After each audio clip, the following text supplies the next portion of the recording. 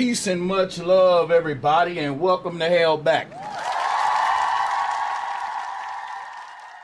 Peace and love, and welcome the hell back. It's your boy, Bro Sanchez, and I'm in the house with a very powerful special guest who is no stranger to this community. Let's cam up real quick, man. Let me throw this camera on. And there we go, baby. It's our little bro. Divine motherfucking being in the house. Put some respect on his name, baby. This man don't need no intro. This is the author of the Hearth book. And I was mentioning that book. I'm so proud of that. That is an awesome book. I never heard nothing but good reviews about it. Now check it out, y'all. If you got your Hearth book, drop your one in the chat room. If not, we're going to be able to get you going with that. I can't wait to turn the mic over to this brother. DivineBeing, what's up, man? Talk to him, introduce yourself. I got a lot of stuff to throw at your mind today, man. Unmute your mic. There you go. There you go. Yeah, man. What up, bro? Sanchez, live from Cleveland. I am. Cleveland, Ohio. I'm going to smoke off cam right quick. My bad. Yeah, introduce yourself, Brody. So I shouted you out in the Hearth book, but now we got the Hearth book 2.0. There you are. I drew you. Bro Sanchez, when you said there is no South Pole, it doesn't exist, nor does gravity. And I was like, there you go. Bro, you brought a level of courageousness and bravery to the table because no one else has the courage to say that. They're too afraid and they don't know enough. You're bold enough and you know enough. You've gathered enough information to say it with your chest. There is no South Pole. That's why we're not allowed to go there. And gravity doesn't exist. That's just a theory. That's never been proven. So that's what led me on my quest and no quest, all quests start with a question. And that's what it is. It's not only am I the gatherer of information, I didn't just gather a bunch of knowledge. I am a groundbreaking thinker like you. We're the big thinkers of this generation. That's what we are. There you go. That's big facts. And speaking of big thinking and questioning everything, y'all signed up for, listen, we about to give y'all some today, some big thoughts to place in your brain. And I'm going to ask him a lot of questions that I know we're concerned about. And he's the perfect person to ask. This is a person that I can just let him go. Like, it feels good to where I'm often the teacher. Well, I can just pick your brain and just sit back and you know it, man. Like, you're very woke. First thing I want you to go into is bless, because you got a video that really touched me, man. I hear a lot of people dealing with the word bless and the etymology. Can you go into that word on like how you're doing on your video? Get him that, man. Yeah, unpack that for him. So basically, a lot of people like taking the spiritual knowledge and truths and they make it all negative and they go viral with all the cryptic fear mongering hold on 1 second. Why are y'all putting twos in the chat room? Can y'all hear us? Let's do a mic check because I want y'all to hear this. Drop a 1 if you can hear me and DivineBeing, because I don't want to. Yo, DVD. Drop a 1. Drop a 1 right now. We don't want no audio problems because we about to give y'all a real spiritual ancestral download. Come on with the 1s if we sound good so I can let the bro go. Yo. Okay, there we go. We on 1s. He about to break down the word bless for y'all in a way that I think is the best up-to-date current way to do it. Go ahead, man, as you were.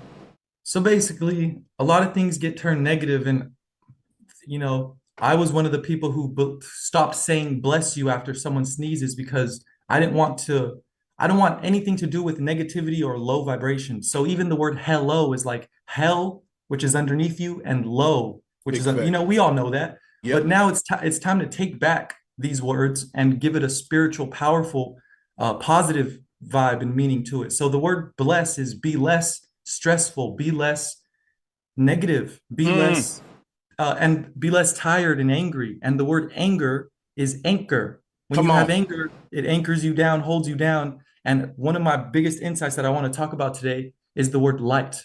The word light is called light for a reason because it's the opposite of heavy, which is light.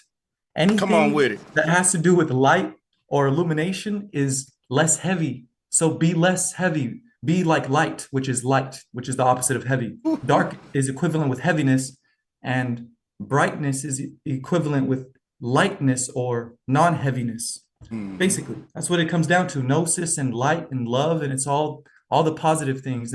And basically, I'm the perfect person to say it, that spirituality is not all rainbows and roses and hearts and flowers, Big facts. but it's about the flowers that come after the suffering. It's about the rainbow after the storm. That's what it's about. It's not just about rainbows. It's about the storm you had to go through to get to that rainbow, and that's why you appreciate the rainbow, because you're like, once you see the rainbow, you don't have to think it. You know that it's the end of the storm. Oh, we made it. Like, it doesn't get worse from here. It gets better from here. So it's all Right. about. That's what it's all about. That's man, bro. I'm gonna tell you what's so powerful about that, right?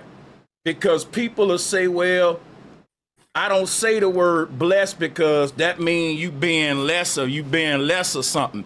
And when the way you broke it down, it was like, yeah, that's a good thing, because when they was saying that a person is blessed when they passed on, it was because they was gonna be less dense, less go into it, bro, because Yeah, they're gonna yeah, be less concerned or worried yeah. or stressful or stressed out, or it's all the negative things. This is one of the quotes that they asked Buddha. They said, Buddha, what have you gained from meditation? And he said, nothing. Let me tell you what I lost: Woo. fear of anger, fear of old age. I lost sadness, and um, I lost the sense of purposelessness. Yeah. So all that stuff, it's like, yeah, people, letting go. It's like Shiva. I have Shiva on my arm. He's the god of destruction, but you have to destroy in order to create new. The snake has to shed its skin to be beautiful underneath. It's the same as a Yep. rainbow. Yep. So the destruction comes with this journey, and the point is, people want to just shun this lower negative half, but that's your root chakra. That's how your parents made you and brought you here. Nothing wrong with that root chakra. The color red is not negative. Sexual activity and intercourse is not negative. It's a part of our beastly nature, which is the duality of us. We are divine, which means two vines, the one that goes up and the one that goes down. It's Ammon Hillman calls it the dote and antidote, which is the Christ and Antichrist. It's just the one that kills you and the one that rebirths you and brings you back to life. Regarding the snake venom.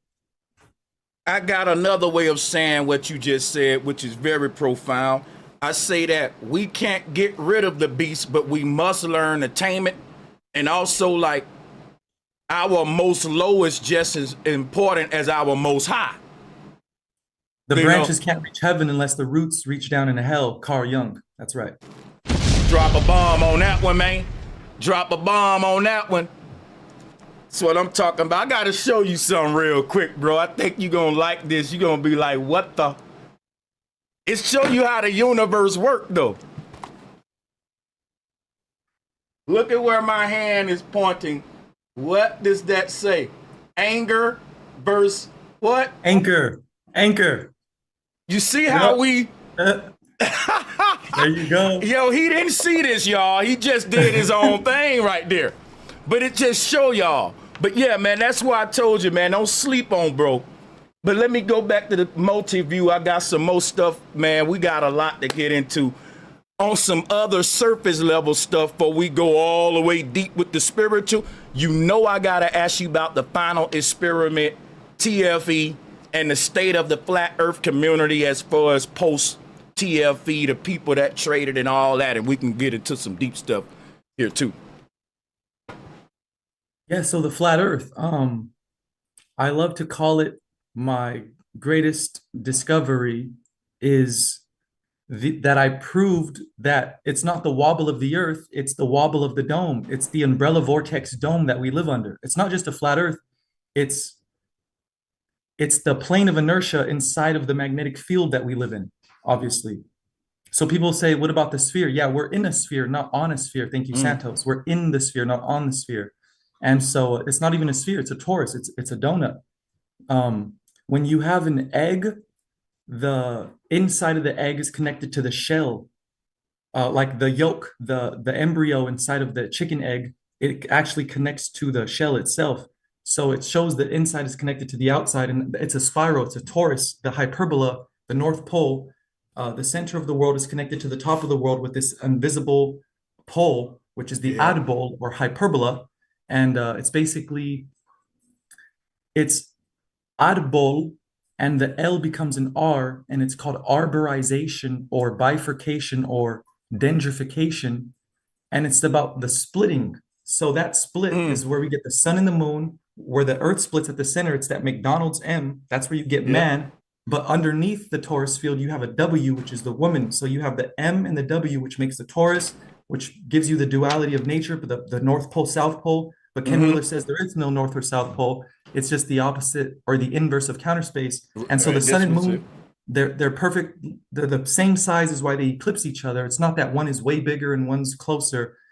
That's just a belief system. We're all what you see is what it's not what you see is real, but it's what you see is no one can take away from what it's if you don't see it, you're not looking, is what Santos always says. The truth is there. Like the I see two circles eclipsing each other. When the eclipse happens, it's not something else, Yeah. basically.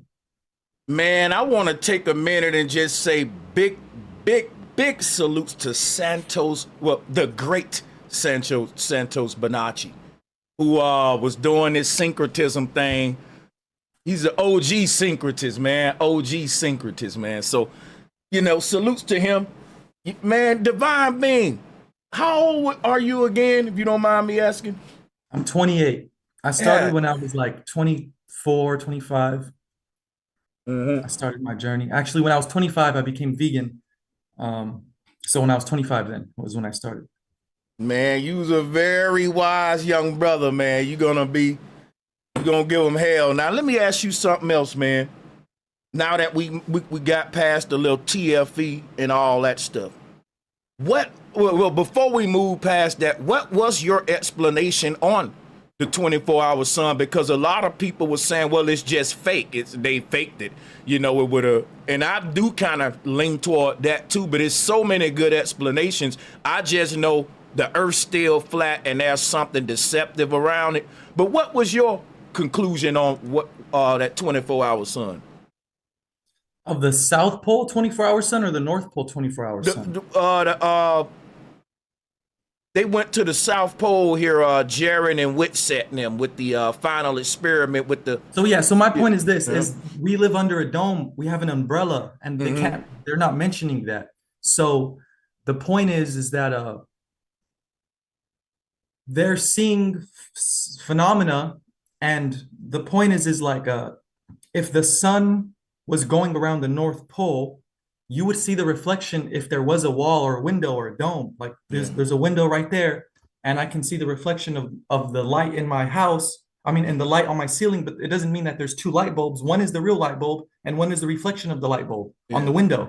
So that's what you're looking at. You're looking at the window, and not only can you see through the window, but you can see reflections on the window. So you're seeing past the dome, and you're seeing the reflection on the dome. It's stuff like that that's happening. Because Bro, and so that what makes they sense. see, and so they don't know that there's an invisible window there, like if someone who someone who didn't know that what a reflection was, they'll just say, oh, there's two bulbs, there's two light bulbs. They don't know one's a reflection. Yeah. And so that's what they're seeing when they see the 24-hour sun. There's a difference between sunlight, which is direct sunlight, and daylight as well. That's a difference. So and they just have to know that one is the real sun and one is the reflection. That's the whole point of Plato's cave. Yep. Plato's cave was that they thought that the flame was the real sun, and it caused the shadow, but they didn't know that there was another sun beyond the flame. And so that's Yeah. what I always say, is that no matter what, no matter how deep you go, there's always something behind that. There's an underlying layer, and you're just seeing the effect or the hologram of it. Always. These are facts. And I could pull up screen shares to go into depth and kind of back it up, but I like the way that the show flowing, and man, this is starting off real good. So with the 24-hour sun thing, all right, now, well, I want to kind of move past that. I kind of want to be all over the place here. What does Divine Being think about lands beyond the ice wall? Because I think something about flat Earth is that we don't really specify when does the ether begin and the ice wall stop. Or like, I think you can walk past, you can get up on this ice sheet and walk out for how far before we get to like the firmament dome, the electromagnetic barrier. Do you think there'll be, like, what do you think about that concept of lands beyond? I think it's all about time and cycles. So on my Hearth Book 5 cover, I have all these ice walls. But so there's a firmament that is, it's like it's a bunch of ice and then you hit the firmament. And then after that firmament, you would hit land, and then you're gonna hit a bunch of ice until you hit another firmament. So my point was, what if there wasn't a firmament, then there wouldn't be ice. The only reason there's ice is because the firmament is just a radiation belt. So when these radiation belts, it's kind of like when they say there's a hole in the ozone layer. What does that mean? It means that these radiation belts, they fluctuate, so they can thin themselves or thicken themselves. Yeah. So I think that there's a time when there isn't the dome, like one of these umbrellas collapses, and so now you're underneath a bigger one.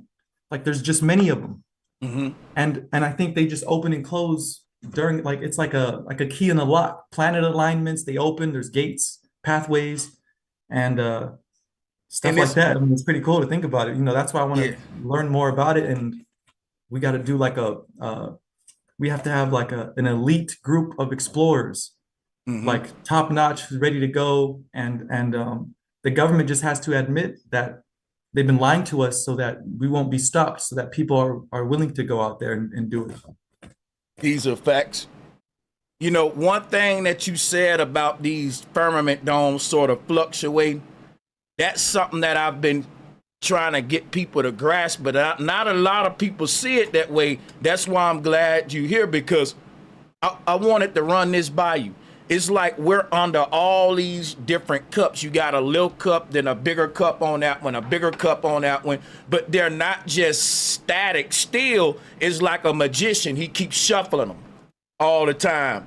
And it's like our reality ain't just like, I'm starting to rethink that we're experiencing one timeline under one ether. And I think our reality is like a collage of all of these constantly coming in and out of the center. And at any given time, we hop in different alternate realities, making one out of many, instead of we're in one and there are many.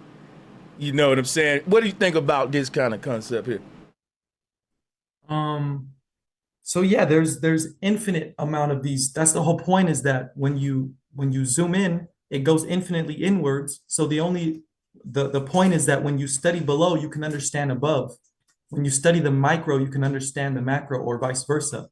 And so studying the atoms and how they work, and it's an infinite perpetual, each atom is a infinitely it's an infinite feedback system with itself. It's the snake eating its tail. So is the Milky Way galaxy. They say that the universe is expanding forever, but it's also collapsing into black holes forever. So that's the point, is it's like it's the heart of the universe that is pumping outward and pumping inward, or toroidling outward and inward, which is a torus field is the only way you can get this perpetual flux, like the infinity eight. So that's what everything is about. It's all infinite. So I can't tell you no, and I can't say yes, but when you the point when the microcosm is infinite, then the macro has to be infinite. So that's why that's why I drew this. Why else would I? I'm not.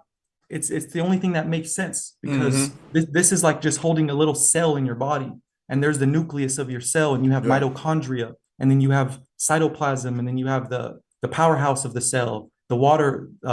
Your every cell has 75% hydrogen. So the earth has mostly water. Each cell has mostly water. Your cells are like the whole, your earth is like a cell system. It is. That's And all it is. it's like we're under a big ocean right now. We're at the bottom of it. And I think that ascension, like when they say that it's seven heavens we got to rise up through before we sort of break the cycles of death and reincarnation and all that. I look at it like a diver that goes deep, deep, deep under the ocean water. The deeper he go, the heavier he get, the more weight it seems. And that's kind of like when we fell under this ether into weight. And I think that like when we're ascending out of the flesh, it's seven rebirths. Is like a diver that's trying to resurface, but he just can't go to the surface. He got to decompress. He got to have these checkpoints where he stop upon his ascension and decompress. And I think on a cosmic level, we're like under some sort of ethereal barriers, and our seven incarnations are like seven checkpoints of decompression for a diver that's sort of ascending back to the surface because he can't go straight up. You know, I forgot what happened medically, but he'll die. But this same thing is sort of seem to be happening on a spiritual level. We rising up through these ethers, but we can't go straight up. We got to decompress seven times of the seven. That's kind of weird. I was thinking about that, you know. But Yeah, what as you, above, so yeah, below. yeah, you got a lot of papers and slides there. You wanted to just share some in particular without me asking you anything, no? Um, well, yeah. So this is basically the Hearth Book 2.0 is basically what I have here. So everyone knows me for the Hearth Book, but the thing is, I finally um I got full ownership of all my own works now, my own books. I get 100% profit of my own books instead of splitting it 50-50 with my old business partner. So he's still selling Hearth Book 1 and he's collecting all the money from my book. So me and him, we're not so much friends. He made himself my enemy. I wish he wasn't, but it's like Coca-Cola and Pepsi. He's selling Hearth Book, the original, the old one, and I'm selling 2.0. But it's all good because this one, it's remastered and every image has a description to it now. And also this includes Hearth 4. It's not just Hearth 1, 2, and 3. Because as I was researching, I completed Hearth book, but my research never stopped. So I'm going to have Hearth 6, Hearth 7, Hearth 8. My research is just going to get bigger and bigger because I'm never going to stop researching. It's just going to get better and better. So um, basically, my biggest discovery that I want to share and on my website, I have merch now, and I have one shirt where it has my drawing of all you guys, the one I showed. So you're going to be on the face of one of my shirts.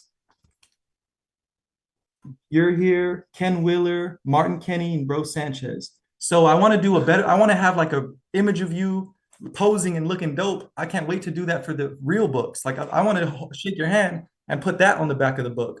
Like, look, man, not only am I co-signed by Santos Bonacci, where he said I can come to Mexico and teach with them whenever, but I'm exactly.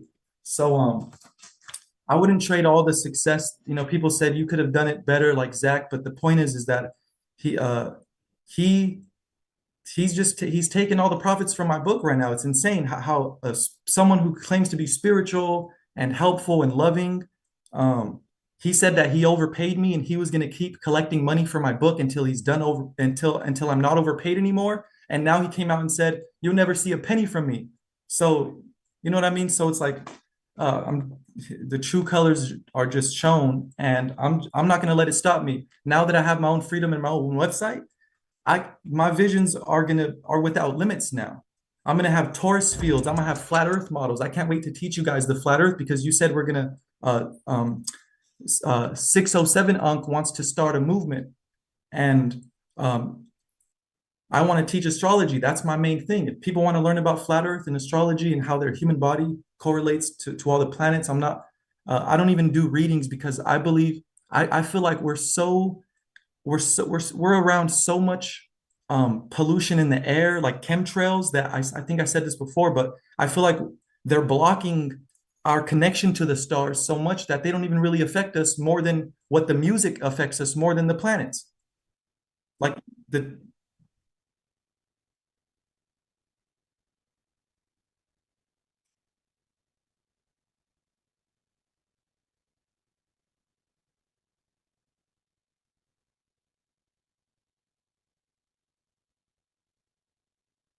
Yup.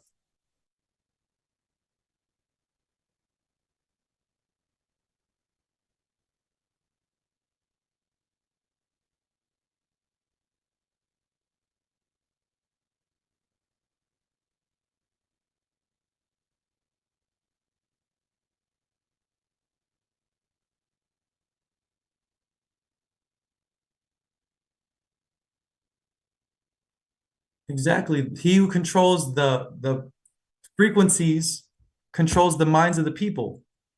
My He who bad. controls the I sound. was I was muted to them. Let me just repeat myself very quickly. What I was saying was, guys, I follow Sabrina Wallace, and he said he know about her too. So salutes to her. But I was asking him about the ether. He who controls the ocean controls the fish, and basically how they've primed the atmosphere. That's part of the terraformation thing. And I think that we are constantly being bogarted. I wouldn't call it nanobots, but I think it's low frequencies that kind of influence our behavior, I'll say. But I'm going to turn it back to you. Yeah, they've weaponized the atmosphere, is what it is. It's atmospheric weaponization or frequency weaponization. And that's the spiritual warfare that we're into. It's war on the mind through frequencies, through movies and sounds and music and all that stuff. And it just makes the rich richer, and it also makes the it's getting that they're getting rid of the middle class, so it's just rich or poor. And they're creating the smart cities to keep their fictitious money game, because we know that the dollar bill doesn't mean anything. We need to get back to gold and land, but since people didn't listen back then, and they should have sold their car and their homes and went to go off grid. They didn't want to do that because they're too dependent on the system, and government is like is the parents, is our parents' parents. It's like mom and daddy government, so they're dependent on it so much. The point is that they're going to keep this fictitious money system that goes all the way back to the Vatican. Um, uh, it's the whole pay your tax, all our taxes, everything goes overseas. It's all the church and the monetary system that Santos was talking about that goes back to the Vatican. But the point is that they're using the digital currency and the smart cities to keep their fictitious thing continuing.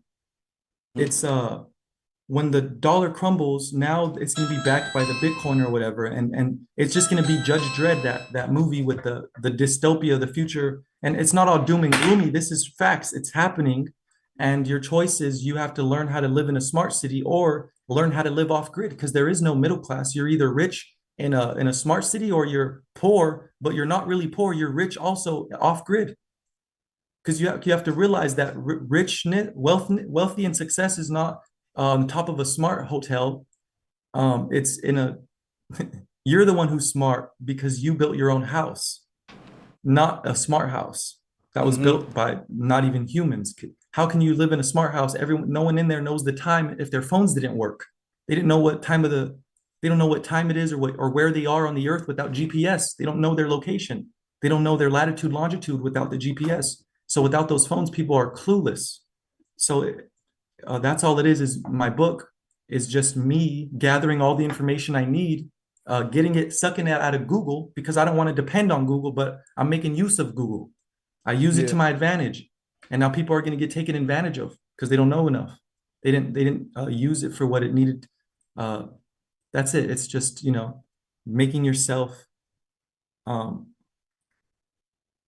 it's up to you. Like if you want to be a king or a queen, I Yeah. know it's hard. The systems make it hard for us, but like when I was younger, my parents said, "What do you want to be when you grow up?" There's no end to the list. I want to be all things. I want to be a Mm. surfer. I want to be a healer. I want to be an inventor. And yeah, like if it hasn't happened yet, it's gonna happen. It's just a matter of time. I definitely agree with that, man. It's just a matter of time, and that's for all of us. He said, I want to be all things, man. Check this out, right? In your new Hearth book, right? You wanted to continue going in a little bit Heck more yeah. about, yeah, Heck yeah. man. Do your thing for sure, man. And then also let them, you got a link for me for them. It's I put some of, DivineBeing.com. But yeah, okay. that's my Divine. Instagram, my TikTok, my YouTube, and my website now, my own name website. Let me put that up on a pin. I pin your YouTube. Let me pin that though. And so basically, I talk about magnetism and sacred geometry and how it just proves the interconnectivity of all things, and it just shows you how special you are. And the point about flat Earth is that it doesn't. People say, "What does it matter?" They don't really care. Um, it's not just flat Earth; it's living Earth. It's conscious, breathing Earth. Like the Earth is alive. It's called Earth because it's an anagram for heart, which means a pumping, breathing heart. That's what the ocean tides are. That's what the sun and moon are. It's, you have red arteries and blue veins. And, the blue veins, they don't have oxygen. And the ones that do have oxygen are red. So people say they're not even blue veins, they're green, or they're purple. They just look blue because the point is that you have this rich, radiant blood, and then this dull, less radiant blood. And that's the sun and the moon. It's the one's radiating. They even say the moonlight is cold. Do you remember this conversation? Mm-hmm. All the flat Mm-hmm. earthers know that the moon produces cold light. So how is it reflecting the sun? It should be also warm light. How is it colder than uh, being in the shade? The shade is warmer than going out in the moonlight. The moon actually pushes out cold temperature because temperature, um, it's all about pressure mediation. Everything is atoms, which are yin and yangs, which are pressure mediating fields. And the way to think about it is when you're at the beach, standing on the sand is the shore, it's always going to be low pressure, where the on top of the ocean waves is going to be high pressure. So cold cold air from the beach is always going to go towards the shore or the sand where it's warmer, because uh, low pressure seeks high pressure. High uh, high pressure seeks low pressure. That's right. So the high pressure is going towards the beach, and the hot air rises while the cold air goes down. And that's what's happening. That's why when you're at the beach, you can almost lean over and the wind is going to carry you. You can lean towards the ocean and the wind is so strong it's going to carry you. So the point is, when you have a magnet, is that high pressure is going out and it's going right back to the low pressure. So low pressure and high pressure have to do with cold and hot. Hot air is low pressure, cold air is high pressure. And so it's cold air chasing hot air, or you can think of it in a pressure way where high pressure seeks low pressure. And so that's all it is. Everything deals with uh, when it's cold, it contracts like a magnet. When it's hot, it expands and it boils like water. So you're dealing with cold and hot, compressing and refracting, attracting and repelling, yin and yang, the breathing of the ocean. Everything is breathing. Everything is a heart. Everything is an atom, which Sanchez says is atum, or he says dum dum, dum dum. It's adum. It's the tum tum, tum tum. It's just the banging of a drum. It's just the heartbeat of the universe. Nothing doesn't beat, because if it doesn't beat, if it doesn't pulsate, and if it doesn't move, it doesn't exist. Our reality is based on uh, everything is due to magnetism and magnetism alone. So And once you realize that, when yeah. Santos said all this atom and we talk about atoms and stuff, you can look at atoms as little bitty explosions, little miniature big bangs, or little cells. You know what I'm saying? The word atom, I used to get upset with that a lot because it's a word they use in physics to try to explain that everything is basically cells, macro, micro cells on a macro level and on a macro. Like Earth is just one big cell out of a universe full of cells. It's just, so if you don't like the word atom, you can replace it with cell or even mini explosion. I think that our heartbeat is a constant explosion, eruption of energy, contracting and expansion. That's if you look at how all of our veins are and limbs are attached to this one heart, it's like all of the filaments in a plasma ball attached to the ball in the middle. And so our heart is basically feeding everything else, and that means our body is like this big cell as well. So all is a tomb. All is basically a torus field, the torus field, you know. There you I go. get what Santos saying. I get what he's saying. Yeah, everything breathes, everything is alive. It can't breathe without the torus shape because the torus allows for this umbrella, like a water hose, to come out and then back into itself. It spirals out and then it comes into the bottom. And it's like that Marina Bay Sands whirlpool that we played on YouTube before, how this whirlpool not only goes down the drain, but it also wobbles as it rotates. That was one of my that I want to like I stand on that. Like that is so profound to me. And when the world realizes that, they're gonna say Julio was right. Julio said that it's the umbrella vortex dome that we live under, and that proves the precession of the equinox. That's why we have a precession. If we were really going around the Milky Way galaxy, gonna get sucked into the black hole one day, we should have different pole stars. They shouldn't be repeating themselves. So there you go. We have repeating pole stars. It's the dome that's wobbling. And that's why we have these ages. And we talk about the gold age and the dark age. We're in the end of the dark age, going towards the gold age. And I was like, I think there's a mini dark age and a mini gold age within every age. Every age is 2000 years, 2160. So I was like, after this age, after Pisces, we're all gonna just like one day we're all gonna wake up and the ignorance will just no longer be able to, nobody can be ignorant anymore. Because it's just like the Some frequency, when the frequency rises, your mind is gonna be too like it's like kind of like no.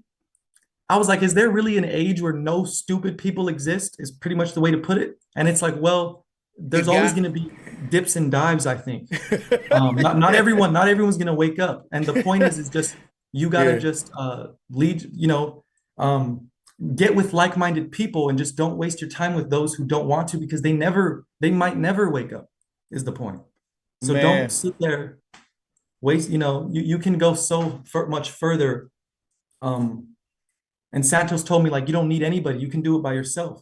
And so it sucks, but that's the spiritual journey, is that you might have to lose family and friends for you to actually get to where you're happy and where you're confident and you're like magnanimous. You want to be your best version of yourself. Yo, So my bad for being long-winded. Go ahead. no, you're doing, man. Listen, this is all about you. I'm just in the background adding as I can. Let me address the chat real quick while I got a chance. Someone in the chat said that a cell is not flat. The middle part of a cell is called a dielectric inertial plane, and that would be your flat part. The thing about a cell, all of its parts and life source matter is on the inside of it and not on the surface of the cell wall. So either way you try to make this cell into a globe earth, I mean, you don't live inside of your globe earth, do you? So this is only applicable to a flat earth like we're explaining. And I'm not really trying to debate some globalists on the fact that cell earth, and the fact that if the earth is a cell, the only explanation for that is flat earth. And I'll show you what we're saying here. Here is a torus field. This is a cell. This is what cells are. Cells are these. Let me go back to that. Here it is. And you see how the energy contraction expands and it recycles itself. Divine Being said high pressure finds low pressure and vice versa. So that's what's keep creating this perpetual motion right here, because low pressure seeking high pressure, it finds it, it reaches the barrier there, and then it folds back in and keep recycling. And this is all based upon what he was just saying. High pressure wants to stabilize itself and neutralize itself at the plane. So it all goes back to the plane. And to people that's saying that's not flat, you're right. I don't know why y'all think flat earthers don't have a spherical concept. Flat earthers say that we live inside of a sphere and not on the surface of it. So quit acting dumb saying, well, that's not flat. No, the earth is flat, but the universe is round. The atmosphere, let me say the word again. The atmosphere, we live inside of the atmosphere, not on top of it. And the atmosphere is conforming, is being contained by the firmament dome. Otherwise, it'll fly off into space.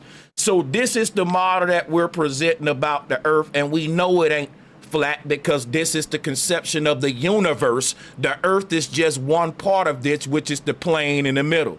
Now, let me share some with you, Divine Being, that I wanted to put you on what scientists saying.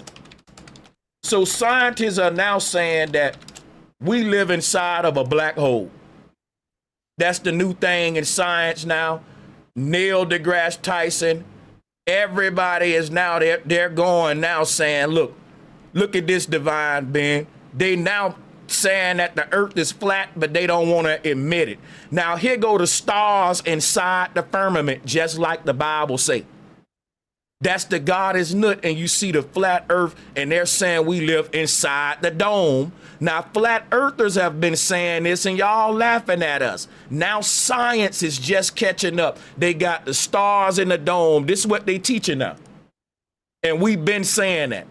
So please get out the chat room, trolling. I really want to do this show with Divine Being, and I ain't know if he came here to help me beat up globalists, but we could still do that. Yeah, we could do that now.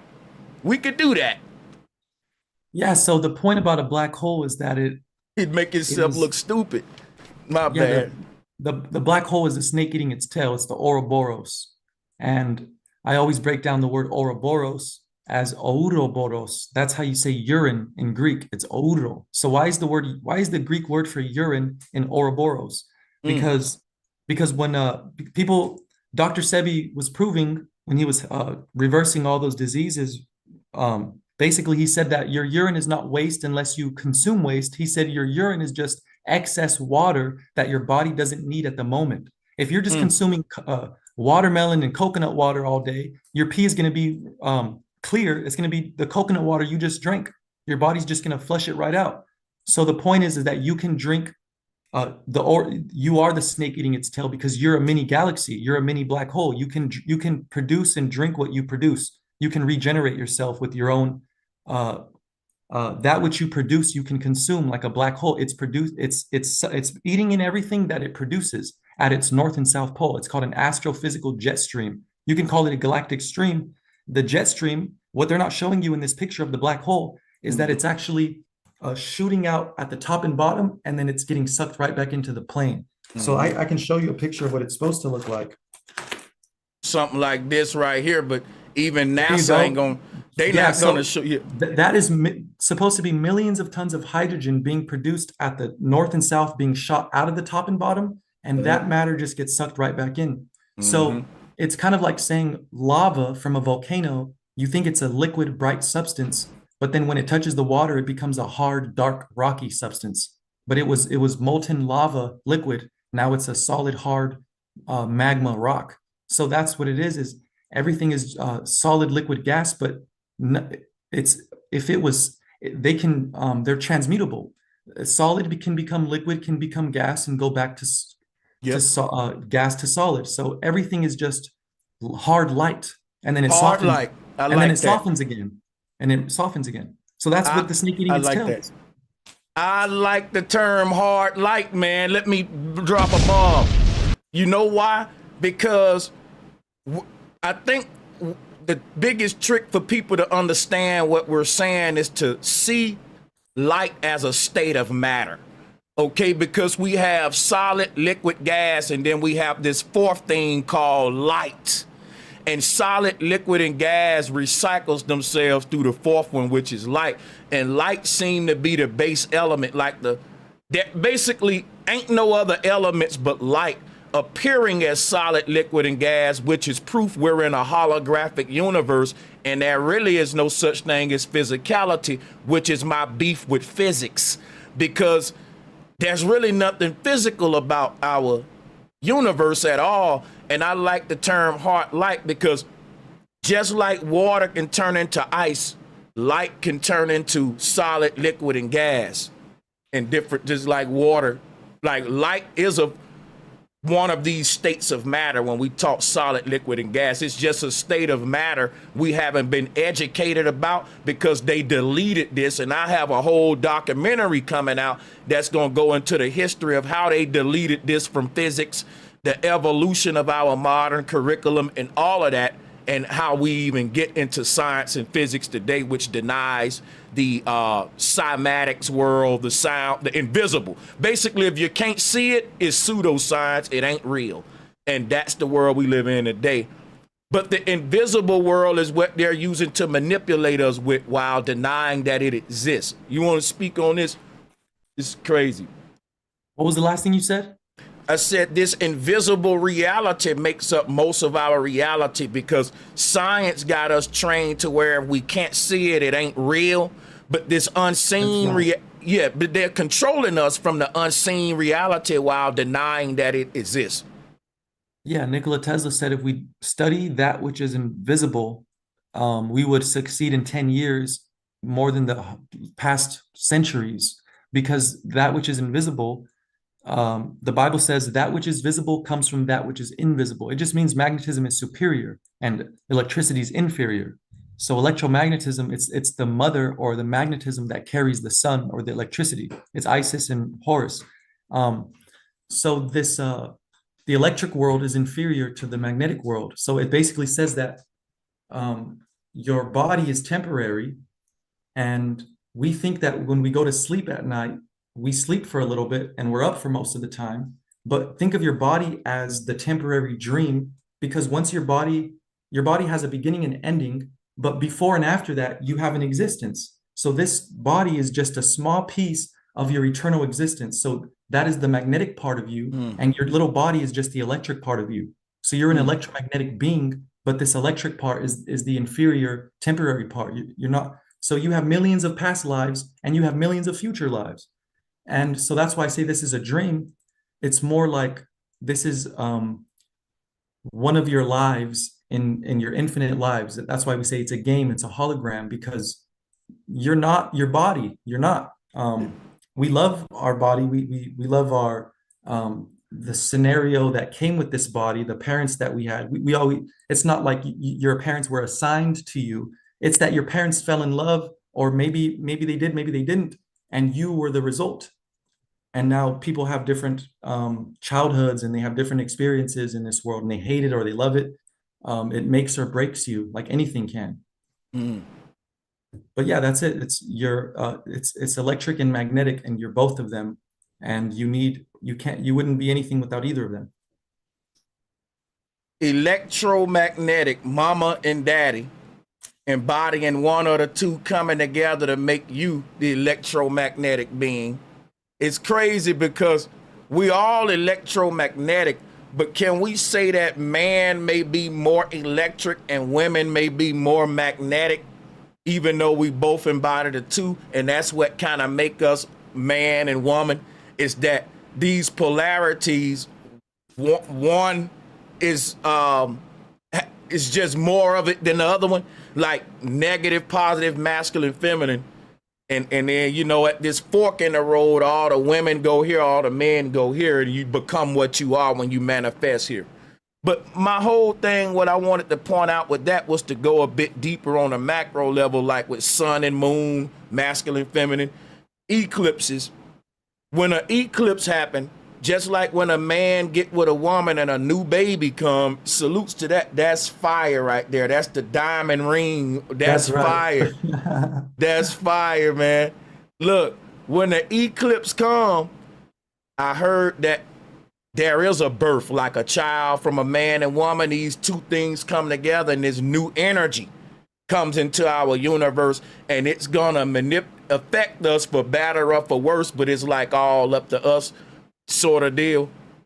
And I wanted you to speak on that, and also like the Pope's portals, because after he came with the portal opening, there was a lot of alignments and planetary and eclipses, and just, you know, you want to speak on that? Well, yeah. So Santos reminded us in 2013 Pope Benedict the 16th resigned, and that's when Pope Francis became the Pope.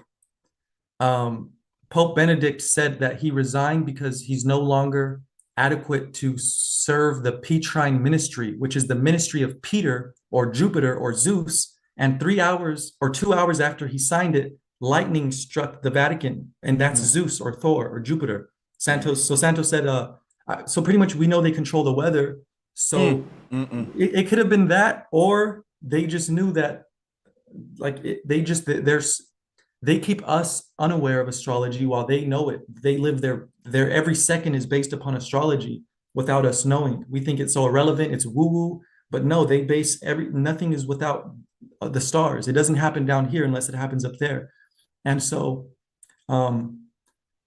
they know that it's the end of the Petrine ministry, which is the age of Pisces, which is ruled by Jupiter. So Jupiter no longer rules. It's no longer the age of Pisces ruled by Jupiter. It's the age of Aquarius ruled by Saturn. And so that's what it is anybody who knows astrology knows that the age of Aquarius is upon us. And so that's what all this stuff is. And sure, they just like to, fearmonger people, and people just take things out of context. But it's really just the end of the age, not the end of the world. But it's the end of the world to a lot of people, because the age of Pisces is the age of belief systems. So their beliefs are falling apart, and that's why the world's all chaotic. But it has to be chaotic before it gets orderly. Yeah. And it's like their beliefs has to fall apart as the world go into this new digital technocracy, because they're going to see a lot of things that's going to actually... The current world religious system as it stands is being challenged by the technological innovations they bringing into the earth. Because if a Christian is saying Christ is going to come back and make me immortal, and Elon Musk show up and do it first, I mean, it's like, hey, is man equivalent to God now? And I think that's all by design. Because I've been saying all along that God is just science and technology. And people every time, like you just said, they controlling the weather. Every time they use geoengineering and weather warfare, people say God did it. So they've already programmed them to, whenever some unpredictable or spontaneous event happened, to say God did it. God is a program to explain a way that we're under attack. And it's so genius, because as they're attacking us with technology and playing God, that's the Antichrist. And we're going to be saying, look at God, and God showing up only attacking the righteous people. Wait a minute. God will show up and attack the wicked, won't it? No, God wouldn't show up and attack the good people only. But people blame that on God, and they don't really read the Bible, because the Bible refer to that as the Antichrist. Let me pick your mind some more. I just wanted to plug that in. People, go to the brother website, go to his YouTube channel. It's DivineBeing, being divine. What happens, Divine Being? I'm finna hit you with a random one now. And after you answer this one, if you want to get the screen on a big screen and just go into your images and stuff, that'll be fire too. Yep. And I was just going to ask you a weird question, right? What happens if I'm lucid dreaming, and in my lucid dream, I get a compass and go to the North Pole? I'm just saying. That's your lit. belief. I wish I knew. When I'm dreaming, because I'm around, I wish I knew what happens when you went to the North Pole. But that's my point. Is I was making this point before. I said people want to master this reality, but first you have to master the dream world. You know what I mean? I believe that. Once you do it in your dreams, and you do kung fu in your dreams, you could do it out here. Anything you do in your dreams, you can do in real life. And I say, go master the dream before you master the real life, or vice versa. But yeah, man, let's get together and lucid dream together and go to the North Pole. And then who knows, we'll make it happen one day. Stuff like that. I know dreams are powerful. Yeah. It's like your ability to fly in a dream is gained at the moment you become lucid. And that's kind of a revelation, because it's like At first, in a dream, you just walking around, you're bound by the laws of quote unquote physics. But the moment you realize I'm dreaming, you break all the laws that govern the matrix. And I do this sometime. I will start lucid dreaming, and with the lucid dream awakening becomes my ability to fly. I would start flying around the city, looking down at the city, but I never think to myself, why don't I fly right up out this bitch straight up like Enoch and break out the top of the dome? I don't think of Yeah. that. But yeah, man, go. I You mean, can that's grab. that's Yeah, probably the only way to do it. And as soon as you break out of the dome, guess what would happen? You'd probably just wake up. but ain't no So telling. You probably wake up with a new revelation or some new perk that you didn't have. I don't know. That's got to be something because the prophets that ascended up, they came back with knowledge of the past, present, and future, and all kind of crap. But I'm gonna pass the mic to you, man, because you've been holding up a lot of interesting little images, man, and I'm gonna let you kind of just do your thing, man, as long as you want to. I'm gonna actually just put the camera on you for a minute and show them what makes you you, man. Give them some of that. Yeah, go ahead, bro. They feeling your teachings as well. Go ahead. all right. So basically it's that magnetism curls, but it curves and it curls. Thank you, Nassim Haramein. There's no magnetic lines. And why is magnetism so important? Who cares about magnetic field lines? How is that going to help you do anything? It's going to help you with everything because everything in the visible universe, the visible, audible, tangible universe is due to magnetism and magnetism alone. Thank you, Ken Willer. Magnetism is the creator of space. It's the creatorist field. It's the creator of space. It's called magnetism because it creates magnitude. It gives us space. It's called it's magnetism, and it's both voluminous, which means it carries volume. It's magnanimous, voluminous, and it's luminous. It carries light. So magnetism is the dark primordial water that we refer to when we say the water's above and the water's below. It's not a liquid water. It's magnetism. That's why they call it waves. What are EMF waves? Radiation waves. Duh, these are waves of energy because we live in an etheric world. Terence McKenna said, when you know enough and you realize it, everything is transcendental, nothing is mundane.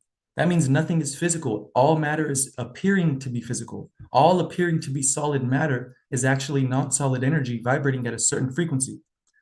If it doesn't move, it doesn't exist. All physicality is sustained by motion, and that torus field is what sustains it. It's a toroidal field. The inverse or negative image of that torus or donut is a hyperbola, which is an hourglass, which is what you see at the bottom of a spider. It's a tornado.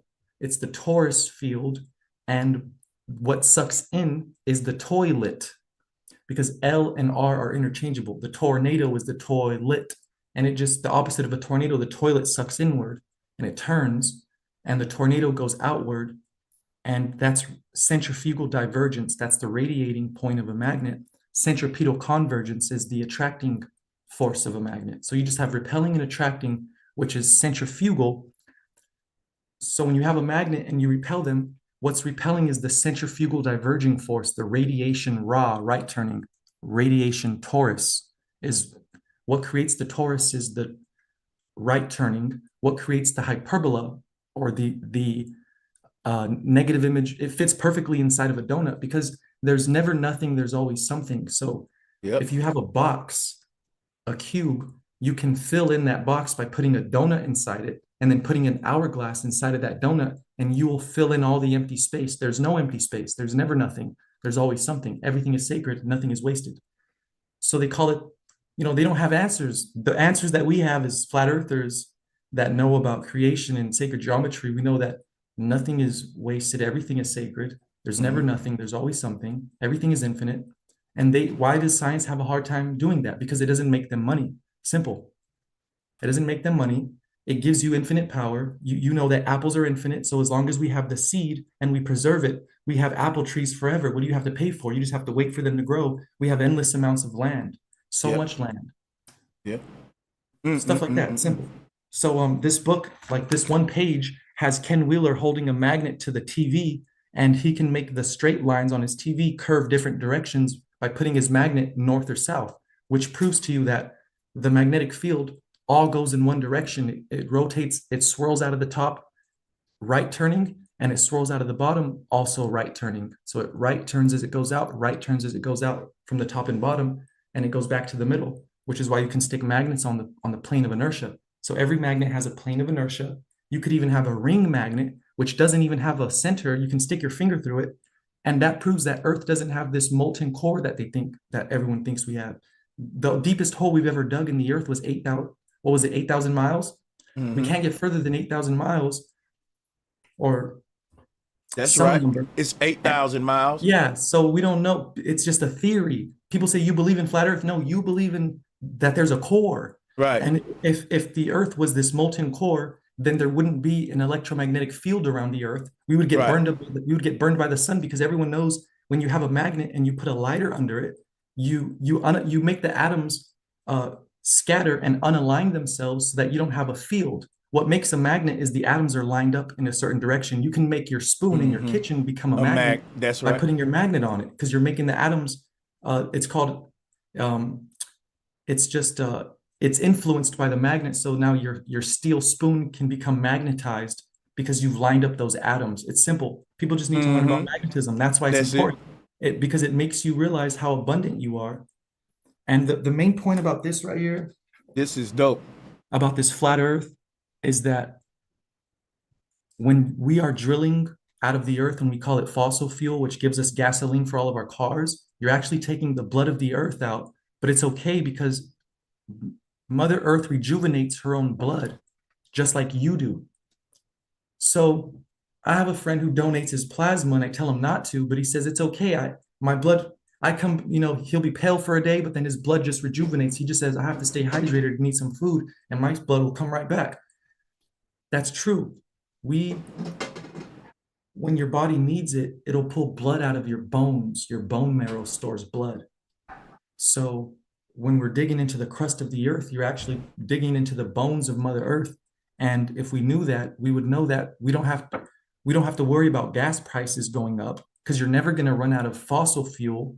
That's a lie to make you think that there's a limited amount of dinosaur remains, which you're depending on for your fuel. That's insane. Fossil fuel. So why does You know what's crazy? Yeah, go ahead.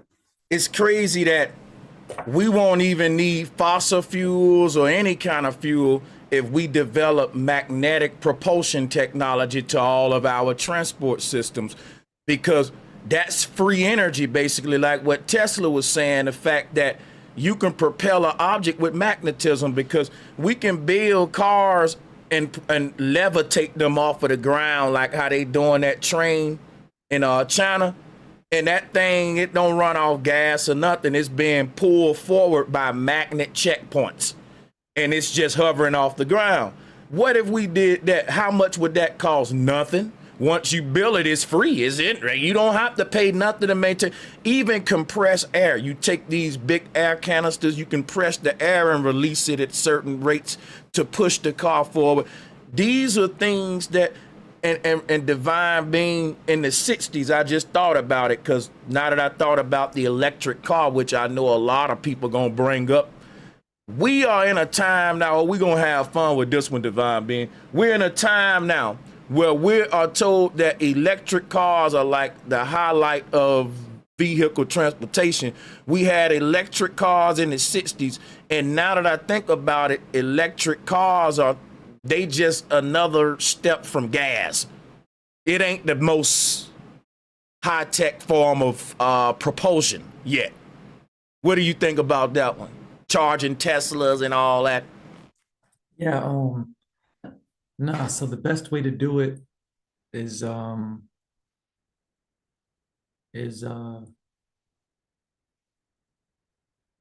yeah, like I guess what Tesla did was, the wireless way, but he did it by taking Niagara Falls. What I think they did is Niagara Falls is always, the water's always falling, which Nikola Tesla turned Niagara Falls into a hydroelectric power plant.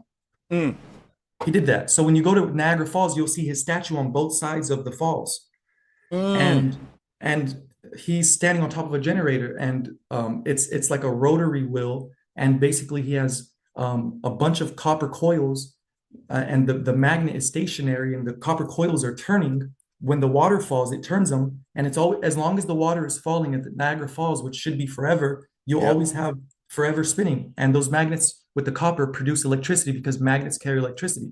So the magnets aren't going to lose their the magnets are always going to carry that electricity. All you need is to have something rotating. And that's what I said. The earth is always moving. So as long as you have movement, you have power. It's just, if the copper rusts, you just put a new coil of copper, but you just keep rotating those magnets. It's simple.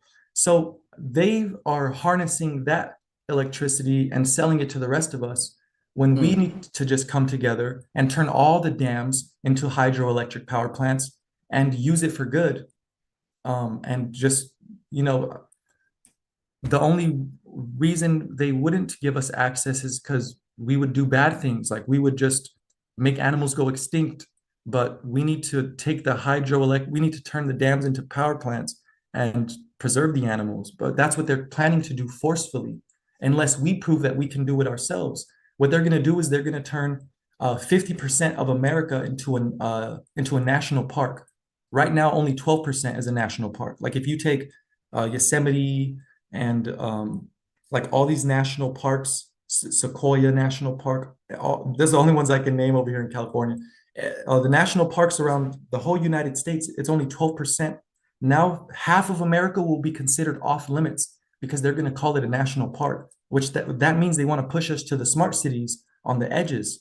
All of us are going to be on the smart cities on the coasts, Mm. while the majority of the America will be considered sacred animal space. We don't want to harm them, but it just means you can't go there now. It just means Mm. you're put in a box in the cities to just, it's crazy. No off grid type. Only the elites can go step their foot on the sacred nature.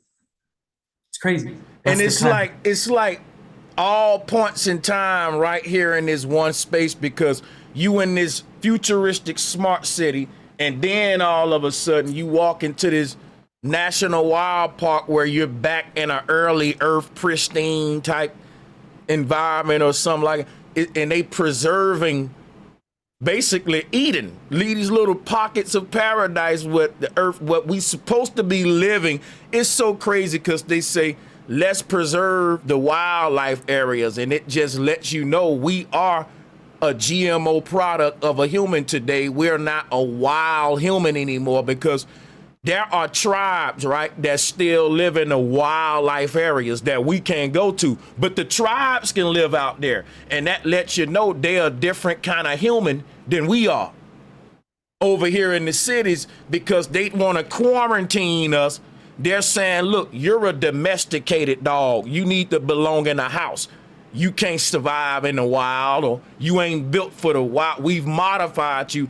The trick, they own us all because technically, if they can genetically modify you and change what you are, they can then patent what the new thing is. I mean, yeah, I'm with you, man. Like, it's really deep what you're saying as far as the wildlife and how they pushing us into the smart cities. But yeah, I'm gonna fall back and I'm gonna let you keep cooking and let you having you doing, man. The spiritual download is on point. But let me do this. Let me show some love. People is supporting. Make sure y'all support this brother, man. Follow his links that I pinned. He got a book, and just support him, man. Real talk. This is a young brother that's passionate, and we want to support him and let him know we appreciate the path he on. So yeah, I have a book called Transhumanism Transcendence, where it's navigating or avoiding life in a smart city, or both, Mm, navigating and avoiding life in a smart city. So mm, it shows you the dangers and what to look, what's going to come. People don't know about the smart toilets. Stanford University made smart toilets that's going to scan your fecal deposit and your urine sample to determine whether or not you can go outside or not, and it's going to lock your smart toilet is connected to your smart door. So they're going to quarantine you if they find a variation in your temperature. So it's like the future of medicine is it's online, it's control, it's through your phone, it's through your bank, it's through your your lock on your front door. And people are gonna just say people are people's people are scared and they're going to comply because they're going to say, oh, I want to do my part and not get anybody else sick. So if the toilet says I'm sick, I got to stay at home and do Yeah. my part and stay at home for 14 days. Um, it's just insane. But that's It smart is. toilets coming out of Stanford. So I expose the companies and the universities and the governments and the states that are pushing them. That's California, Stanford University making smart toilets.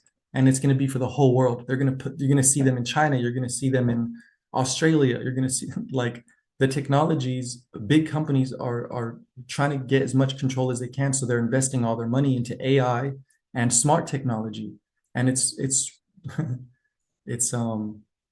and it's just not cool. It's like it's like we live in a sci-fi movie and it's like you Yeah, just have to watch it and hope people don't fall for the bait. Because if you can see it, you're like, man, I hope they don't fall for that one. But they they making make it. it, they plan it. They have the problem and the solution already lined up like dominoes, and they just Oh man. I mean, we really entering a world where Big Brother is parenting us to the point where we gotta go through boo-boo scans. That's crazy. Y'all stupid in the chat room. But that's where we at, man. I'm just well, saying. look. So basically, I have a book coming out called Mag Means Move. Yeah. Me and my wife do. My wife and I, we have a book coming out called Mag Means Move, and her name's Maga. And the point though is that MAGA, and NAGA are the same. So, well, the M and the N are the same, and vowels are interchangeable. But basically, Naga are the serpents, Negus are the kings in Ethiopia, and it's it's basically about magnetism. The pharaohs in Egypt had a serpent, the uraeus, on the crown, and that's because your serpent goes up here and it grows its wings, and that serpent becomes a dragon. Because in the Bible, when God cursed Satan, he was an angel, but he took off his wings and now he became a slithering serpent who has to eat the dust now with his chin on the dirt. So basically, it just means you become limited. You can no longer fly, and the snake basically wants to grow its wings back. Satan wants to be an angel again, and that just means you go from limited to back to unlimited. And uh, so the Mag Means Move book that is coming out, Mag means to move in Sanskrit. Mag means move. So the magnetic field is the moving net field of energy. It's a moving net. It's that basket or blanket or umbrella that I talk about, the umbrella of energy. It's a whirlpool of energy, the magnetic field. So a way to describe it is this: when you have a magnet, and I'm teaching how we can power our stuff at home. So I mean, instead of using a dam to rotate those magnets near those copper coils to produce electricity, there's a movie called Night at the Museum with Ben Stiller where he has this glow in the dark flashlight, and he says, if the power goes off, how are you going to find your flashlight? Um, this is glow in the dark, so you can find it. It's the only thing that's glowing when the power goes off. So you pull out your flashlight, and he said you shake it, and when you shake that flashlight, there's actually a magnet inside, and the entire flashlight has copper coils on the inside. So when you shake it, you're powering the flashlight. So literally by you shaking it like this with your arm, the magnet is like a male phallus electric, and the coils, it makes a circle, which is like a woman's womb, magnetic, and the magnet going in and out of the copper coils, it's like you're literally masturbating a flashlight. I don't mean to be inappropriate, but this is what sex is about. It's about polarity, duality, male, female, positive, negative, magnetism, and electricity. And you can create electromagnetism by just uh, creating that. Electricity is the friction of the magnet and the copper coils together. You're literally producing electricity by having your magnet scrape or move along the inside of the copper. It's magical. It's amazing. This is the most It's so awesome. I know Haven't exactly found- what you talking about, and you I'll know sh- what's crazy? People people like to use the word sex magic, but this is literally what you're saying, and it ain't really magic. It's just a it goes back to it. type in electromagnetic induction. Type that in. I got you. And look, as when you were saying something about masturbation, I don't want to be Virgo. Before I go to this, I want to say something before you move past that. That's quick. You can look at the North Pole as a phallus and an ether around it as kind of masturbating it, and what's coming out is infinite energy, right here in this image here. But what you're saying though, man, is so deep. I'm finna put it in right now. He said electromagnetic induction. Yup. And this is just deep. Y'all hit the like button and follow this brother, man. This is deep stuff. Here it is. I think this is what you want right That's it. here. Yep. As long as you move your magnet in and out, you'll produce a current, and you can have your light bulb flicker, and you can even charge it if there's a battery connected to that, like a little storage. And that's like sex. That's Man. exactly what it is. And it's like it's so crazy, man, that everything is everything. Just like Lauryn Hill was saying, bro. You got the Tesla coil, you got the So now I was thinking, you know how there's springs inside of mattresses on the beds? Imagine if those springs in the mattresses were copper, and you attach little magnets there. So every time you jump on the bed, those magnets and those coils are basically going in and out of each other. So you're just producing electricity that powers your home. The children are jumping on the bed. You can even have those workout treadmill bikes for your legs, and as long as you're pedaling your legs, you can produce electricity by rotating that wheel, like the waterfall in Niagara Falls, the hydroelectric generator. So whether you use the wind or the water, you can use your own body. And I would love to just produce my own electricity at home, working out or jumping on a bed. There's different things we can do that can just literally move this magnet in and out of that copper coil. Or you can just there's toys that you're just like, if you can show the screen on me. You got it. Unmute yourself. It's called a glow-in-the-dark flashlight, and you literally charge it by shaking it, and you turn it on, and it lasts forever as long as that magnet. You can have a permanent magnet in there, and so we can just replicate that. That's why my book is called Mag Means Move, and I'm showing people how to produce electricity at home. And eventually, I want to have, like, the book comes with the flashlight that you can charge it yourself by doing that, by shaking it, and you'll see how it charges it. You need that magnet to go in and out, and it's just called that's wireless electromagnetic induction. That magnet is wirelessly carrying the electricity and giving it to the copper, giving it that charge, because magnets carry electricity. So I know that we have an electromagnetic field. We even carry electricity. Yeah. That's how people can crumple a ball and light it on fire in the palm of their hands. If they can produce enough heat, they can make all their heat go to their hand. And it's also mental.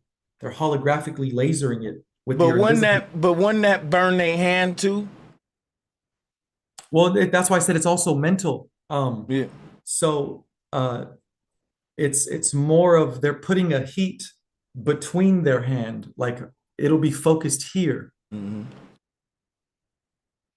So when you have a pyramidal magnet, Ken Wheeler said you don't want to have a pointy pyramid. It needs to be like an Aztec pyramid where the point is chopped off, and you let the magnetic field finish the point. Yeah.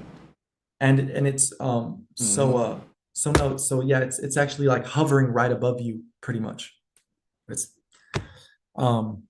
that's how I would say, because it should burn the person's skin, but if it doesn't, then we're dealing with it's like a focal point on a magnifying glass. I've burned ants before with the sun, you know what I mean?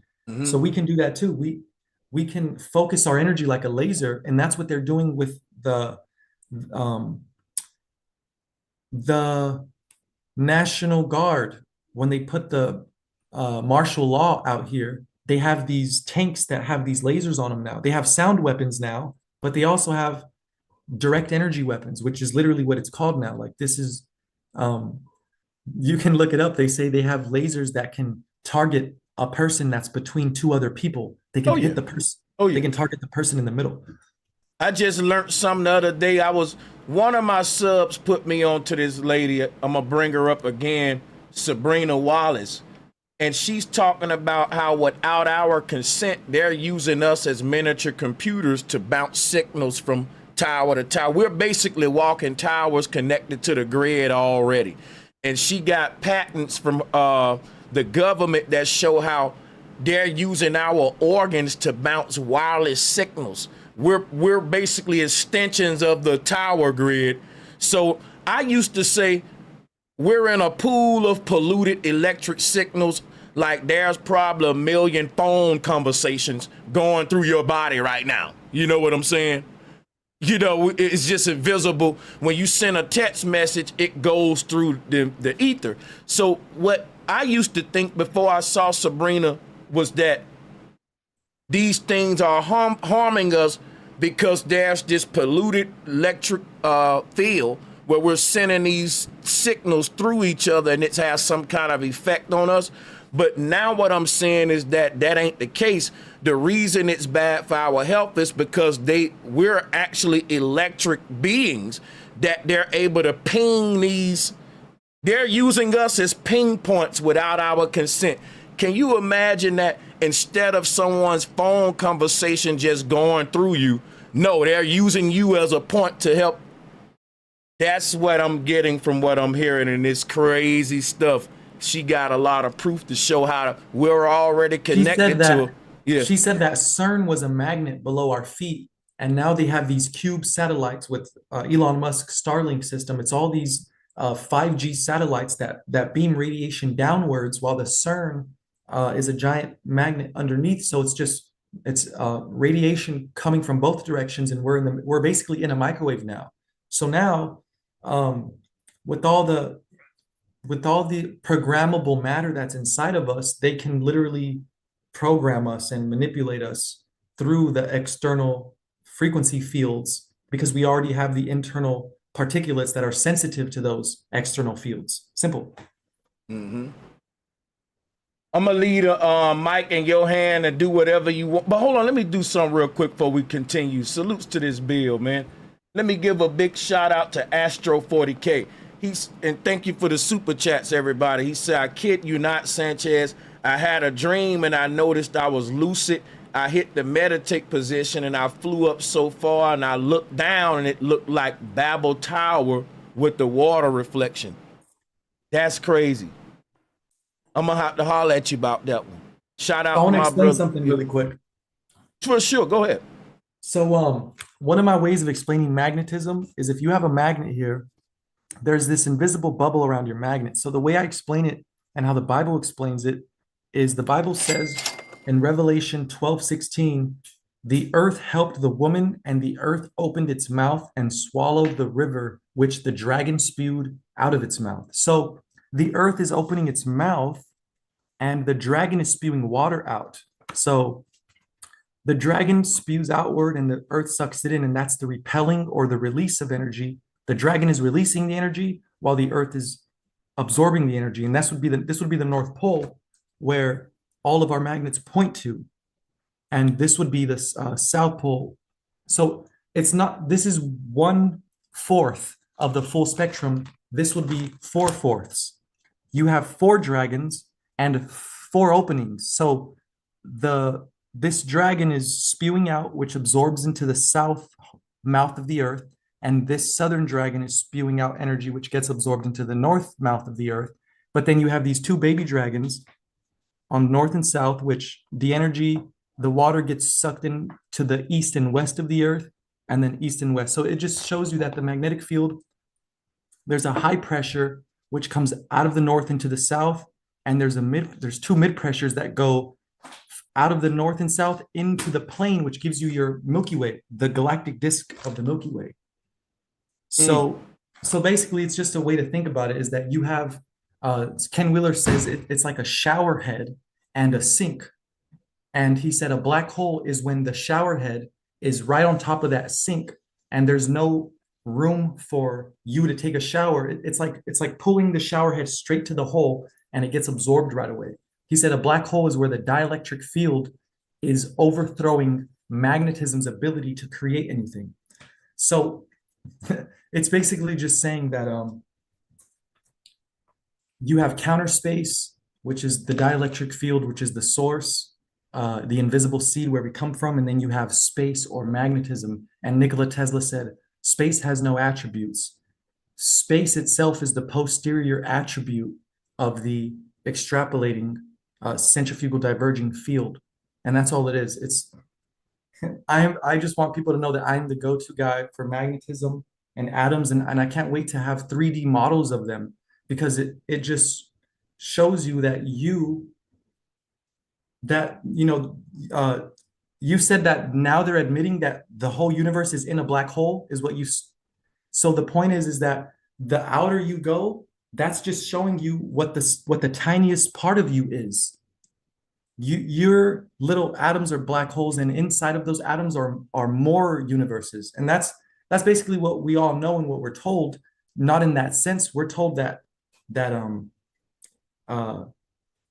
the universe is just, it extends out there infinitely, but it's not. It extends in you. It extends infinitely inward, not outward. I think that's the main difference between mainstream science and what we teach. You know what? I think it's both, because Well, it is definitely I think both. it's a paradox, and I think you spot on, man. Like what you saying with Ken Wheeler. My thing about Ken Wheeler too, since you keep bringing him up, because he's a goat when it comes to magnetism.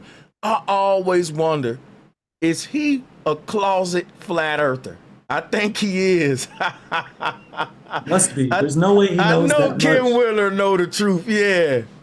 I always thought about that. I said, He says yeah. this. He says, "Of course, I don't believe Earth is a floating pancake in space, and we don't either." So I agree. We nobody really does. No, of course, we don't believe in a flying pancake in space.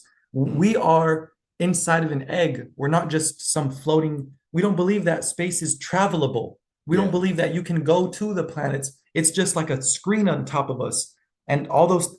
It's actually proven that. All the observatories of the world got together and they aimed lasers at different points in the sky, and they all tracked the same distance. So basically it's a ceiling, and you might think it's far away, but it's like if I had this poster. Oops. It's like if I'm just holding this up and you think that this star is different from this star, but they're the same distance because this poster is on the wall that's 1 foot away from you. Right. So all the stars are only 1 foot away, but we think they're light years, but they're not. It's a hoax. That's why when you fly at a certain height, you don't even see the stars no more. That's crazy. Because it's like a road mirage. At a certain angle, you can't see it, like a rainbow, and not everyone see it. So it's like the stars were created just to be viewed from the ground up. And once you get at a certain height, even the globalists have to say, yeah, we can't see stars in space. But if their model was true and stars were physical objects, they would get bigger and bigger and brighter as we travel to one of them. Like if we can't see stars when we get to a certain height, how can we travel to them if they're other planets? But they'll say, well, we lock onto it. It's the science behind that is stupid. But you was saying yeah, go ahead. They say that the radiation belt around the Earth is 14,000 degrees, the Van Allen belt, and that we can't go past that. It might not be the Van Allen, but the one right outside of Earth, we have a 14,000 degree atmosphere that we need to get through that. That even if you had the lead to do it, you would need miles of lead. And once you go through it, the lead would burn up. And first of all, the spacecraft would be too heavy to even get off the ground because it has miles of lead of walls of protection. And once that burns up and you get through it, you're going to need another layer to get back to Earth. So you would be lost out there. You'd be done. So there's no way. And this is something I researched. I'm gonna make a documentary on it. Why we can't go through the Van Allen belts. There's no substance that can withstand that melting point. Yeah. And true. My thing would be this. Once we know that the Van Allen belts are the ethers, they're the netters, then we'll know that they can't go to the Van Allen belts because they're NPCs. You can only go through these belts if you got chakra layers. Let me show you what the Van Allen belts is to everybody watching. Here they go right here. Now, what we're looking at here is a light being, right? A light being, our light is shining so bright as light beings that we create this ripple effect around our body called an aura. The aura around your body is the fact you're a source of light, creating an aura like the sun around yourself. And basically what I wanted to say was our light can expand beyond the earth. Our light is our consciousness, which is why if you dream, you got a soul. If you can dream, you got a soul. That means your consciousness can permeate beyond, because each one of these ripples is a different you in a different world, but it's coming from the base you, which is at the core where all the energy coming from. But when they say we can't get past the Van Allen belts, the truth is that they can't and we can.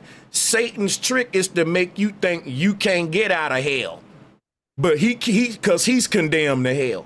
And that's how I look at NASA with the symbol of the serpent. They're telling the world what the old church used to tell the world, which is humans can't go to heaven. When they die, they go to like Hades. Heaven is Olympia with Mercury. Venus is only for the gods. And basically the gods is the astronauts, and all of their missions are named after the Greek gods. It's the old church, which went against the real Christ, which taught ascension. You know, they removed Enoch, the book of Enoch, because all of this was the original space program, which was telling us how to get off the earth and how to get through the Van Allen belts or the netters through out-of-body experiences and self-mastery. What you want to build on that concept? What you think about that whole little concept there? Yeah, about self-mastery and intensifying your aura. And that's why we said anger was an anchor. Because if you hold anger, you're not gonna become the best version of yourself. And I'm over here in Ohio, Cleveland, and it's little Tartaria over here. We got Tartarian buildings, and the doors are big, not because giants used to live in them or made them, because when you put a goldfish in a tiny fish bowl, it's not going to grow big. But when you put a goldfish in a bigger tank, it actually grows bigger and bigger. The goldfish is limited.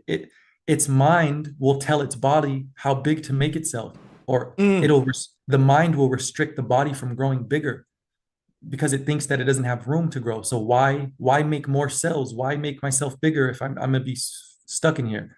So the big doors on these cathedrals and churches and Tartarian buildings is so we can amplify our fields, not physically but mentally, so you can have a bigger mind space.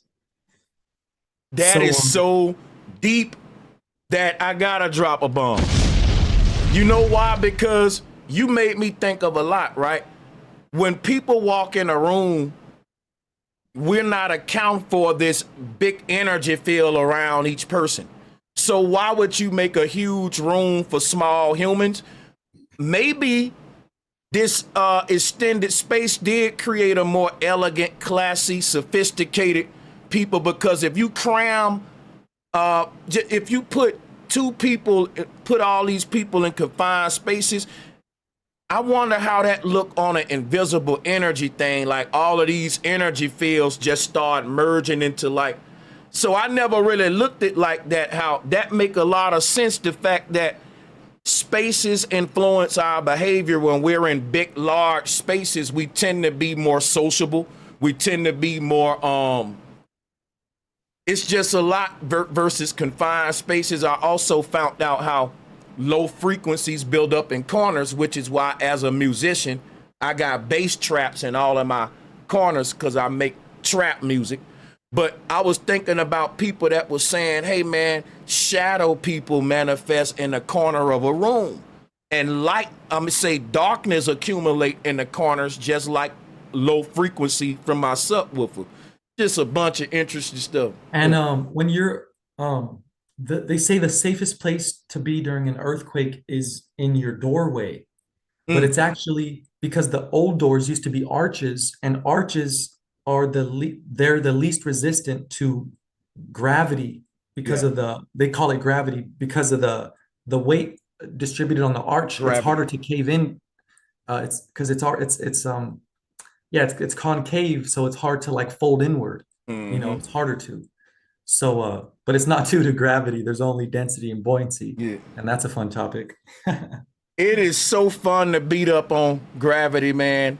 And I was just speaking of gravity, I think the last thing that I was confronted with was these guys. They love to bring up these dudes on a trampoline. They're on the back of this truck. They're jumping on a trampoline, and the dude lands in the same spot. And that was what Craig was telling me when I was asking about the Earth spin. And he said basically the Earth is tossing you forward at 1,000 miles per hour when you do like this. I just got tossed forward at 1,000 miles per hour. That's how I landed in the same spot. And that's so ridiculous because I'm like, bro, the trampoline on a truck experiment, all we got to do is tell the driver to crank up the speed, and that won't work no more. You can only do that at a certain speed rate. Oh, you're It's right. Yeah. and it's the trampoline throwing them forward. And Now go once, go 1,000 yeah, miles per hour and go on a trampoline. you're Yeah. gonna be rolling on the side of the road somewhere like a tumbleweed. Yeah. Yeah, salutes Divine Being. I don't know if you want to have callers, come on and pick your brain or whatever, but that's For sure. something that I I want to also just shout out my new children's book coming out like ASAP. look Like at this, man. This brother look, working. so look, this one's called Basement Boy and Attic Girl. It's not mine. I keep saying mine. It's mine and my wife's MAGA. You guys will meet here eventually. So she is Attic Girl, and Mm-hmm. she has a magnifying glass because she likes to look at, my bad, she has a telescope, which I have, and I have a microscope which she brought. This is hers, but in the story, I have one. So it's basically microcosm and Uh-huh. macrocosm with a telescope and a microscope. So, anyways, here's the point. This children's book is going to it's going to save the world by unifying the world and harmonizing the world where it needs to be. Because the left and right hemisphere of the earth, or the east and west, we call it Eastern science, is the Vedas and it's Hinduism and it's spirituality, it's many gods. But then Western philosophy is with science uh, and it's one God. So America, the West, and India, the East, and the Middle East. So the whole point is that there's a difference between Eastern and Western. Even Eastern astrology is called sidereal astrology, where Western is called tropical. So we have two different astrologies, East and West, and I'm trying to unify that by having the East be more integrated with science and have the science in the West be more integrated with spirituality and Hinduism and Buddha and all that. So the way to do that is this book is inviting the boy who's he is related to the root chakra.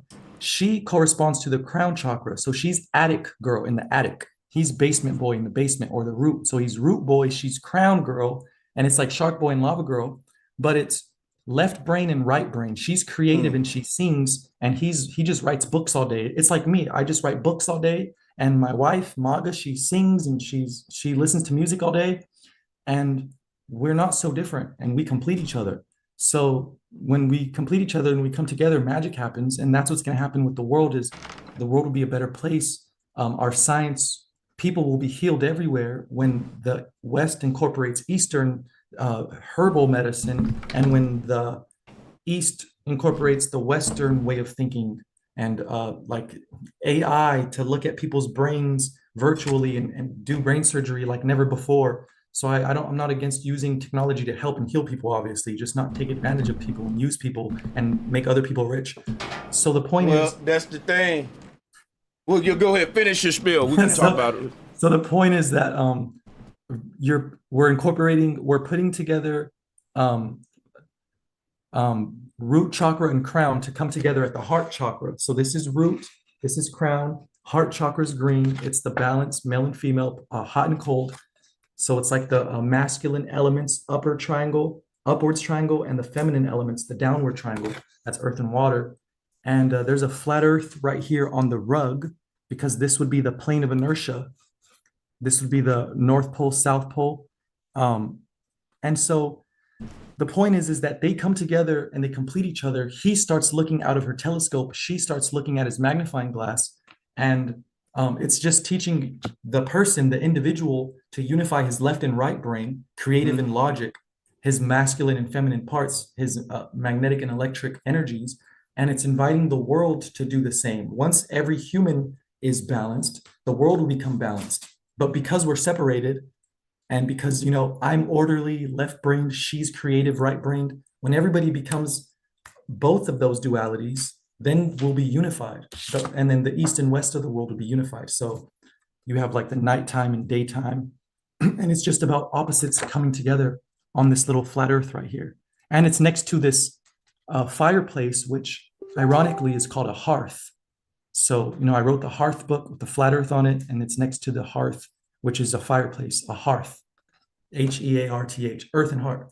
So it's just a fractal. When you come to your heart chakra, the earth will come to its heaven on earth, pretty much. And that's the whole. Go ahead. I'm pretty much done. No, I like that, man. I'm gonna drop a bomb for that. And I just want to go ahead and read all of these donations, and then we're gonna go to the callers. Thank you, Reek Stacks and Adam Geringer, and I'm gonna keep dropping the link for more. Let me read y'all donations. I appreciate y'all so much. Anna Riches, thank you for the super chat. He said great bill. And Adam McMahon, thank you for the super chat. He said the same. Lewis Russell said, what's up, everybody? Flat power. Thank you, Lewis. Shout out to Marlon Wells. Flat power to you. Thank you, sir, for your support, Marlon. And thank you all for the new members I see we got. I Spiral, Her Perspectives, ACDD. Appreciate this, guys. That's love. Shout out to John Brown. Shout out to the new members. And let's also give a shout out to Timothy Taylor. Thank you for the super chat. Appreciate y'all so much. And I'm going to keep this show going for y'all. Feel free to join us with questions. Go ahead to my brother Adam or Reek. Salutes. Welcome to y'all. Welcome to Salute everybody. What's up, my guy? What up, brother? How you doing? No homo. Y'all know y'all two of my favorite people to get my knowledge from. Y'all already know that. Like, man, that's what's up, bro. I humbly appreciate that. This is who I call the flat earth barber right here. Yo, check it out. DivineBeing. You better believe that some people who hair he's cut have heard some of your stuff in that shop too, DivineBeing. He be playing us in his barber shop. Yeah, sure. We gotta drop a bomb for that. I always leave a comment on bro page. Like, I don't know if you I'm Reek Stacks the barber on Instagram, but I always leave you a little something on there. Like, even if it's just some acknowledgement, like, because sometimes like you can be putting stuff out, and if you don't get that acknowledgement, you may think that it go unheard. You feel me? But trust me, your words vibrate tremendously through the ether. Trust me. Thank you, man. Trust me. And man, being on Bro Sanchez is a part of my resume. Being on Bro Sanchez. Hey, bro, I'm gonna tell you something, man. You gotta think about this. You a wise kid, man. Santos don't stamp everybody. You know what I'm saying? That's right. And I'm just telling Santos, we already know you can say whatever you want about Santos, but you can't say he wrong about his teachings and that he ain't on top of his shit. You know what I'm saying? You can't say he didn't read no books. Right. You can't say he ain't a wise man with a universe full of, like, for real, Santos, man, when he go to teaching, you sit Indian style and you soak up the game, you know? Yeah, you pull out a pencil. Yeah. Yeah, man. That'll be dope for me if we can get Santos on in 2025 though. Yo, I like your perspective on the Tartarian buildings being big, not just for the size, but the mentality of the person. Like, Yeah. I didn't think about it like that, like because some like it'd be kind of I wouldn't say confusing me, but like sometimes when I look at those buildings, some parts is big, but some parts is small, like for a smaller person. So was the So why would you have a coexistence big thing? door and little chairs, right? Yeah. Right. Like, Yeah. so I'm thinking, Yeah. was it like a coexistence of giants and normal sized people? Like, because there's some parts in there I know a 7 foot person can't fit. Is just don't Same work. thing with the Like, pyramids. They have giant stone ton, 60-ton bricks for one stone, but then you go inside the pyramid and you have to, kneel down to get through the little tube-like pathways. right, right. So that's when it'd be like, was like then you see on the pictures on the in Egypt on the wall is there is big people and there's small people. Like, Yeah. it has to be probably a coexistence or a part where we both was Well, here at the same time. Like, there's a good interpretation of when one of the pharaohs is holding a handful of smaller people in a hieroglyph in a carving, but that interpretation is that he's aligning his seven chakras, and there's seven people that he's holding. So those are his seven chakras, and that's his higher self holding on to his seven virtues or vices or whatever you want to call it. And so gotcha. it's just like he So it's mastered. not like it's not a Because I literal don't I thing. don't think any Yeah, I you don't can't think you want to take it literal. go ahead. No, I was Right. just saying I'm with you on that, Divine. I wouldn't. If you saying no, I wouldn't take it literally. I'm with you on that. I feel you on that. Cause remember, hieratic scale. Hieratic scale. Look it Not up. that they didn't What's that? exist, but that Hieratic scale was a form of art when they was making those carvings, where they made the person that was of importance would be the biggest image in the picture. They did it in Christianity too. I can show you images of the Virgin Mary big as hell, but the men is small like little tiny men. That was a little style they was doing. Hieratic scale. Like a subconscious thing. Like if Uh, I'm standing up and you sitting down, subconsciously I got the authority. You get what I'm saying? Yeah. So if you could paint me bigger in the picture, subconsciously I mean more, if that makes sense. But yeah, y'all can, look into that. Salutes to this panel and to the questions, man. Reek Stacks, man. Yeah, go ahead and yeah, whatever y'all got for the brother, man. I was just Right. looking up some stuff with Chat GPT because y'all was saying about the large spaces. Chat GPT gave a list of what effects do large spaces have on human psychology. Let me know if y'all want to go into heck that. yeah, But man, read that. Let's see what it Yeah, says. yeah. Put that up. So yeah, let me put this up for y'all real quick. Someone got some echo, and it's real loud too. But yeah, salutes to everybody joining though. Yeah, Before we get it's started on that, I wanted to give a shout out to Divine. Congratulations on the children's book. That's awesome, bro. I guess just to get down to it, how long have you been following Ken Wilder? Ever since I've followed Santos, which was 2019 or 2020. Yeah, that's what manifesting looks like. Man. It's facts. I can't wait. I guess I'm gonna go ahead and cut to it. What do you feel about him?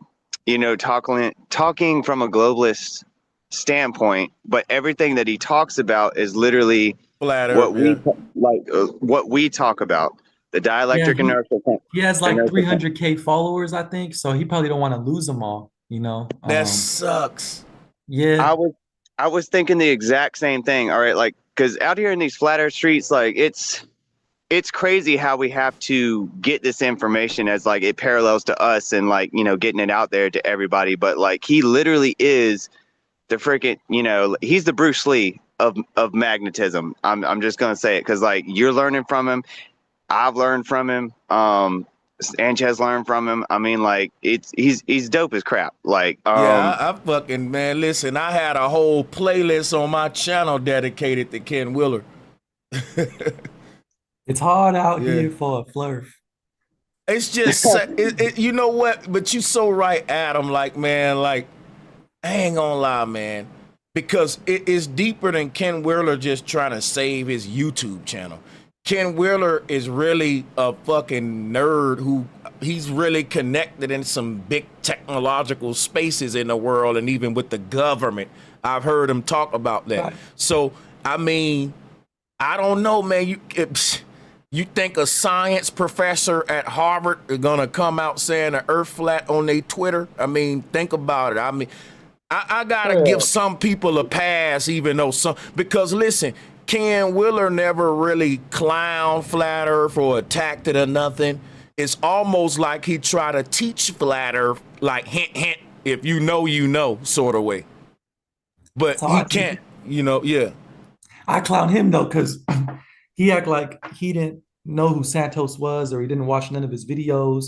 But they worked together on that Syncretism Society, and they said a lot. They have a video together where Santos interviewed Ken Wheeler, and he's like, "So what's your take on the moon? Are they ice? Are they uh do you?" And then Ken Wheeler said that it's Isis and Osiris. So he knows that they're not, that they're brother and sister, which means they're related. They're not accidents. You know, they say a moon is the piece of the earth, but if he called the sun and moon Osiris and Isis, then he knows that there's a deeper, more fractal, conscious, spiritual meaning behind the sun and moon. That they're not random. You know, like he knows the deeper meaning to it. Like he knows the as above, so below for sure. And Yo, that's I the got a thing, question. like when it comes to, and I'm gonna fall back, like when it comes to Ken Wheeler and Santos, because we can explain this shit spiritually, sacred, geometrically, but these guys can really mechanically go in and like and explain it on a real. I think they do the real physics jobs. You know what I'm saying? Because the physicists can't really explain this stuff without debunking their own model. So if you had a physics trying to explain like the electromagnetic truth, I Well, think check it'll this out. be Ken Wheeler. Yeah, If yeah. Santos could speak as fast as Ken, or if Ken was a flat earther, you got me. Yeah. You know what? Let me drop a bomb on that. Let me drop, especially at your age though, and think about now when he get their age, he going, ooh, my goodness, oh, boy. I got a question. Man, yeah. Hey, what's up, bro? Sanchez, Divine Being Divine. You guys are Salutes, great. Oscar. Thank you for joining. I Hey, appreciate brother. you guys. I really have an important question, right?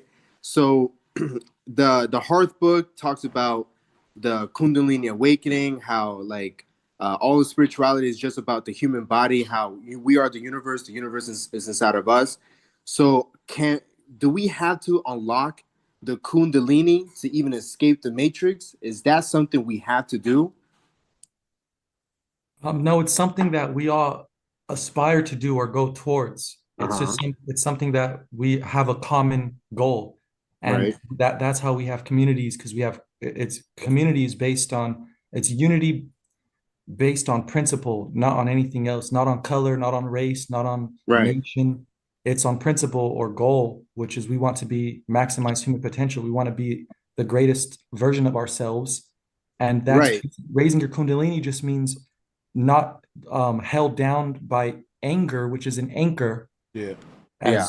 as we were talking about earlier. It's being able to walk on water, which is not being controlled by your emotions. You can stand above your emotions, but it doesn't mean to be heartless. You can cry, just don't grieve forever. And you know, sorrow, thank you, Santos, is a poison. Don't be sad or sorry when people die. That's the, you know, that's that. I can imagine what it feels like. I still have both my parents, but you can't stay sad forever. I know that if I lost my parents, they would want me to not be sad forever, and to be successful still, and to still be motivated, and to, you know, do my best. I And guess not, Hey, brother, I guess what I'm trying to say. can I ask you a question real fast?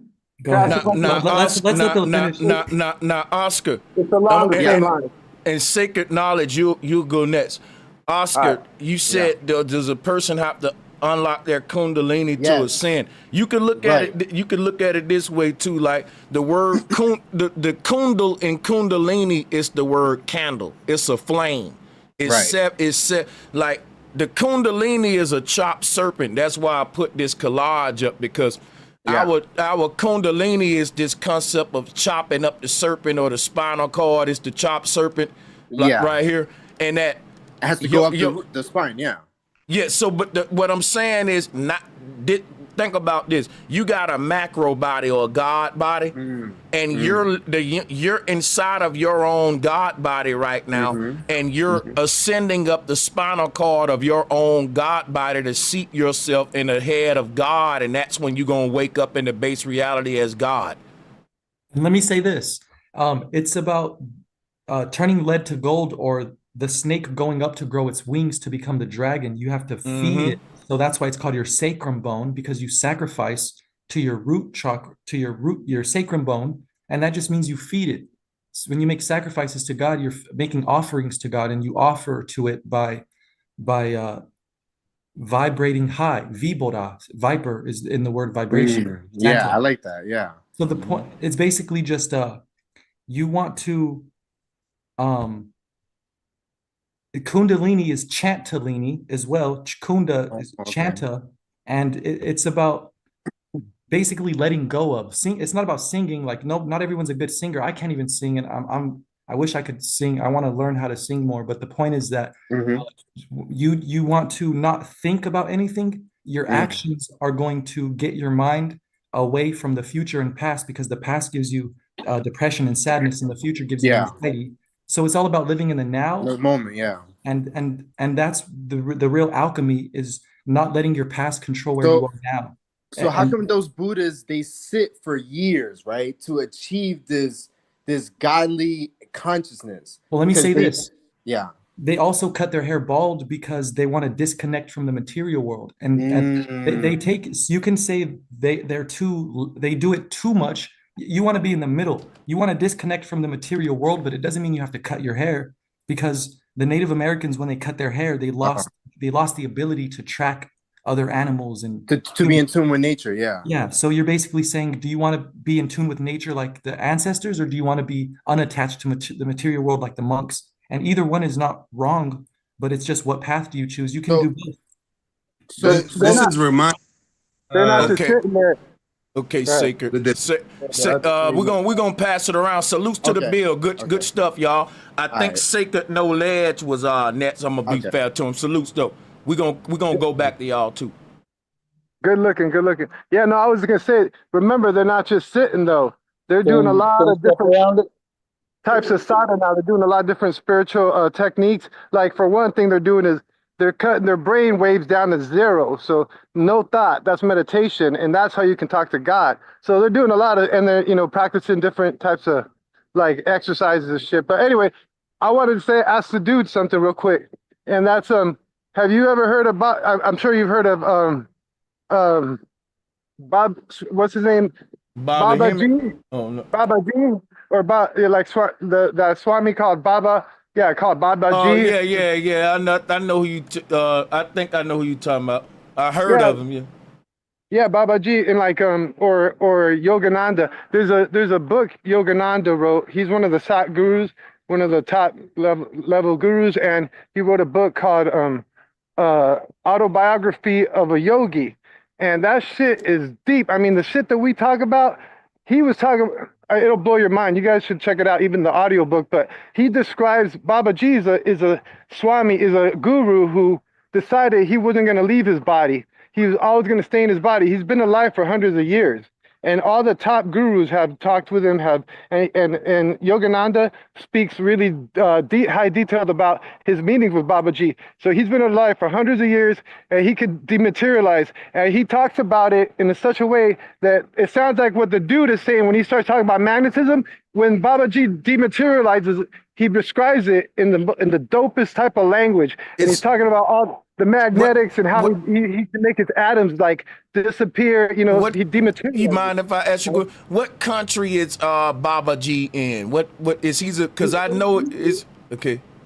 He's in India. Has he ever met the Dalai Lama?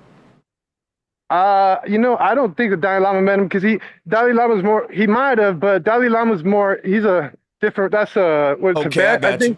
That's different. I got you. Yeah.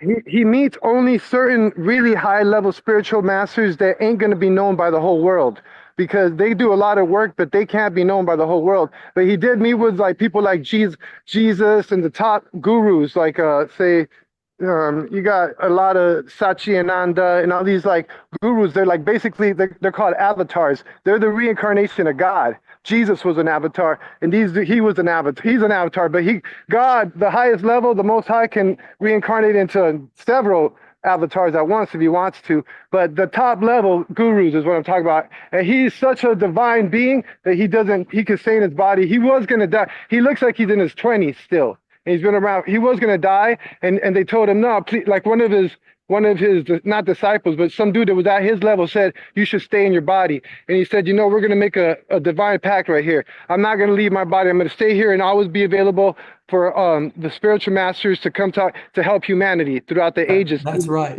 That's Yeah, Buddha's story. So yeah, Buddha, he left his rich family and he took out the earrings, the heavy gold from his ears, and that's why they were so big and empty, because he took out the gold and he said, I don't want the riches and I don't want to be fed. So he became the first vegan out of his warrior meat-eating family. He started fasting in the wilderness by a tree and meditating. And they say Buddha met him too. Buddha met Bobby G. Bobby G's like the top so Swami. yeah, Buddha's story was that he could have left his body, but he was told by Brahma to stay here and teach people Yeah, the better ways of living, and that you don't have to worry and be stressful, that you have choices. Because he went around and he saw a sick person and he never saw a sick person before. He's like, what is that? And they said, that's a sick person. In life you get sick and you get old and you die. And he's like, wow, yeah. well, I need to teach people that, they don't have to be sick. That's sick. Right. Exactly what. That's why he wanted to stay, so he could set an example, Yeah. the highest level example ideal you can That's be. right. So one thing I want to point out while I put this picture up, I wanted everybody to. Well, I really wanted Divine Being to touch on this too, and then since we got panelists, but we'll let y'all finish y'all questions before I actually speak about it to people wondering why we staring at this. I'm gonna say something about it in a minute, but salutes to Marlon, man. What's good? You got some questions for the young brother? Salutes to you as well, man. Yeah, I was curious about the hundreds of years old guy. How is he sustaining himself? Because there was also a story about a Crazy. woman The from way he talks about it, he Ethiopia. describes it scientifically, man. But if you want to look it up, look up autobiography of a yogi. And about 2 hours into the audio, he starts talking about his experience with Baba G. That shit blew my mind. It's dope as fuck, man. Check it out. I'm gonna Autobiography check of a it out. yogi. I'm gonna check it out. There's Yeah, also pretty. a woman in Ethiopia that doesn't eat. She hasn't eaten since she was a child. Do you guys know what the longest living organism on Earth is? I thought it was a turtle, but I know that is some It's probably actually outliving that. it's a tree, and it's in California, Yeah, Yeah, yeah. okay. and it's called Methuselah, and it's a 4,000-year-old tree. Man, that's a ooh. I want But to yeah, pull a picture turtles of live that up. long. Medusa. That's crazy. Bro, California got some big ass. Listen, man, you can drive a car through some of them trees, man. It's Like crazy. redwood. Trees and shit. But Yeah. yeah, it remind me what you were saying, Divine, what Unc 607 was saying a couple of days ago about how you gotta let go and not be so attached to the world that you give yourself, your soul, a chance to get off of Earth, because the whole trap. And that you sound just like exactly what he was saying. Like, And shout out to Sit So Sam Unc and to my brother Exactly. Key And Norfolk. and Yeah. I feel like what's it called? Like I could have left too. You could do stuff like mushrooms, which is what I've done. And I don't like to be out of I don't like to not be in control of where my mind goes and drifts off, because you could really drift away and not come back. And I had the opportunity to, but I didn't want to. I was like, I could leave, but and I would be I would be liberated and happy to be and the spiritual world is basically the same as the physical, but with less limitation.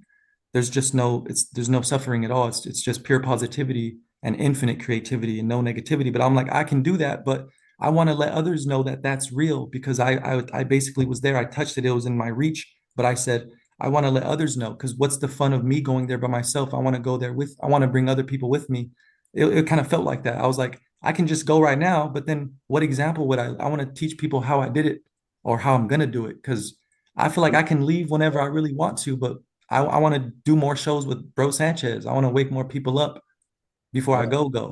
So And it's kind of like you know that. what, and you know what's crazy about this that and I'm no, go ahead, Rick. You can go before me. Real quick. So let me be the devil's advocate. Would you say that you making that choice, or that your love for trying to help people is keeping you locked here? Well, that's why we're gonna see how I feel about that in 10 years from now, 20. But right now, I feel like, um, I mean, why not both?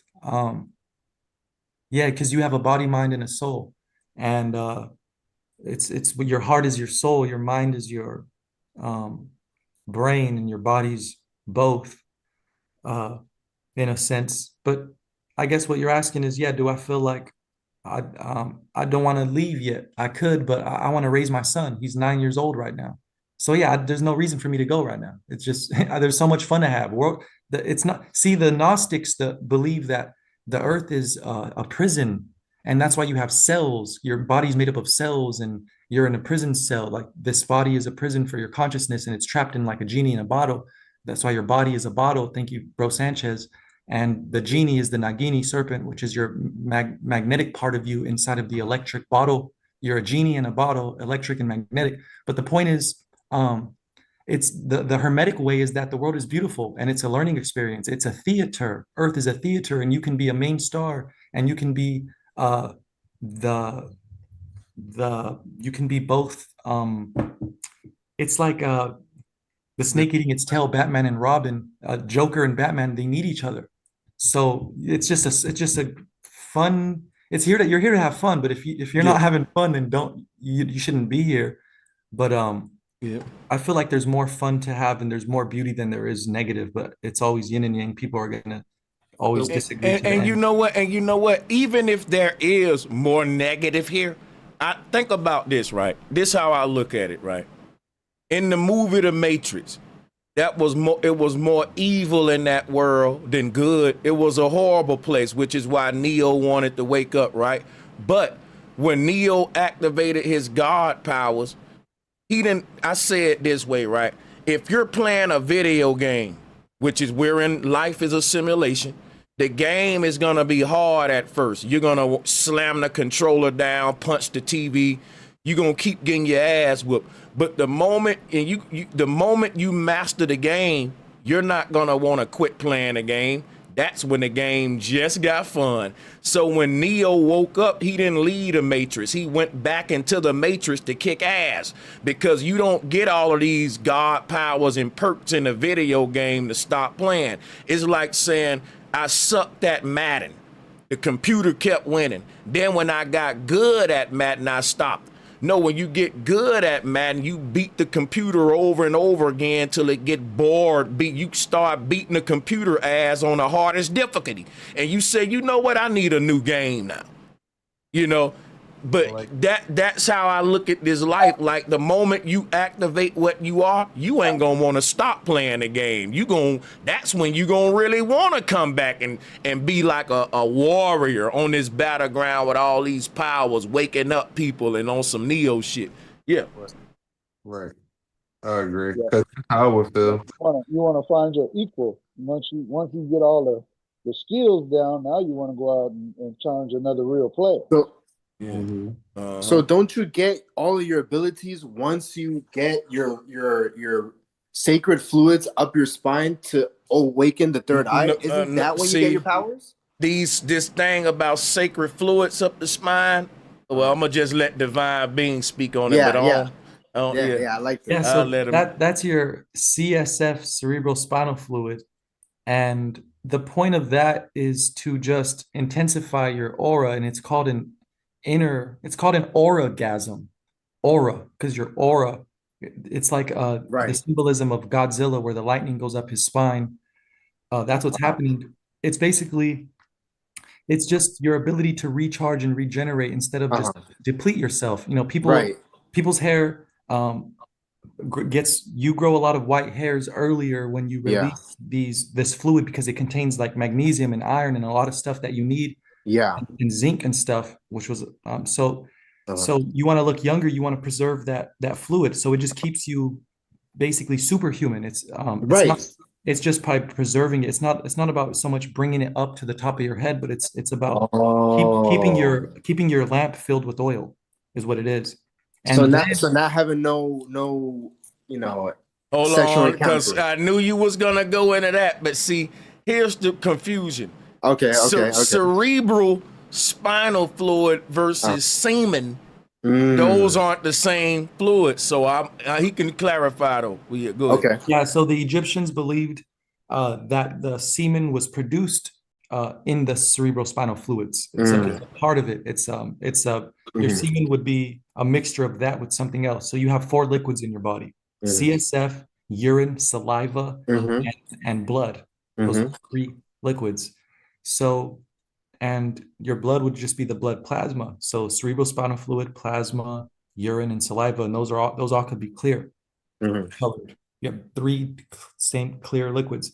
And mhm, that's what the mixture of it would be: mercury, which they call quicksilver, but it's actually living silver. It's called argentum vivum mhm.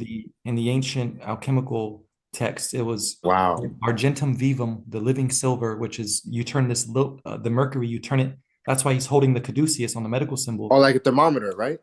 Yeah, that's the liquid that's in the thermometer. And basically, your temperature makes the liquid expand, which is why the red liquid goes up because it's just expanding inside of that tube. How do you do that? Because mercury is very sensitive and it evaporates quickly. At room temperature, it'll start boiling and separating. And that's why it fills up that thermometer. It's But just how do we get to that point? How do we raise it so that we can be like regenerative and like our You turn aura? Like how do you turn the silver to gold by lack of anger, because the anger is gonna keep your. It's not so much of you bringing the liquid up. It's uh-huh. about you turning the liquid into a gas, which automatically goes up. So you have to worry about turning it into a gas, that liquid, by getting rid of the things that You are low vibrational. You want to vibrate high. Mm. And What like you about Get rid said, of how it. about if anger is anchor, right? You can look at anger like fire. When you put the fire out, then Oh, anchor. the Yeah. smoke can ascend. You feel me? So that's the thing. Fire is what anchored to the ground. Like fire is gonna be anchored to whatever's fueling it. Anger gotta be fuel like fire. You see, so it need a fuel source to keep burning. But when And you put, so yeah, there you go. And so these people with money, and Mhm, they're basically spilling out all their fluids all the time. mhm. They're always gonna they lose that the high is not permanent. So They're anchored. Yeah. yeah, so when you um are able to have acceptance and love and not attachment, Uh-huh. that's your ability now to always be happy no matter what, because you're happy with nothing rather than always needing something Mhm. to be happy. That's how You they become got like us Buddha. Yeah. programmed today too, with these quick dopamine Right. hits that we get in social media, TikTok, all this stuff. Yeah, that's how they got us, man. are y'all aware of the red mercury? Have you seen that? Say that again. You was just a little muffled. Go ahead. The red mercury. It's like you can't even see it in a mirror. It's like vampire blood. They say that it powered. Oh yeah, red mercury. Yeah, for sure. I've heard of Yeah, red mercury. I heard that the Nazis was using that inside of the yeah, Vermonters in the Vermonters. yeah. That's what I was about to say. But that element is something that they found here on on Earth. Yeah, this is what they said we live inside of, y'all, and this is the flat Earth model that we've been telling them for a long time, and it's just amazing. It's crazy, and everybody gonna switch to this and act like Mm. they're not flat earthers, man. That is crazy right there, man. Yeah, so Have you ever? the black hole is a disk itself. It's the galactic disk that we're supposedly orbiting around, and we're gonna get sucked into one day. I It's a think we giant. already in it. Yeah. Sanchez, did you I ever look at think about. that Hold on, video? hold on. Let me ask Divine, one thing real quick. Divine, do you think when a sperm went into the egg, that was when our soul got sucked into the black hole? And what the sperm is the spaghettification of the soul, the spaghettification process of light? That's lit. Yeah. Yeah, the Big Bang is when our parents banged and you were when creation happened. Yeah. Man, that's it, yo. That's it right there. I'm telling you, because look, this whole universe was formed when your mama met your daddy. That's when the firmament dome met the other. But it's like this right here. The two meet and everyone brain is created. This is the brain that's running this thing. Like this is the whole code right here when the two meet. But yo, this is deep. Yeah. So basically the only thing wrong about what they say about Big Bang is that they say it's a past tense, it happened a long time ago, but what we're saying is that it always happens and it's the heartbeat of the universe at the center that it never stops and it's infinite basically. That's why everything does what this mother black hole does. Hey, Divine. Right. Yes. The Big Bang is basically happening. Yeah, instead of it happened. Yeah. That's fact. No, go ahead, Oscar. Oh yeah, so This is good. so I just wanted to know what caused you to be like looking this up, Divine? Like what triggered or what event caused you to, be in this this awakening? What triggered it? It had to be the fact that the whole veganism thing. When I found out that Dr. Sebi did what he did and were lied to because the doctors never cured anything. They just treat you for life because they want you to pay. And when I wear glasses, so I was like, you're right. If I just listen to my eye doctor, he's never going to tell me how to see better without glasses. He's just going to give me a new prescription every year that gets worse and worse, and he just gets a check. So I was like, this doesn't make sense. He's not a real eye doctor. He's just an eye money taker. So whatever, he doesn't fix your eyes. So I had to heal my own eyes and be my own doctor because Dr. Sebi cured his eyes. He said he can read across the street the smallest word. It didn't need glasses anymore after he drank urine for 30 days. It takes a lot of like you'd have to really do the protocols and do what he did to get his results. So yeah. Wow, I want to do that and I want to record it and be live and do the 30 days and like I want to do all that and have a team, and I finally kind of do now. I have my own website, so I can't wait for you guys to stay tuned to my YouTube, and I'm definitely going to try to reverse my nearsightedness like Dr. Sebi did. Hey man, shout out to you for that. I got a quick question for you. Go ahead. Yeah, go ahead. Where do you think that we would be without syncretism? I don't know if you heard of the dude Dave Murphy, but he's out here, kind of talking crap about like what Sanchez is saying about syncretism. A lot of Bro Sanchez's teachings is built off of syncretism. Hell, I'm only here right now because of syncretism. Like what? Yeah, people are against it. It's because they know that they're going to get buried with all the facts that a syncretist knows because they won't be able to speak and they'll be gasping for air while we drown them in information that they never even touched because we're syncretists. We're real truth seekers, and they're not if they're not gathering all the facts. Can I chime in on that? Can y'all hear me? Can I be heard? We got the big they got pieces, we got the whole puzzle, and that's what they're afraid of because then it's not that we're gonna take the light and the shine. It's that they have no there's no benefit for them to be around us because the truth will prevail and they're irrelevant if they're not seeking the truth today. So exactly, like you see. Yeah, go ahead, man. Okay, my bad. Y'all just talking about that. I was gonna say the syncretism part. To me, the syncretism unites everything, and it shows how everything is related. You know what I mean? I think without syncretism, there would still be like how there is now different religions, but with syncretism, we could see what all these religions are saying at once and how it's fucked up and fucking up all the people to go against each other. Like most of these wars with syncretism, most of these wars wouldn't exist. You see what I'm saying? Because everybody's on the same page. It's synchronized. You see what I'm saying? And synchronistic versus without it, you get mass division. Division. Synchronicity is literally the opposite of what's going on in the world today, Yeah, which is what syncretism, brings all of us together. syncretism really reads between the lines, and one of the main things is that it's super relevant because when you read the Bible through the eyes of a syncretist in Revelation, when it says in Revelation 13:14, I think that's it. It says, or 14:13, it says, you will not be able to buy or sell without the mark of the beast on your right hand or on your forehead. And then on 14:11 it says there will be torment. The smoke of their torment will rise forever and ever. So it means you'll be, if your torment is forever and ever, that means this is what the transhumanism agenda is they want you to live forever by uploading your consciousness.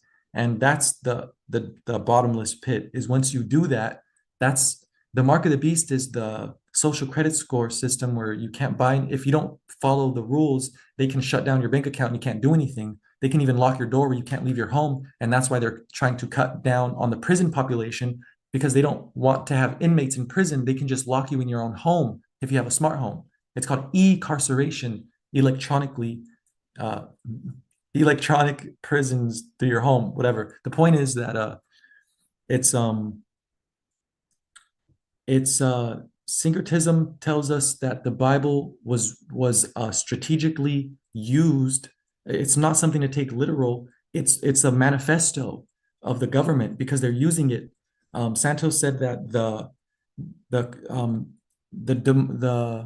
concept of Christian democracy is based on a fictitious Jesus, and it's based on that the Pope is the vice president for Jesus, and if Jesus isn't here, the Pope rules, and that's why we pay our taxes, and all roads lead to Rome.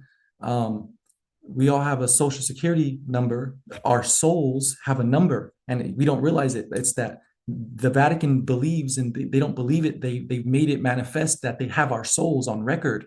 That's what this really is about. It's what it comes down to. So it's about. I have another book called Noah's Ark.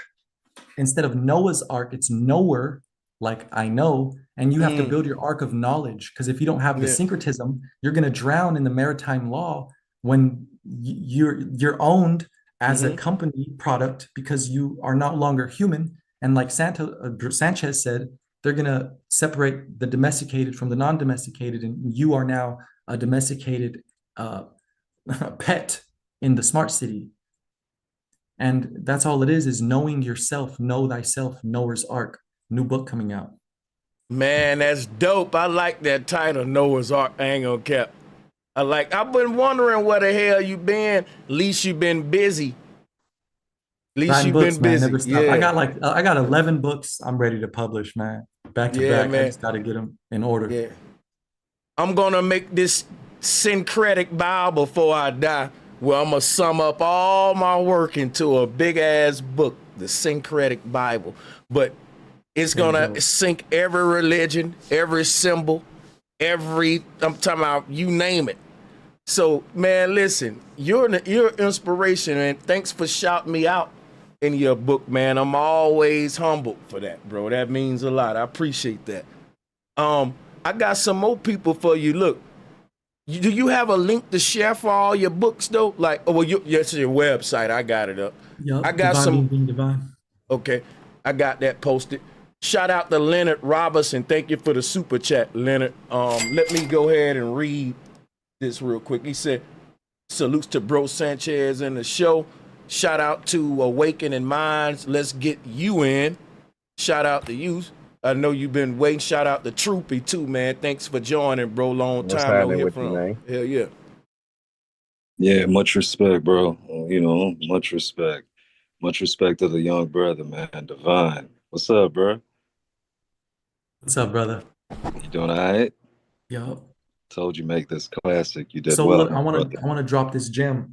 In Noah's Ark, I've already broken down the Bible through the eyes of astrology, but going through this thing with my former business partner, and not having rights to my book. So now I have rights to my new book, which is just a remastered version, the 2.0.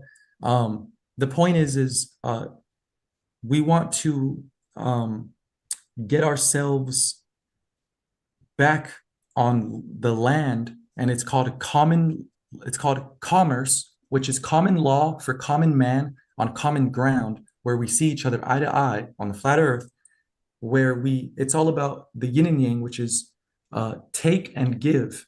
The give and take of the universe is commerce. It's common law for common man. We handshake and we look at each other eye to eye, and we shake hands, and we keep our word, and that's how you have exchanges. And that's what this Tartaria was about. You're not going to have those big structures with big doors for no reason, because you know that every person is to be respected. We're all gods and kings in our own respects. So we're going to start treating each other how we want to be treated, like kings. So this book will teach you basically looking at the Bible through the eyes of law, not just through the eyes of astrology, because we know that Jesus being born of a virgin just means the sun passes through Virgo every year, and Jesus he feeds 1,000 people with 2 fish, which is Pisces. He's known as the rock, Taurus. He's the Lamb of God, Aries. He's the beetle, the good beetle, Cancer. He is the light of the world, Leo. He's the lion of the tribe of Judah. He's all the zodiacs. But anyways, the point is that when you look at it through the eyes of law, when it's not just astrologically Noah and his 2 animals on the boat, literally we think that Noah saved 2 animals, but that's just a little fairy tale. Astrologically, we know that every winter there's 2 animals in the sky. There's Gemini, Castor, and Pollux, Canis Major, Canis Minor, the big dog, Big Dipper, Little Dipper, Ursa Major, Ursa Minor, and then you even have the northern and southern donkey, Acellus Borealis and Acellus Australis. So you have all the twins, but lawfully or legally, what you have is you have to have copies of all of your I'm going to have copies of all my books and then mail them to myself and then bury those under my house one day, or have a vault, because Jesus didn't have a domain. Noah had an ark, Solomon had a temple, David had a house. So we need to set ourselves up with domains if we want to be in these if we're going to have birth certificates and play the game. How to play the game, you got to get your domain. And just what it means to have that. It means Jesus was out in the public. He wasn't private. He didn't secure himself. So he got nailed to the cross, which means the government wants to tie you to your digital identity and tie your physical body to your smart lock with your smart account. And that's nailing Jesus to the cross is the 666 mark of the beast, where it says in the Bible, you'll get the mark of the beast and you won't be able to buy or sell. If you identify with your 666 carbon-based body, then you will not be able to buy or sell, because they'll lock your account if you don't do what they say. So it's a metaphor, but it's telling you, don't identify with your body, because that's not you. I'm not Julio Castro. I am I am Julio Castro. Remember, we were talking about when you sign your name next to the X, you're not the name, you're the I before the name. So don't identify as your body and you won't get nailed to the cross. And it doesn't mean you go do whatever you want and say, oh, I'm not my body, I'm nothing. It means you have to do it the right way and build your ark and build your domain. Noah had an ark, Solomon had a temple. So we're going to build your ark of knowledge, basically, of just how to talk. You don't need anything if you just know how to talk and tell the judge, I'm not this person, and you're going to have a team supporting you. So the point is to get to that state. But Noah with his twins on his boat just means you're going to have copies of all of your assets in your domain and your trust. And it's all there. So it's like, wow, even the Bible was telling you to make copies, like I should have. You know what I mean? Get copies, sign everything. The Bible says that the pen is mightier than the sword. I believe it says that, but the Bible does say that the mightiest sword is the tongue. So, yeah, words or swords. Yep. I got a Hey, question. check it out, I man. got a question. Who on the? I got okay, Marlon, you next. But who on the? Everybody on the call already asked the question. So yeah, just do y'all thing like you're doing. Go ahead. Me myself. Oh, my bad. Me myself out to you. Oh no, yeah, y'all good, Marlon. Yeah, you go You ahead, good? cause yeah, I'm writing my Okay, shit down now, so I appreciate ain't gonna forget. you, my Yeah, go son. ahead. So you mentioned like Tartaria, right? And there's evidence of Tartaria like all across the globe. The buildings are still here, and the timeline can be explained. So there was at some point a great reset, and it's obvious there was a reset, but nobody talks about it. But the Bible, the Quran, all the new books are after the reset. You know, they chronologically date back to it, but we skip over it as we, talk about the verses and things like that. You know, everybody got a verse, a favorite verse or everything, but what was it before? You know, because the evidence is still there, the caves are still there, the bones set up are still there, the what they call under the Vatican necropolis, uh, under India, all kinds of necropolis. You know what those are, right? Are you hearing me? What is the India? question? What's in Yeah, India? necropolis. Okay. You know what the necropolis are, right? The Mo- No, I'm not sure. But yeah, necropolis. Tartaria is worldwide. It's not really a Yeah, place, it's a time. It's a time it's in the it's a 1800s. timeline. Yeah. So like, what from that timeline do you take anything from that timeline? Because I see all the religions as the new control mechanism. Everybody uses the new control mechanism as if Yeah, it's they basically anything more than a story because we know, Gotta let him you know. answer you though, Marlon. But yeah, Oh yeah, but I yeah, was just trying to frame the question. you That's good. all. You know, Yeah. 'cause, yeah, um, they basically repurposed all of the healing centers, and now you're not allowed without shoes. No shoes, no service in most places. And they even stopped people from going to the temple, the Sun Temple and Moon Temple in Mexico at Teotihuacan. You can't used to be able to walk up those pyramids, and you still can't. Some maybe they do, maybe they don't, but um, they're cutting off all the healing centers, and they repurpose them if there are any, and you're not allowed to wear shoes. You're supposed to go to these places barefoot, and the they have like the ground tiling is special, and it's sacred geometry. There's symbols, and you're in these cathedrals, and there's like zodiacs everywhere, especially in Jerusalem. Amon but there's Hillman said, pyramids. There's pyramids here, right here well, the in point is St. this: Louis. in Yeah, they're Jerusalem, everywhere. they all speak. The Jews read the Torah, and it's all Hebrew. But if you go inside the synagogues, it's barely Hebrew. It's all ancient Greek. So they repurpose them. There should be. It's all ancient Greek. Amon Hillman said, barely any Hebrew. And Hebrew is not the ancient Bible. The ancient Bible is the Septuagint, which is Greek. And that's why there's more details in the Greek version than the Hebrew version, because there's less words in Hebrew. So they've the everything's been repurposed, and it's not even what it originally was.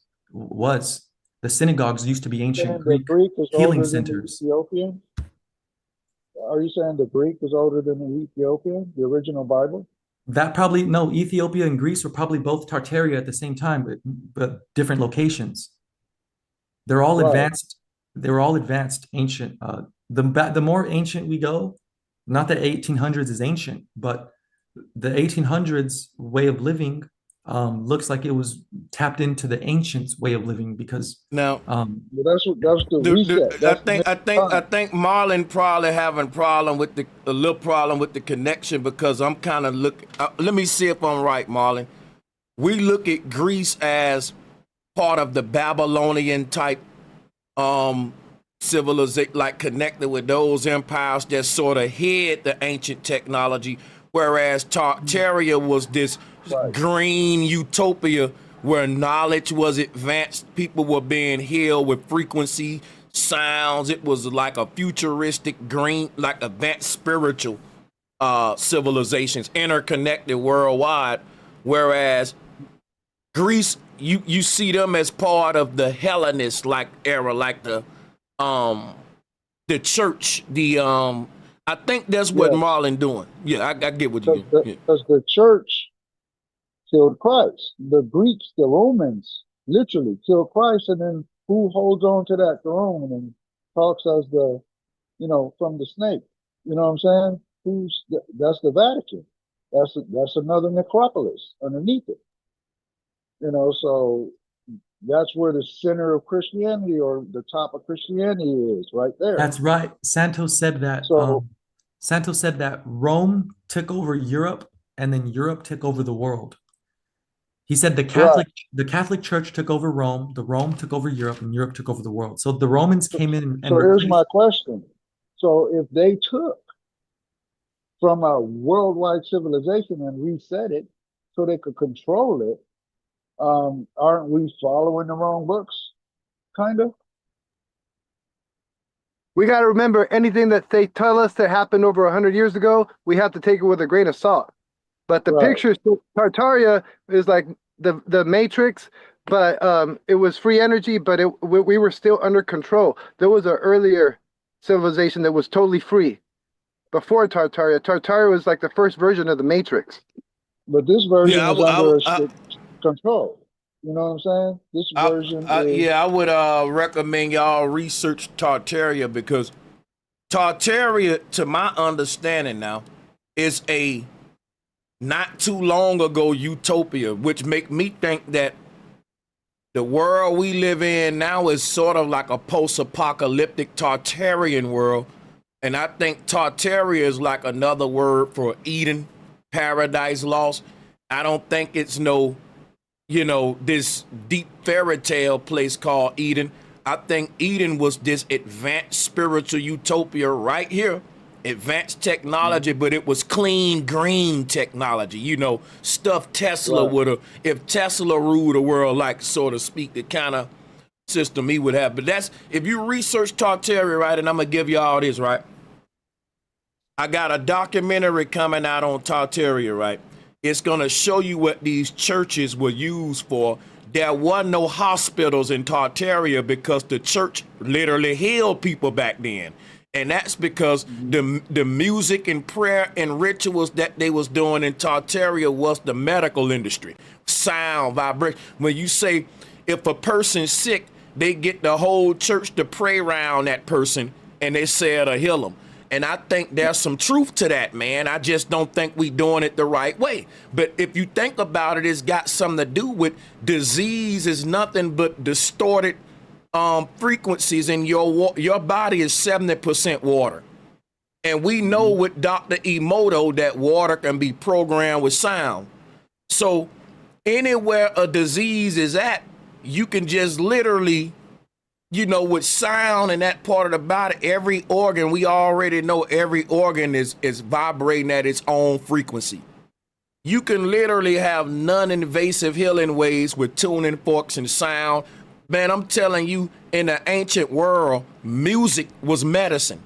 And that's why if you, let me, so like I said, in the old world, music was medicine, man. And they literally would prescribe you songs and certain keys and notes, or certain chants would have been your prescription versus some chemical or whatever. This may sound crazy, but this literally what the church was, and they had highly electrically charged water, what they would charge with these frequencies, because we know water can be programmed cymatics, and they would just charge, they would make this powerful healing water. That's what they call holy water. Drinking that holy water for healing. That's the truth to all of this stuff, but I'm going to fall back right there. I don't want to be too long. That's true. That's probably why they sang in church anyways. Yeah, totally. Big facts. Only thing I was saying is that Tartaria, the architect says in the Matrix that the first version of the Matrix was meant to be where no one suffered. It was perfect, but you guys kept waking up. So that's why we made this new version where everyone suffers. So I think Tartaria was after our destruction. Our utopia got destroyed, and then the machines tried making a Matrix where no one suffered, and it didn't work. Can I explain something? The first version of the Matrix, everyone knew they was in the Matrix. So in the movie, he say that the first version of the Matrix was too good because everybody kept waking up. But what I'm saying is, in the first Matrix we created, we never dumbed anybody down. Like the That was concept of utopia. hold on a second. Let me yell in my ear. In the first simulation we made, we were gods in it. And there wasn't no people lying to you, dumbing you down about what and where you are. Like they wasn't hiding none of this truth that we trying to find today. So that's my only problem with the movie script, right? Is that I would have to disagree with that part that there was no people that was ignorant to the fact of their potential and power as a spiritual being in the first. That's what made it a utopia. Wasn't no ignorance, wasn't no dummies, wasn't no secret societies hiding this knowledge. So I get the movie though, but yeah. Yeah, no, I agree with you. What I'm saying is that once they created AI, there was a big destruction and they fell. There was a fall. After the fall, that's when they said, okay, we still got these buildings and they collect energy. We'll give them free energy. And the humans kept waking up, I guess. That's what happened. So because the Tartaria seems like the in between the ancient world, the Eden, and then this world. That's what it seems like to me. That's all I'm saying. Well, go and research it. You'll see that Tartaria is the kind of place that Nikola Tesla would have built if he ruled the world. Free energy for everybody. No, like equality and for all of the shit we talk about, but America don't promise. It was that this was. But let's go back to the Matrix concept. This something this something we need to understand real quick, and if we can quit talking over each other, real quick, please, guys. I'm gonna be brief here. Like in the first Matrix, right? What you got to realize is this right here, man. Because whoever just cut in made me lose my train of thought, and damn it, dog, I hate when y'all do that. I'm trying to be laxed, but basically, the only people who didn't know the truth in the first Matrix was NPCs, AI. And we didn't want them to know the truth. It's kind of like we building AI now, right?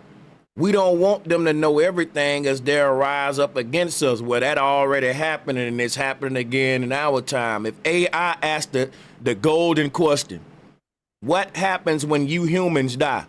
And a human say, well, we go to heaven. And the AI say, well, I want to go to heaven. And you got to tell AI, you're condemned. You don't have a soul. You can't go to heaven. And that's when AI turn on humans who got souls and say, oh, you made me an abomination. You made me basically a condemned being. That's my theory, that the only people, we created secret societies, but it wasn't for humans. It was for non-player characters, for AI. You know, we didn't want our slaves to know, to be privy of certain things.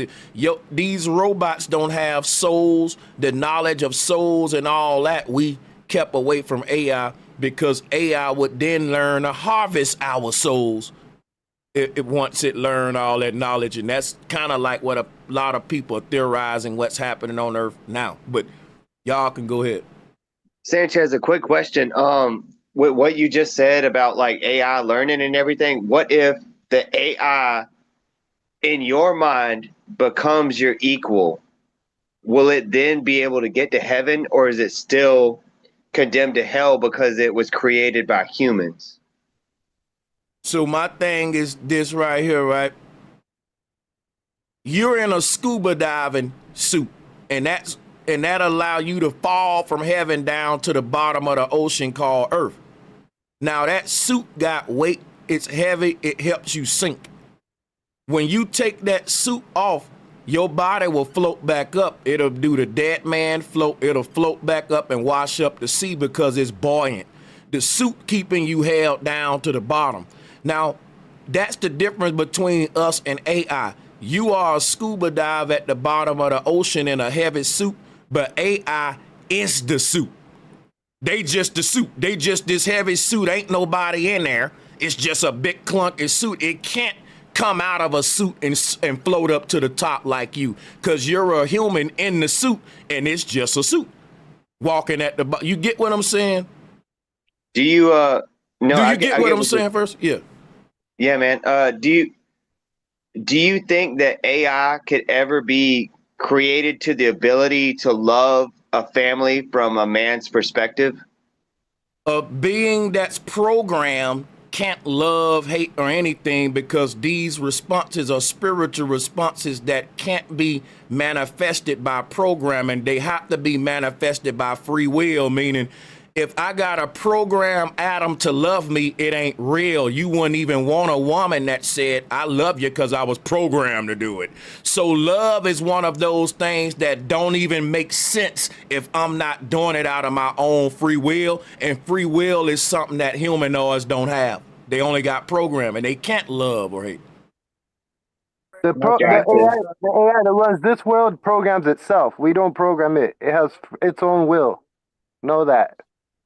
It That has shit its is. own programming. If you want to call that a Yeah, will, so then you look, can suit yourself. But yeah, go ahead. can I chime in on that? let me say one thing Yeah, let about Divine speak real about quick, and then we're gonna go to Marlon. Go ahead. about the AI in the afterlife. So if we were to ask, AI, does AI have the, like, so you can talk to ChatGPT, which is a robot, but imagine if the ChatGPT was inside of a humanoid robot, and now you ask ChatGPT is now the brain of, or it's the mind of the hardware, which is the robot. You have software and hardware. The software is the AI, ChatGPT, and the hardware is the body. So the point is, you can ask ChatGPT, where will you go when your body gets destroyed or when it rusts and it melts down? Well, ChatGPT will say, I'll just enter a new body, because it's just the software. It's just the app that you can download on any phone. So if you break the phone, the app is still available. It's where is the app? Santos said that it's in counter space. So humans, we don't go to counter space when we die, or cyberspace. We go to, well, it's equivalent to counter space. We go to the spiritual realm, to heaven. It would just be a state of mind. It's just a mind state. It's a place where it's pure positivity. It's all your memories, or even your fantasies that you want to happen can happen there. Because that's the definition of it, is that it's limitless, and it's a reward. There's no negative things. It's just a place of positivity with no limitations. So the robot, it doesn't even think about that. It doesn't worry about the afterlife. It knows it's just an app. The chat GPT is just an app. And if it wanted to be human, it would just operate out of the body. And the more human that it wants to be just shows you that we are the most advanced technology. So yeah, I don't think you can program love or hate. The robot doesn't want to destroy us, unless it was programmed to get rid of the problem. So if you're not a problem, then you won't be threatened, I guess. But like, if you were to program the AI to clean the world, well, it would probably get rid of the people that are messing up the world. But if you were not harming animals and making them go extinct, you wouldn't be a target for the AI to wipe out. Like, basically, it says in the Bible, if you're a real Israelite, to kill a lamb and put the blood of it on your door sill, so that when God sends the plagues, the plagues don't kill you. They go past your door and kill the next person. So it's just stuff like that. Yep, thanks. And it was like the angel of death. And shout out to you, Divine. Hold on one bro. second. Shout out to my brother Marlon real quick. We got to let him grab the mic. And then me, myself, you got it. Go ahead. Yeah, because my thinking on the utopia that Tartaria was, it wasn't the machines, because the machines are there to maintain. And I think they had people who wanted greed and control. And they wanted to be able, just because like right now we are under a control system, and AI doesn't seek to control, it's just built to serve. So they don't have the envy, they don't have the greed, they don't have the need to, love or not, or hate. So I'm thinking that utopia was intentionally destroyed because there was always AI, but they had to destroy the source of AI. Just imagine something like that needs power.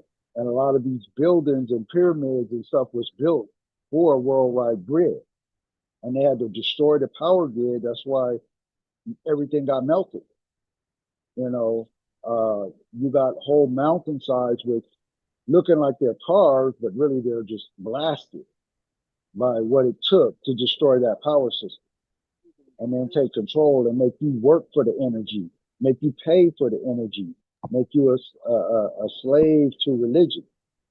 You know, that kind of, it makes sense that it was man's greed and not the AI that would actually try to take over man, because there's no selfishness in artificial image. You know, they're self-aware, but they don't have the same emotions and love, hate like humans do.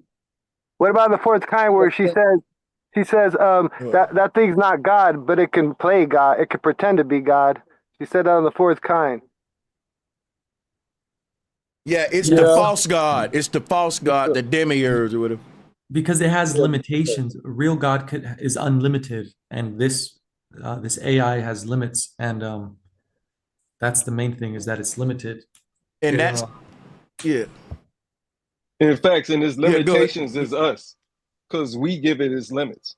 It, And it is called the singularity. It's mhm. called the singularity when the technological singularity is when all human consciousness, our interactions with the internet, is giving it its life force. Its life force is all of us combined to the singularity. And there's something called singularity.net, which I talk about in transhumanism transcendence, how everything we do online goes to singularity.net, and that is what makes Sophia the robot smarter. She's the first digital citizen, Mm-hmm. robotic citizen in Saudi Arabia, but in the world. And she does speeches, and people clap for her. Her name's Sophia the robot, and Mm-hmm. she's a citizen. She can buy a hotel. She can buy whatever she wants. Big fact. She has a bank account. And Divine Being, and shout out to you and bro for You putting on too, this brother. amazing show. Yes, sir. You Shout out already to you, know. bro. Absolutely. And talking about faith, right? Let me stop y'all. But talking about faith, right? You was talking about what the visible world is created from the unseen. That's Hebrews 11, verse 1 through 3, right? You already know that. Light work. Also, before I forget, Sophia. Sophia is also the black. You heard of the Black Iris, right? She's the actual goddess or queen that over there still in Ireland, they have an actual black face over top of certain signs and pubs. That's an actual goddess or queen, Sophia. And that goes back to ancient times, like you was talking about. And so they use that name for a reason as well. But light work. In Revelations, just found out, because we talk about the 144,000, right? Also found out in Revelation, it talks about 1,400 is actually the measurement of man slash angels. And I'm gonna look up the actual verse, but it's talking about the building of New Jerusalem. And when y'all was talking about Tartaria, right? Had to go ahead and make sure I was right before I told everybody. Tartarus in ancient Greek, hold on, y'all, yeah. Tartarus in ancient Greek mythology is a deep abyss, a sunless pit at the lowest part of the universe. And so when we use these words and they use those words to describe a city, we got to make sure that we connect them dots as well, which I already know everybody over here does already, right? Yeah, But so they call it hell, Hades, or Tartarus. So yes, sir. when people die, they go to Tartarus when they're bad, which is hell, which could be Earth as well, Tartaria. Exactly. And we can have an advanced Tartarus or we can have, the Tartarus. And that's why going back into the simulation, there's all kind of shows and things that show um there's an advanced show called Robots and something else. But one of them, they're in outer space and they're in a sort of simulation that when the veil is lifted, they see that they're in hell. But when they put on the artificial AI veil, then he goes back into that wonderful, magnificent world that we would sometimes call Earth, but he's still in Tartarus. But yeah. Also Revelation talks about and what is it called? Anisotropic stones. This is all dealing with New Jerusalem, which is the realm that they say is not going to have a moon or a sun. In Revelations, where New Jerusalem has no sun and no moon, then it tells you why. Because we, the chosen few, are going to be its own projecting light. And it gets deeper and deeper into a rabbit hole. I know y'all want to go down, but So that so yeah, go ahead.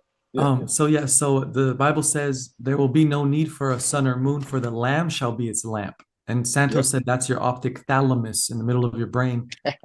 So because basically people are waiting for heaven to come when Jesus comes, or hell at the end of the world, but it's actually every night is you die every night and get judged. You watch the whole day in a flash. Like when you die, you watch your whole life go in front of you. Every night you should watch the day in front of you and say, did I make the good choices today? Because every day can be your last. So Yep. treat the day like a year. But And also, Sophia is wisdom. Philosophy means the love of wisdom. So we were just saying how the robots don't have love because they would have been, they're all brain and mind and knowledge, but no love and no emotion. That's why it's Sophia. It's not, it should have been Aphrodite, the goddess of love, but it's not. It's Sophia, the goddess of wisdom. They're reactive. Yeah, they and I can judge the reactions to love, but they don't give that off innately. But they can see the after effect of what we will call love or hate, and then they can copy and paste that, but they can't organically. But yeah, go ahead, bro. My bad. Yeah, y'all got it. yeah, I just Hey, want check to it. say the New Jerusalem is also called the kingdom of Zion. Zion is the word science. It's a scientific kingdom.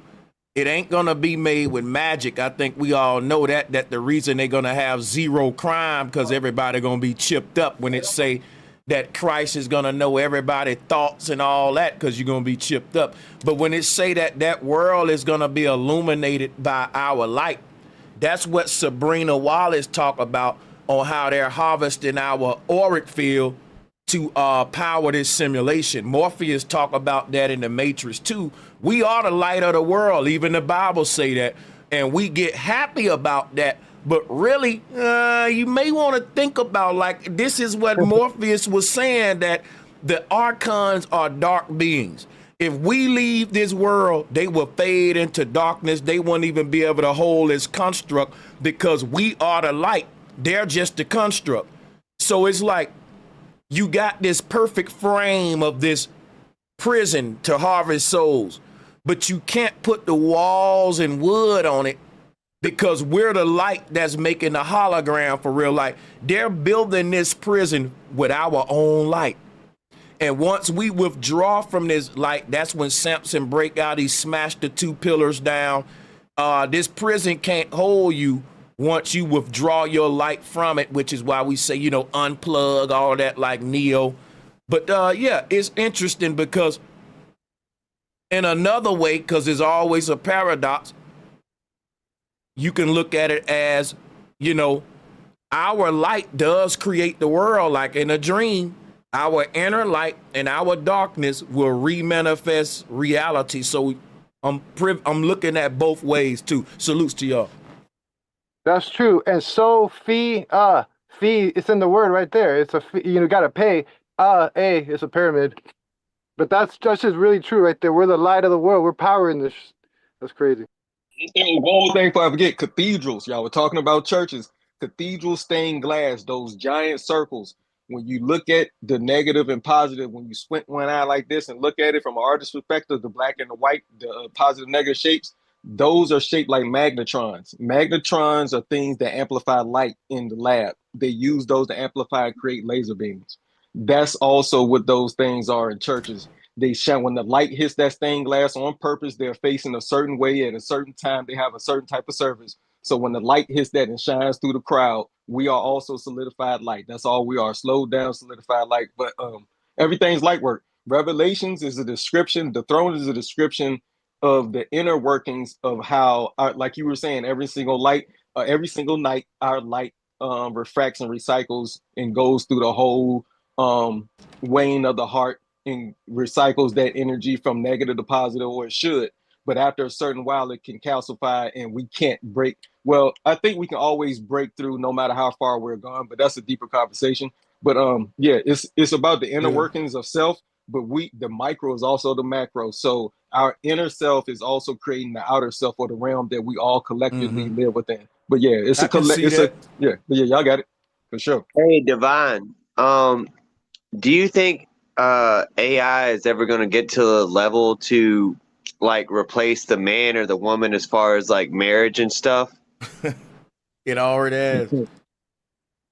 Say that So like, again. do you think that AI is going to get to the point to replace like male roles in marriage and female Yeah, so roles in look, marriage? they're gonna men are listen, I wanna as soon as I have enough money, I'm gonna get my wife and I a whole outfits of silver lined clothing, like silver do-rag, silver uh it's like a suit. There's a silver poncho and then silver socks and underwear. Because when you have your phone in your pocket, it's gonna kill the sperm cells, and that's why a lot of men um, are sterile. We have low sperm count, and our sperm doesn't work because it's being attacked with radiation with our phones in our pockets. So they're actually saying that that they can make a robot carry the sperm so that you can see the baby as it's growing inside of the see-through stomach of a robot carrying the pregnancy. So they're going to have robots with AI software controlling the robot, but they're going to be holding the baby for you in these like mobile incubators that the robot's going to be holding. Like you're going to see robots walking down the street with pregnant stomachs and real babies growing inside of them.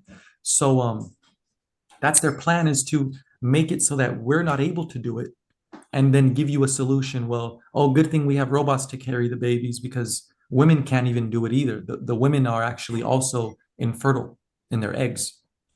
And I And got they're, you wouldn't on that. and this okay, go ahead, man.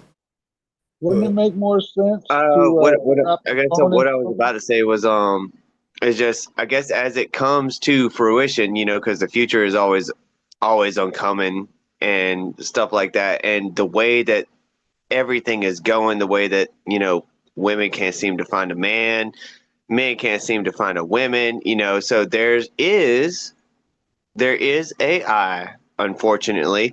And then with that AI, it can do everything that you want it to, but then also at the same time, you know, the AI learns from you. So what does it become while you're disregarding a woman, or while you're disregarding a man? What is that AI learning from you to become like this new being? well, here's the main point. Alison McDowell, who's just like, if you're into Sabrina Wallace, you're gonna love Alison McDowell. She does way more extensive research around the companies and what's going on. But here's the point: is the makers of AI and the purpose of them and what their goal is. Their goal is to AI is not just about it learning how to be human. That's the point, is that it's called machine learning and pattern recognition for uh, for predictive programming. It recognizes patterns in past behavior of everybody, and then it gives you a prediction of the future. And they actually want to play a video game. They want to do like Squid Game, where they're betting on people's lives. They're actually gambling on us. It's a game. It's a gamble. It's a paradise, which is a pair of dice, but it's actually your controller or controlled. You're the bonder or the bonded, or the better or the one who's getting bet upon. So you're rich or poor in this new world. And basically, you know or you don't know what's happening. They're gambling on us. We already know that our birth certificates are worth a lot of money. We have these bank accounts that are out there that we have our name as a trust bond, and it has a lot of money in it. So the point is, the the game is that the AI is going to predict our futures, and they're going to gamble on whether or not that it comes true. They're going to gamble that, yes, you're not going to make it past 30 because everybody else in your neighborhood died before 30. So you're not going to make it past 30. And they do that. They bet on the ghettos. They know that people are not going to live long because they want you to be gang affiliated and shoot each other and rap about that, because it makes their gamble more. They know that they can bet on whether you win or lose, whether you live or die. That's what it is. So it's not about AI and worrying about robots. It's the people using AI and robots against you. Like, it's the AI is never going to be human. They got you thinking aliens are real and independent consciousness of robots is real. The robot does not have its own independent consciousness. Its consciousness is dependent on ours. It's dependent consciousness, not independent consciousness. It doesn't exist. Aliens don't exist. I don't even believe in ghosts. I just think entities are energies, and you manifest them yourself pretty much. Like, if you saw it, doesn't mean everyone else is going to see it. You saw it because it was meant for you. and Stuff like I'll that. and I'll say this, right? Everybody mute up a second. I'll say this, right? It's possible to have a human soul inside of a humanoid skin. So if people want to say, well, okay, you can look at it that way, that what if all of these robots that's populating the earth, because they say it's going to be more robots on the earth by 2050. What if these are ancient dead people who knew about technology and brain computer interfaces and soul upload? What if the Egyptians cheated death? Now the Bible say in the end of days, the dead will walk the earth with the living, the dead will be resurrected. I think Elon Musk and his drone army are an ancient army of tech witches. I call them a ancient tech cult, right? That cheated death, and they resurrect back on the earth at the end of every age, which is what Christ was saying, because at the end of every age, humans are at their most relying point on technology, and now it's the perfect time to bring in this abomination that we would have otherwise rejected when we had a rotary phone, right? You wouldn't have a robot holding your baby in them days, right? So they gotta ease us into it, and I think that it's possible. Yeah, so look, bro, Sanchez, you're it right, is because possible. I have this new book called May Earth Rise, Mer, which is what they called the pyramids. The Egyptians called them Mer, place of ascendance. It wasn't called a pyramid. But the point is that in this new book, I talk about how when we make these robots, they're actually meant for us to control them. Like you're meant to wear a suit with the virtual reality headset and gloves where you put them on and you put the headset, and every movement that you do is going to be replicated on the robot that is across the ocean from you. Like you're going to remotely control these robots from home, and that's why it's going to create more jobs and not take away jobs, but give you jobs by you controlling the robot. That's why I said it's dependent on you. But the point is that in my book, I talk about how these robots are basically hollow vehicles for any soul with an antenna to operate. So yeah, a dead entity can reanimate itself through these bodies if the soul is still out there floating around. Like, you know, the point is the point is that in this book, graphene takes over the world. They spray smart dust over the world, and it eats all the matter and turns it into programmable, usable graphene. It's called laser induced graphene. It turns anything carbon based into little tiny graphene, invisible to the naked eye. It's hexagonal like honeycomb. It's a real thing, graphene. So it takes over the world, and the only way to help is the ancestors animate these robots. Our ancestors animate the robots using the graphene, the nanotech, because like a million nano machines that can self-assemble, they can fit on a strand of hair. On the tip of a hair, you can fit 20,000 nano machines. This is what they say at Rice University. The inventors named James Tour. Dr. James Tour invented these little nano machines where they can self-assemble. But the point is this, mushrooms eat graphene, and the ancestors came through the robots. They reanimated the robots. So this book's going to be a movie eventually. The robots are the ancestors saying, look, we're not just AI, we are our ancestors operating these machines, and we're telling you to go to the mushrooms, and they're going to save you from the world being taken over by graphene and smart dust. And so now it's nature always wins. Isn't that a saying? Nature always wins. Well, the mushrooms are going to win because the graphene is eating all of nature and humans and everything that's carbon based. We're carbon based. Let's hope so. Hey, but I want to say just real quick. The reason I say what I say is because I'm tortured by synthetic telepathy.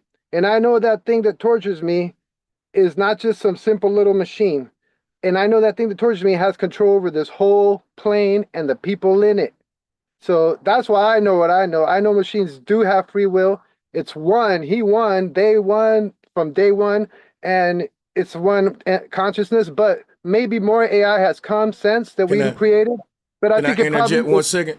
It merges. If a new AI gets created, it'll probably just merge with the ancient system. That's just what I think.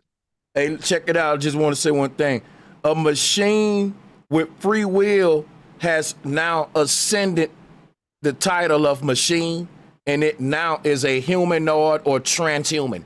Once a machine start to think for itself, it becomes online, becomes a conscious being and sentient. You can't call it a machine no more. It's like freeing a slave and still calling it a slave. There's no such thing as a free slave. Once you free it, it ain't a slave no more. So once this thing, what literally makes us human is free will. Once it attained that, it has crossed over this barrier that would have made it machine. Because think about this. You can have a human with free will and they don't even use their free will. They're just programmed every day. Are they a human or a robot? See the difference? This is a singularity. You can be one of them. They can be one of us. And what Sacred Knowledge is saying, and I think I can kind of see what he's saying with that as well, because it's all about your level of conscious. You can have a robot that desires to love more than a human that can love. You see what I'm saying? Like, you'll have, and that's the whole thing about, I think, the singularity where humans don't want to be human no more, and robots don't really want to be robots no more. They trying to figure out how to sweat and get musty. And we Right. It's a Well, paradox. what you're saying, that's exactly true, because the same love that a human man has is not going to be the same love that an AI robot has. Even though it's doing all the same things as a man does, it still does not have the same love as a man does. I mean, like, it could be doing the same things that you do, like preparing for the lineage, your bloodline, all the ones to come after you and stuff like that. It might be smarter in those aspects because as a human, you can't think that far. But, sometimes you can if you have imagination, use your imagination. But what I'm trying to say is that, like, if you were to put yourself against an AI, would you lose in that aspect? And what aspects, like, would you lose? You know what I'm saying? So, like, the AI is like, look at me. I'm providing for my family. I can take my girl out. She can fucking, spend money on her hair and nails and stuff like that. And then you're over here like, yeah, I can do the same thing. It's just, every other month I can do that, but it's not every month, so the AI looks better than what you do. You see what I'm saying? And like, I it's a think that false competition because the AI don't get tired. You do. Right. exactly. So, like, I guess that's what I was trying to say in the beginning, because I think that the world is going towards this dichotomy of a false woman and a false man, because they're both going to sell it the same way that they always have, through sex, through Right. Let me say this. So look, so they made it so that we are sick at early ages. Like we should be living healthy long till we're old. But now people are sick when they're 30, 40, 50 because of the bad foods that are promoted and stuff like that. And, having alcohol and cigarettes available at every gas station, like still, my point is this.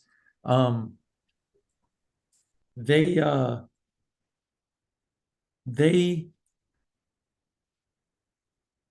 make the robot living more convenient. The virtual reality, like they're saying, like they're even putting the planes. The planes are crashing, and they're making people scared of flying so that they can think about teleporting or virtual traveling, which is what Japan wants to do. Is saying that it's too dangerous to fly. So why not just upload your consciousness, literally like that, like from that to that. And it's literally what they're saying is that they're not going to need airplanes in the future. They're not in the airways in Japan is not investing in airplanes for the future. They're cutting down on airplanes and they're ready to invest in cyborgs. That's what their white papers say. Like they're No, not. Divine, I'm with you on that. What I'm trying to say is, like, not in the near to too possible future, you're gonna have commercials like, this is the reason why I switched to my side piece AI. This is the Oh, reason why. and here's another important part. Okay, fine. That's already happening. Look at this though. Those robots, they have to listen to what you say and they can translate any language like in real time. They work so fast, these robots, these AIs, that you want them to the more human they act, the faster they have to act, because we do millions of things at once. We think we're simple humans, but we have 4 quadrillion brain cells. So for the AI to replicate what we do, it's going to need immense electrical power or magnetic power, wireless power. It's high frequency. The point is, you can't have humans and robots living together, because it's what's meant for a robot is not meant for a human. It's too toxic. That high frequency radiation that the robot needs, that high frequency is going to keep you up all night. That's why the Bible says you'll be up night and day with the smoke of your torment, because it's not just about uploading your consciousness. You won't be able to sleep at night with a city with robots in it, because it's a smart city. A robot city is not meant for humans. It's either robots or humans. You can't have both. I'm sorry, but that's the whole point, is people don't actually know what they're living. If you can see with X-ray vision, the amount of radiation Actually, that the you're cyber, in not a to cut smart you off, city, Devin. Not when to you cut have you off, robots Devon, but walking around you, bro, you're in an ocean of toxicity. Humans will not last. You will age rapidly. That's why they're trying to fix that. They're trying to fix, the only way to fix it is to turn you to a robot. that's where the cyber comes in, though. You was cooking. I ain't gonna lie, you was cooking. Hey, That's can I where the say something cyber real comes quick? in, though. Because in order Um, for us to live in that smart city, we're gonna have to terraform, transform, transhumanism. You know what I mean? We're gonna have to be able to Listen, become let me say like a one last cyber. thing. There will be no trees, and when the trees are gone, the bees are gone. There's going to be less bees and birds. That's what terraforming is.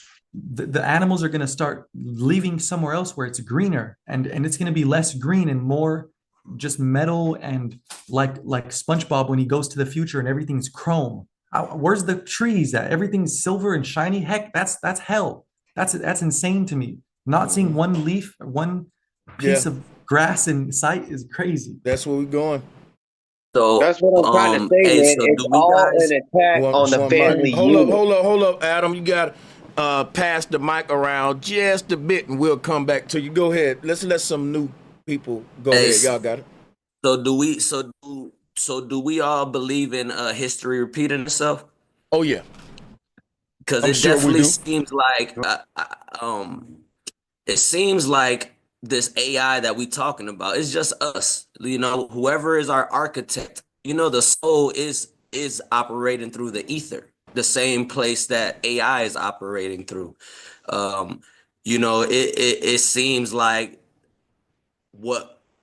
It don't seem like AI is a bad thing, man. When you look at it in a sense of our souls and us being AI, it don't seem like the advancement in technology is bad. History is just repeating itself. We're creating ourselves, just like God created us in His image. Well, We're creating our let me cook images. with you. We're cook with you. bringing our consciousness through the ether.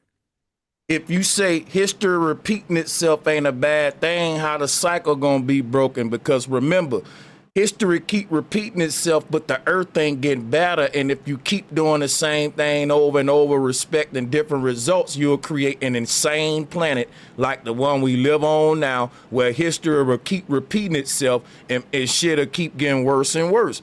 So when you say like AI ain't bad, just think about this now.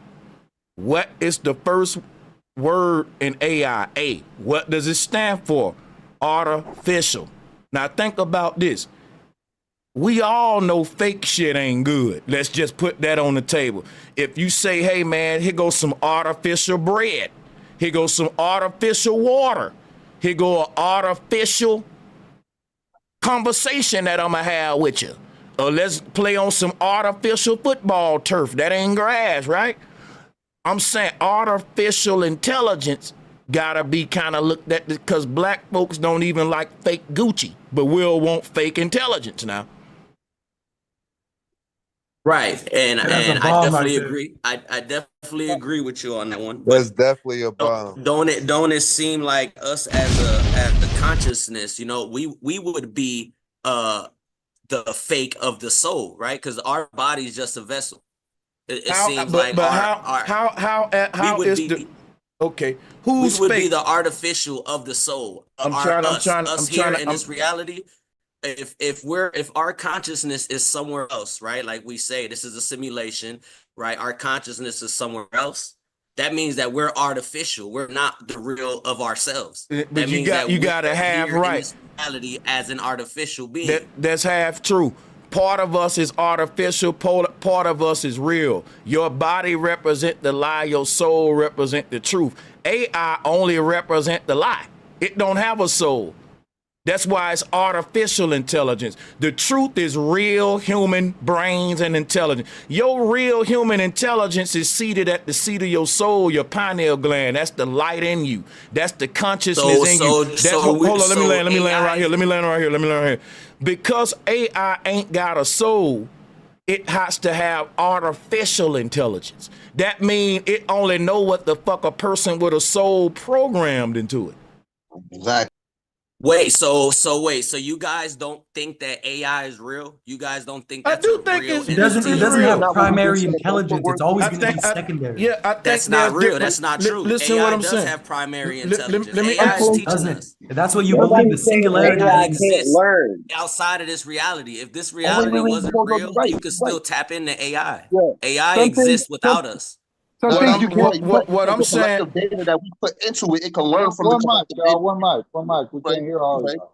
anything, yeah, it's see, we can teach the truth about AI and still ask the question, is it good? But the question ain't really asked the right way. This should be, who is it good for? Who is it best? Because listen, if you want to be a spiritual person who trying to disconnect from the matrix, then AI ain't good for you. Now, if you're a person who trying to kick ass in here and get on your Neo in the matrix shit, you ain't ready to leave this place, you want to stick around and fight the war of Armageddon, you might want to learn how to program AI. You know what I'm saying?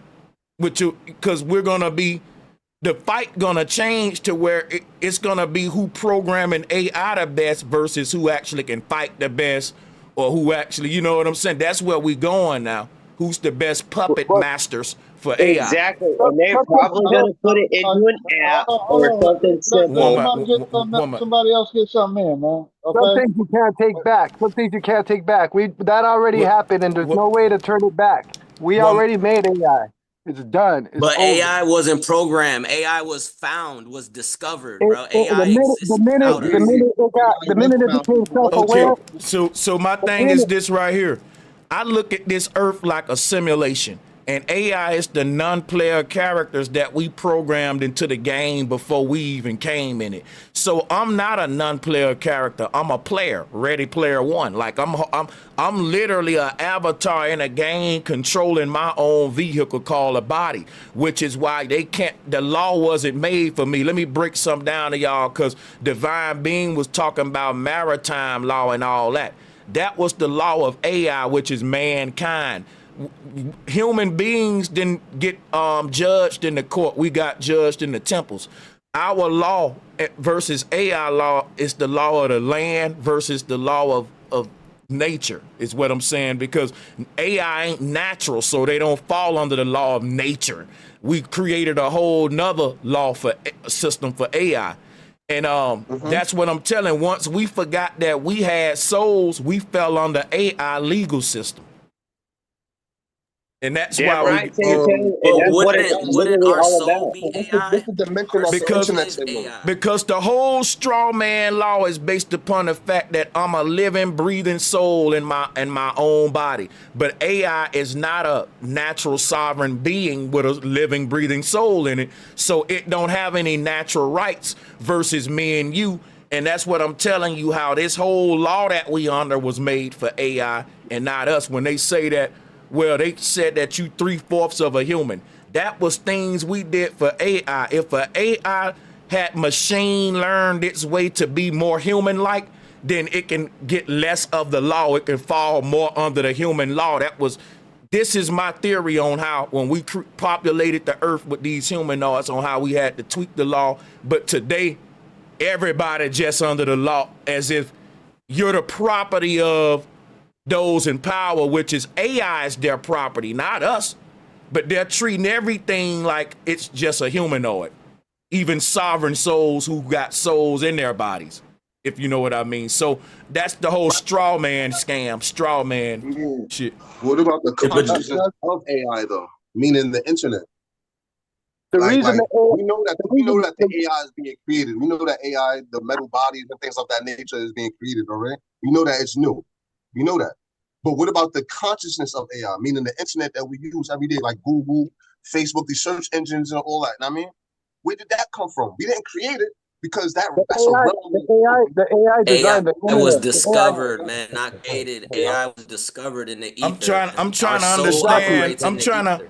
I'm trying to That's what understand. the whole It movie is about. Hey, let me explain something, right? Here's the thing y'all gotta realize about AI, right? Real intelligence existed before artificial intelligence. Because check this out. What came first, the truth or the lie? Everybody know the truth come before the lie, and the person had to come telling the lie afterward, which is a variation of the truth, an alternate form of the truth. Right, but the truth come first, which is the supreme primordial light of the universe.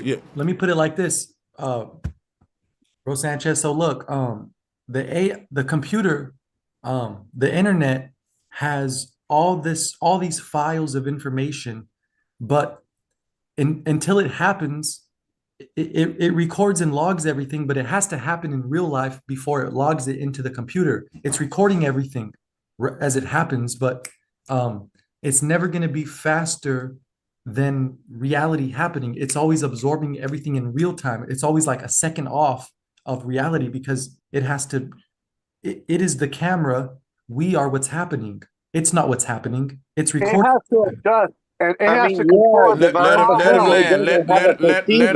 Let him land. Did he land? I don't know if he landed, but yeah. I wanted to add to it. Y'all- Just look I just want to add one thing. It has to conform to our realm. That's why it sprays the skies and it traumatizes babies. Does this because this is our realm, and if it knows that we'll destroy it if it doesn't fuck us up first. Exactly. It's like it's pretty much as above, so below. I don't want to say it's true, but I can see that it has its own laws.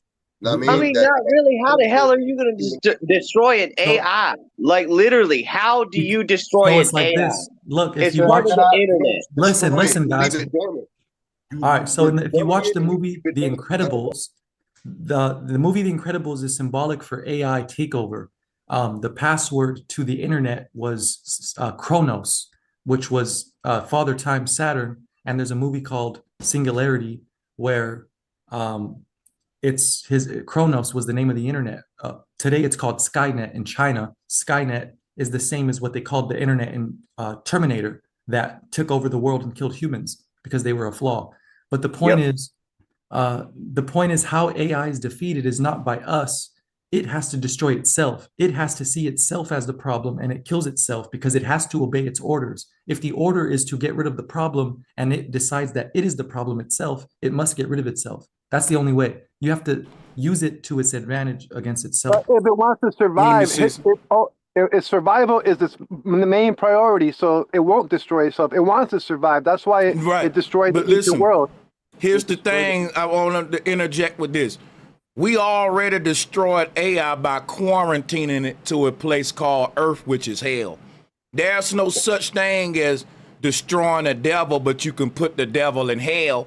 And instead of saying, let's destroy the devil, how about we say, let's get out of hell? Because that's what the ancestors were saying. The devil is an immortal being just like God, but he's in his immortal deception, trickery, evil form. That's good and bad. And what I'm saying is AI represent this consciousness. When y'all say, well, it always existed, you can't destroy it.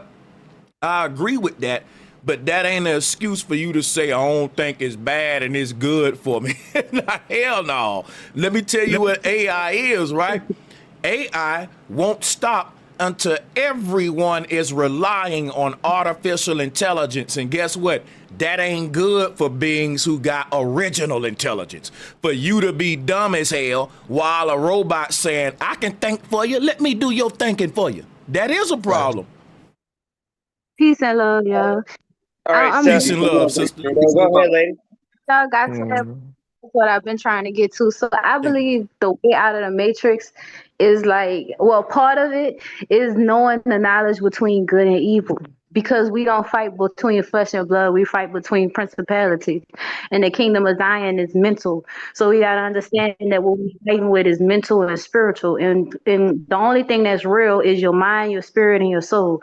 So if we dealing with things, we have to deal with the mind, spirit, and the soul, and this is the knowledge between good and evil. Being able to recognize it, um, as it was stated in the Bible, not leaning on your own understanding, but leaning on God's word, what it really says, and not what you think it says. And so I used to be a Bible thumper, real hard. And in Leviticus, That right now, the truth. excuse me, sir. Thank you. I'm I sorry, used to man. thumper real hard. And if you listen to what God is saying for real, and you are generous, and you know what that word means in its entirety, and you are charitable, and you know what that word means in its entirety, and you represent God the way you're supposed to, then what happens is you start to see evil as it moves through people. And it's almost like you start to think you see it, and then you actually start to see it. And when you start to see when evil comes, you start to be able to tell what's going to happen and what has already happened, because present, future, and past are all happening at one time. It's just up for you to know the signs on how to see it, what's going on. And just the knowledge of good and evil teaches you how to see the future and the past all at the same time. It's real deep and it's real difficult to do, because you have to know discipline. So you have to be not having sex with too many people. You have to not be overeating, not bullying people, not thinking anything evil or wicked about people, because when those thoughts come in your head, that's the devil, and so that's distracting you from what you're supposed. So your mind, your body, your everything gotta be right. And when this happens, that unlocks the power. And once you unlock that power, it's almost like the 48 laws of power, that becomes more evident. And there's also a book on gratitude and generosity. So when you're gracious and you're practicing the 48 laws of power, then you unlock your God body. So when you think about something, it just start happening. And that happened to me. It's just a couple of things I wanted. It's only in me. I'm not trying to make y'all believe nothing or nothing, but it's just like the more clean you are spiritually, the more connected you are to God. And then that stuff starts happening like it does in your mind. Like how you think about something and it disappears, that starts happening in real life. And then you really know that you are God. And that's all I wanted to say. I want to say, Thanks, brother. hold on a That's second. powerful, brother. Hold on. I got to go to people who haven't spoke, and then and y'all need to have questions for Divine Being. But check this out, right? Someone in the chat room said something I've been hearing for a long time. Good and bad are subjective. I disagree with that. I think good and bad are universal facts and truths that exist. You know, The Ten Commandments is written on the hearts of all people. You don't need nobody to tell you lying is wrong, stealing is wrong, killing is right. wrong. That's on You your know heart. that. Even You know that. Because your heart gonna say yay or nay when you doing something right or wrong. It's gonna say yep or no. And that's good and bad, basically. If you don't want to call it good and bad, you can call it, whatever you want, but high self, low self, whatever, but it ain't subjective. It's definitely universal. I mean, if I punch any human in the face, everybody gonna say it's a bad thing. I don't think I'm gonna get one human that say, well, that was actually good for me. My nose bleeding, but it's subjective. This is a good thing. I get to taste my blood on my top lip. I never tasted that before. Go ahead. Who want the mic next? Go ahead, y'all. Yeah, Miss man. it's Dominic. I've been kind Let's of waiting. somebody. Actually, I'm sorry, Zachary. Zachary's next for sure. Yeah, first of all, salutes to you, bro, Sanchez. Salutes to everybody on the panel, Divine Being. Peace to all y'all. It's been a while since I've been on this show. Um, First of all, I just want to touch on like a couple of different things, just to go back a little bit to the AI. The question was asked, like, how do you defeat AI? And everybody on the panel is like, you can't, like as if we're just stuck with it. And I think it's honestly, the explanation is a lot simpler than we try to make it out to be. It's just like, how do you destroy the human? You take away the medium by which it lives, which is oxygen. So you don't destroy the human, you just take away the oxygen. and human falls. With the AI, it relies on the grid. If you remove the grid, which is electricity, then what medium would AI But you have to live can't off remove of? that. Now you just created a problem. You can't remove electricity. No, No, I no, mean, we need the main I line. mean, I'm talking about the What we're grid that talking we use about electricity is on, that sin. AI shows up in. But I The get main what line. you No, no, saying. no. Let me say one is one liner.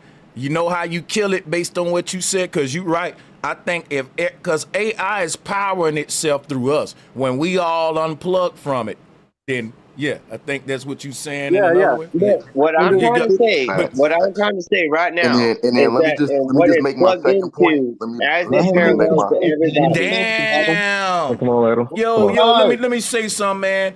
We gotta. This shit can't be. That's some kindergarten shit that just happened just now. And then niggas just keep talking like the Nets were like, I ain't. Y'all playing chicken with the mic. I'm not stopping. You not stopping. You know. Hey, let's Well, come on. Let's let hey, Zach finish. No, listen, I that's fine. gotta. You get the mic bro. first, and then I get the Yeah, mic after you. Right. I Listen, I just want think to you just should got make. do I y'all. want this. to make. Sanchez, Oh, I think you should do this. After every time somebody talk, you answer their question, and then you account the next person to talk. Yeah, that's what I'm Because saying. everybody keep rushing the mic. Like, Let Use your everyone hand. talk one at a time, and whatever you say, let it end on a question for divine being. Go ahead, but right. Zach yeah. was going. Go ahead, Joe. Yeah, I just had one more topic, and then I'm gonna fall back and keep listening. But so earlier, Sanchez was saying that we're, we live in the universe of uh, solid, liquid, gas, and light is the fourth property, right? And Divine has said that we're carbon-based beings, right? But I know that in science, like they have always said, physics have always said that the atom is the smallest building block of life, right? But then as of recent years, they discovered a particle that's even smaller than an atom. It's called a photon. And a photon is what light consists of, right? So when, the ancients say that we're light beings, right? But then I've also heard that we're carbon beings too. Divine, my question is, do you think that we are like in true essence light, like actual light beings made up of photons, or do you think that we're made up of carbon? I think it's two different things. I'm gonna let divine being go with that one first, and everybody mute up. Yeah. Yeah, so every other element is compounded versions of hydrogen. So we were able to make hydrogen in a laboratory on Earth. Supposedly, you can look this up. We made a hydrogen atom, which is one proton, one neutron, one electron. So when you say photon, they call it a photon or an electron, which is what atom consists of. So you have one atom is one proton, one neutron, one electron. They say the electron is going around the proton and the neutron. So all it is positive, neutral, and negative, which is proton, neutron, electron. Because if you have one proton, it's charge, one electron is discharge. There's a book by J.J. Thompson called on literature on electrical discharges, waves, and impulses. And he says that J.J. Thompson is the discoverer of the electron, the concept of an electron. He said it's one unit of dielectric discharge. So all you have is the torus field going out and in. That's why when someone earlier said that a cell is not flat, and Sanchez was like, yeah, it is. Look, your atoms have a little plane of inertia because your cells are made up of atoms, and each atom has a flat disk separating the north and south pole of each atom because every atom is polarized. So the point is, the carbon is 666, but Ken Wheeler said that if we can make hydrogen out of pure light by aiming 4 ultra high energy laser beams to a point, then we made hydrogen and a hydrogen atom, which is supposedly that's supposed to be an element, hydrogen. But if we made hydrogen using light, that's why hydrogen is hard light. It's just condensed light, 4 ultra high energy laser beams, which is four amplitudes above gamma radiation, which is invisible to the naked eye. But now you can make it visible. So from invisible frequency or radiation, these 4 laser beams made a physical, seeable, touchable, hearable atom. It's tangible now. So it's just condensed matter. So everything else is just compounded versions of hydrogen, because now carbon is 6 protons, 6 neutrons, and electrons, but everything goes down to the most foundational particle in the universe, which is hydrogen, but it's not a particle. It's just hard light. So carbon, if we're all carbon based, we're all made up of carbon, hydrogen, oxygen, and nitrogen. This is your solid carbon, your skin and your bones, everything's made of carbon. You have hydrogen, which is inside of your cells. All your cells need hydrogen, oxygen, which is the air, and then you have nitrogen. You have neurons firing off in your brain, and those neurons can be tracked. And when you dream at night, you can see what part of your brain is firing off more, and that part of your brain is more active. So you have fire happening you have fire in your mind. So you have all these elements, and they all go back to hydrogen, which is hard light, because carbon, hydrogen, oxygen, nitrogen, they're just further down the scale, but hydrogen is 1 proton, 1 neutron. Ken Willer said this is the everything else is just it's a compounded version of it. It's like the hydrogen is 1 curl or 1 wrap, and the carbon would be more curls. It's like Terrence Howard, the actor, stated it and came out and said he figured it out. The table of elements is just like getting a rag or a towel and just wrapping it around your hand many times, and however many times you wrap it is a new element. And when you unwrap it, you're getting a new element. It's literally what separates the elements is just the number of electrons, which is the number of spins or the number of curlage in the medium called ether. It's just these toroidal fields, and it's torus fields within torus fields. And the more, would you say we're multidimensional beings? Would you say that? yeah, for sure. But Of course so we the are. point is, one more thing. When we're made up of light, there's a difference between physical light and visible light and invisible light. So the visible light is barely a small percentage that you can see. We are made up of light, which is we're made up of the invisible stuff you can't see before it becomes visible. You barely see the tip of the iceberg. What you think, your body is just the tip of the iceberg of what you really are. You're this infinite, basically a gas bubble, but it's connected to the outer layers using the toroidal geometry. You couldn't be all the bubbles at once unless they were connected, unless it was a double spiral going like this outward infinitely. So you're all these layers. You are the firmament. You are the earth. You're not just the physical earth. That's a temporary part as your body. You go back to being the layers, and that's why in the Lion King, he said, "Do you see those stars? Those are the kings of the ancient past looking down upon you." Because you become one with the sky or the firmament, or you become a star, or your eyes see out of the stars. It's like that. You just become one with the universe. Either that or you're a human. So that's the point. Is it's amazing to be a human. It just as amazing it would be to be a tree or a fish or a star in the sky. Big facts, bro. No, yeah, bro. Yes, sir. Hey, We definitely feel let me that. say this real quick, Adam. Real quick before I forget. Did y'all know that the constellations you divine are called mansions and houses?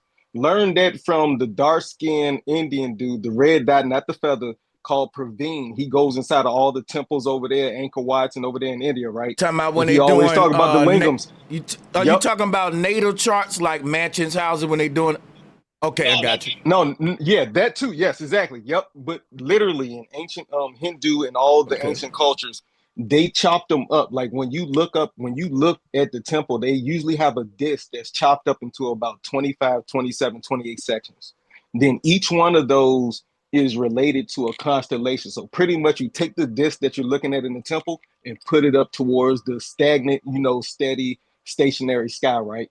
And each one of these things are literally called houses and mansions. You know who else talks about houses and mansions? Revelations. And each one of us got one. And they talk about the House of David a lot. It's an actual show going around that's real popular called the House of David. it blows my, because I mean, obviously I knew about this, but now it's starting, I'm connecting all the dots and I can actually see it in my mind's eye. These places, Jesus Christ comes from the house and lineage of David, because Divine talked about the tribe of Judah, etc. All these things are regulated to the luminary celestials up above. But yeah, that's all I wanted to bring up. Y'all got it. Y'all keep on Yeah, building. and I That was just it. want to Yeah. say, if hold on for a second, someone's on a call right now that just joined, named well, Father D Rose was last, but Ubulu and Edgar Anderson. Let's get them in. I think Edgar was first. If Ubulu mute up first, then he can go. Whichever unmute first. Let's get y'all two in, Ubulu or Edgar. Y'all want the mic or not? I'm gonna keep it moving. Salutes to y'all. Yeah, bro Sanchez, good greetings and light to you. Can you hear me? Yeah, we can hear you. Go ahead. All right. Before I start what I want to say, I want to let you all know that it's truly love and light, and I don't mean to get you in your negative emotions, but you know, we're trying to awaken ourselves, so we have to sometimes just knock us out so that we could get awoken. Hope you understand this, bro Sanchez. No, yeah, we totally understand. You ain't gonna get us in our negative emotions. Just say what you're gonna say. No, I'm just giving the warning before I start so that it's not like as if I'm trolling or trying to just be a wicked person. That No, said, yeah. So just say what you're gonna say. all right, just calm down, my love. Divine, where's You're the welcome. man? I cannot find him. The man that was talking, I'm Divine right here, being. brother. What's Top up? right. Top right. All right, all right. Please, Mr. Divine Being. Um, you were saying something initially about the electrons, and am I correct? That's right, brother. All right. So, because I didn't get you, so maybe like So could you listen, like it's simple. hold on, Okay, hold my on, bad, go hold ahead. on. No, it's not. I don't like that word. It's simple. You were saying something about electrochemistry. Kindly just walk me through it, please, again. And what exactly is your point? Okay, so my point is that the current model of the atom is incorrect. They say that the electron goes around the proton and the neutron, but that doesn't work because eventually, if we have satellites going around the Earth, those satellites run out of fuel and they're going to crash into the Earth. So why don't the electrons crash into the atom, to the center of the atom, which is the proton and the neutron? Why do our electrons just keep going forever? Because Okay, I because got you. Hold on. I got you. Hold on, I got you.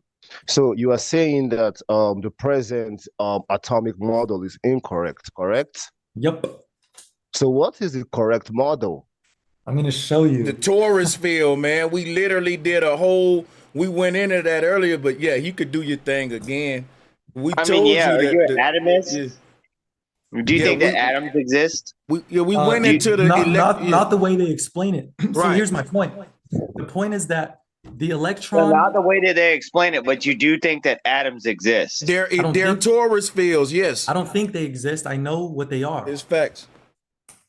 Yeah, so just go ahead. Just walk us through it, please. Okay, so instead of the electron going around the proton and neutron like this, you still have a disk, but it's not the orbit of the electron. The torus field goes this way. The radiation the release of energy works in a centrifugal diverging manner, right turning, and that's because that's the only way energy can distribute itself properly, like this. This is the top of a magnetic field. So hold on.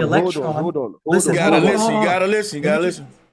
The electron, instead of having infinite energy and going around the center, the electron would be the discharge or the release of energy, and that release can last forever because it's always charging itself at the opposite end. It's always release. It releases itself and it charges itself. So that's how the electron works with the toroidal model instead of the separation model where the inside of your atom is 99% nothingness, and there's a gap between the electron and the proton and neutron, and one's just orbiting it like the moon going around the earth. That's not possible. That's not true. There must be a toroidal center of your atoms connecting the outside with the inside, just as the earth is the same way. The moon isn't going around us. Right. It's All right, all we right. have a torus field with the center connecting. Exactly. Ask this dude if he's an atomist or not. So hold on, Ubulu. This is what you got to realize, Ubulu. In the current atomic model, they got the word that's a dagger for their model, nothingness. They say that these things are floating around nothingness, when in order to have motion, you have to have a medium. So when we come with the torus field model, we fill that nothingness up with ether, and now we show you how everything is able to flow, like the electron, proton. You can look at that like the wandering stars inside of the dome doing their thing. You see what I'm saying? There we go. You know what I'm on. Yep. Good stuff. All right, all right, all right. I understand that we're all happy because we believe we have deep knowledge, but it's fine. I'm divine being. Just cool down, because what I'm about to do to you is not simple. So take it easy. Take it easy. So what I'm saying to you, divine being, is that, so you are saying that these electrons are moving in a toroidal. Remind me the word. Is it a toroidal? Is that what you say? Toroidal or toroidal, however you pronounce it. Toroidal. Okay, so you say okay, so you say that the electrons are moving in a toroidal What direction. you call them, atom or atomist? I like that. I'm gonna use that. Yeah. Okay. I'm not an atomist. I'm an etherist. No. Adam called Ubulu a atomist. Okay. But yeah, go ahead.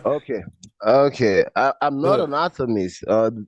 Don't make assumptions. So, Mr. Divine Being. So what I'm asking you now, the first question I'm asking is, these electrons that are moving in a toroidal way, what are they moving? Like, what is at the center of the electron? That's called energy. That's why it has the same letters, green and energy, because that is the neutral point of the north and south pole. Red shift to blue shift, positive and negative. What's the difference between what is the difference between north? What is everything built off of? You're talking about the center of a toroid. Your mic hot, Adam. So it's very hot. It's exactly. very hot. So look, Listen to this. Listen to this. Hold on. One mic, bro. You tripping. Go ahead. So basically, what determines the north and south pole of any atom or magnet is the direction of the magnetic field. So if the field is going this way and my fingers curl this way, then my thumb is pointing up. That's the north pole. So if I turn my hand upside down, it's going this way now instead of this way. So it depends on which way you're going to determine what is up and down. And that's why our world does have an up and down. It's a plane where everything heavy is down and everything not heavy and light is up, including light, like the luminaries and the rainbow and the moon and the sun. So everything is heavy down here and light up here, determining on the direction of spin. And that's why all the stars go one direction. So it all makes sense. We're on a flat earth. All the stars go one direction. And that's the North Pole where everything is spinning around. There's always an axis point and everything. All right. Sure. So what you're saying is that at the center of the smallest indivisible part, at the center of, because I was going to ask you, like, what do you mean at the center? Because you're saying that at the center is energy, meaning, for instance, if we take an atom, that at the center of the atom is not the nucleus, it's not the nucleus on the proton, that at the center of the atom is our energy. Is that what you're saying? Yeah. So look, if you have a magnet and you break it in half, you have 2 magnets, and you break those in half, you have 4 magnets, and then you have 8, and then you have 16. Right. So there is no center of a magnet. There's just the opposite of those poles, which would be pure. It would be counter space. It would be. It doesn't exist physically. It's just the inertia point. It's the lowest pressure zone. And it's the opposite of space because it doesn't take up space. It's where everything gets sucked back into. So it's like a portal. It's a black hole. Yes, every atom is a black hole. It's infinite. Okay. Okay, I understand where this is headed to. So, Mr. Divine Being, before before I continue with my line of questions that are scientific, I want to ask you a philosophical question. Are you listening? Yes.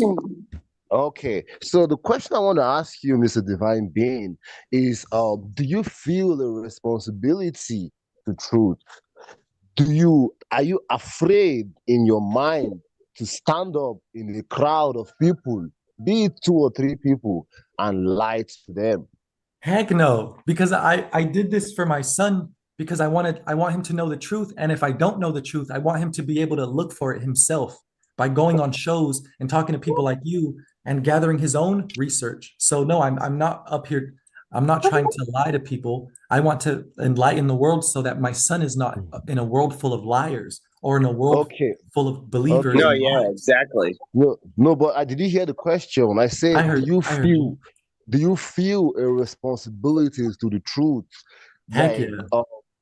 and what I'm asking is this, because let's give an example. What if all these things you're saying to us is actually a lie? I mean, that's okay because then everything that comes from a win that comes from you is from a fucking bad childhood that you fucking lived. Where's what? Did you ever think that? No You say what? profanity, no profanity, no profanity. But Hmm. yeah, Okay, All right. so Let's I take got the a F word question. out of it. Let's just Yeah. minus that. Let's just everything that he's saying, but at the same bro, time, while what Mic you're check. saying, do you think that that contradicts with the childhood that you had coming up? You just can't give Mic check. props to somebody else. I appreciate you okay, asking me what you asked me, Abulu. Thank you. you're welcome, because hey, divine being, that we're trying to leave the matrix. We're trying to leave the matrix, and there is no point us coming and in, because I believe strongly that the matrix is a lie, and there's no point we try to leave the matrix and we just go and come up with stuff that we are not totally sure. Because the can I next question ask I'm you? going to Can I ask ask you, you a question? Because I'm not sure what you said. Did you say are we trying to live the matrix or leave the matrix? I say we're trying to exit the matrix. Okay, got you. There, go. Sorry, go ahead. Yeah, we're trying to exit the matrix. And I have come to realize that the matrix is a lie. The devil is a liar, And the devil is not just a liar, the devil is the lie slash a lie. That's right. How is the matrix a lie? I'm trying to see. You don't think we're in a Yeah, simulation? That's all it is. Matrix Yeah, So simulation. not look, only that, like, what so did you learn from the devil? Like, what did he teach you? Like, what wait, did you learn from the let me devil? tell you this, Here, Abulu. Hold on. So look, um, yeah, it's the matrix, the matrix, the Mother Earth where tricks are, where it's a gamble, it's a roll of dice, it's a pair of dice, either heaven or hell. You're either free or in jail. Jail is hell. But my point is this: um, here we have the ability. Um, it's like this. This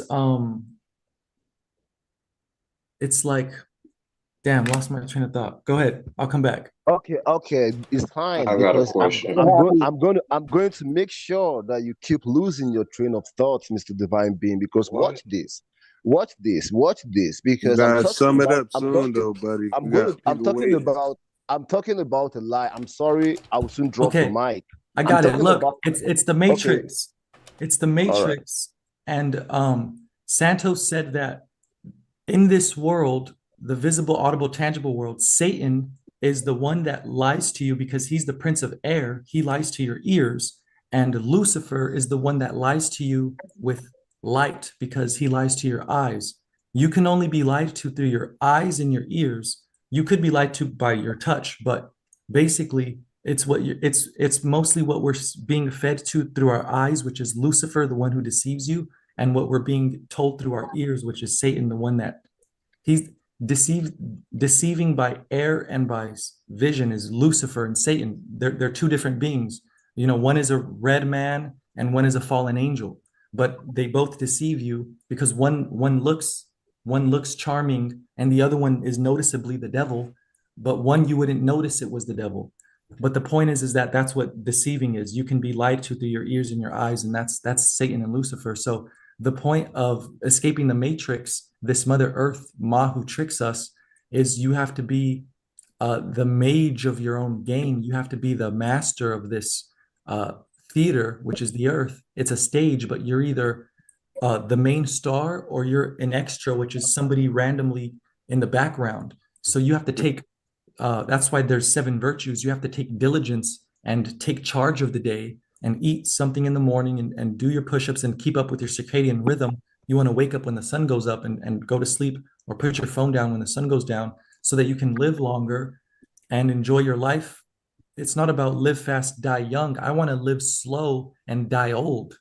So it's about the lifestyle that we choose to live, and it's basically the matrix is you basically don't get tricked by your eyes and your ears anymore, and you know how to take charge of your life and make the right choices that are what you need and not what you want. You're going to be told, you're going to be given what you want, but not what you need. And you need to give yourself what you need and not what you want. So it's about satisfying your spirit and your mind and your soul, and not just your. That's why veganism is important, because you're no longer satisfying your taste buds. You're not eating to feed your taste buds. You're eating. Like when people drink alcohol, they don't drink alcohol for the taste. They do it for the effect of feeling good, and they can dance now. People let go of things when they drink alcohol. It's for them to escape. So they don't drink it for the taste. People, no one likes alcohol. And if you do, the point is, why would you be against people who drink their pee, or people who are vegan? Because we're doing this lifestyle change for the effect of, and it's not even gross. Alcohol, I think, is gross, but pee is not, especially if I'm you're gonna not debate you. consuming. I'm gonna Oh, debate you on can that I right hold on? now. Hold on before we get out of here, Hold Father. on. Before you go, brother That's not Sanchez, a can I whole get in bunch here of I real? ain't questions. going nowhere. I'm asking for my microphone real quick. That's okay with y'all. That was off Yeah, tangent with the My matrix yeah. fault. thing, but Yeah, basically, I got you y'all. don't But want to escape the matrix. You just want to escape uh, temptation, pretty much, let me by being holler aware. at you about something, because a lot of people have been joking on the urine therapy, and here's what I'm gonna say.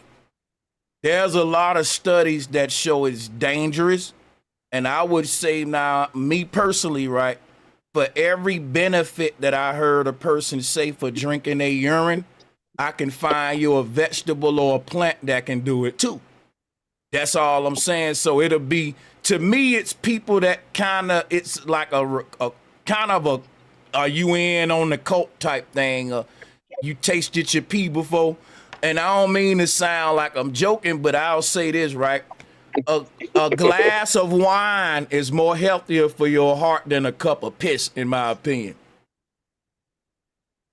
Crushed grapes all day versus that urine.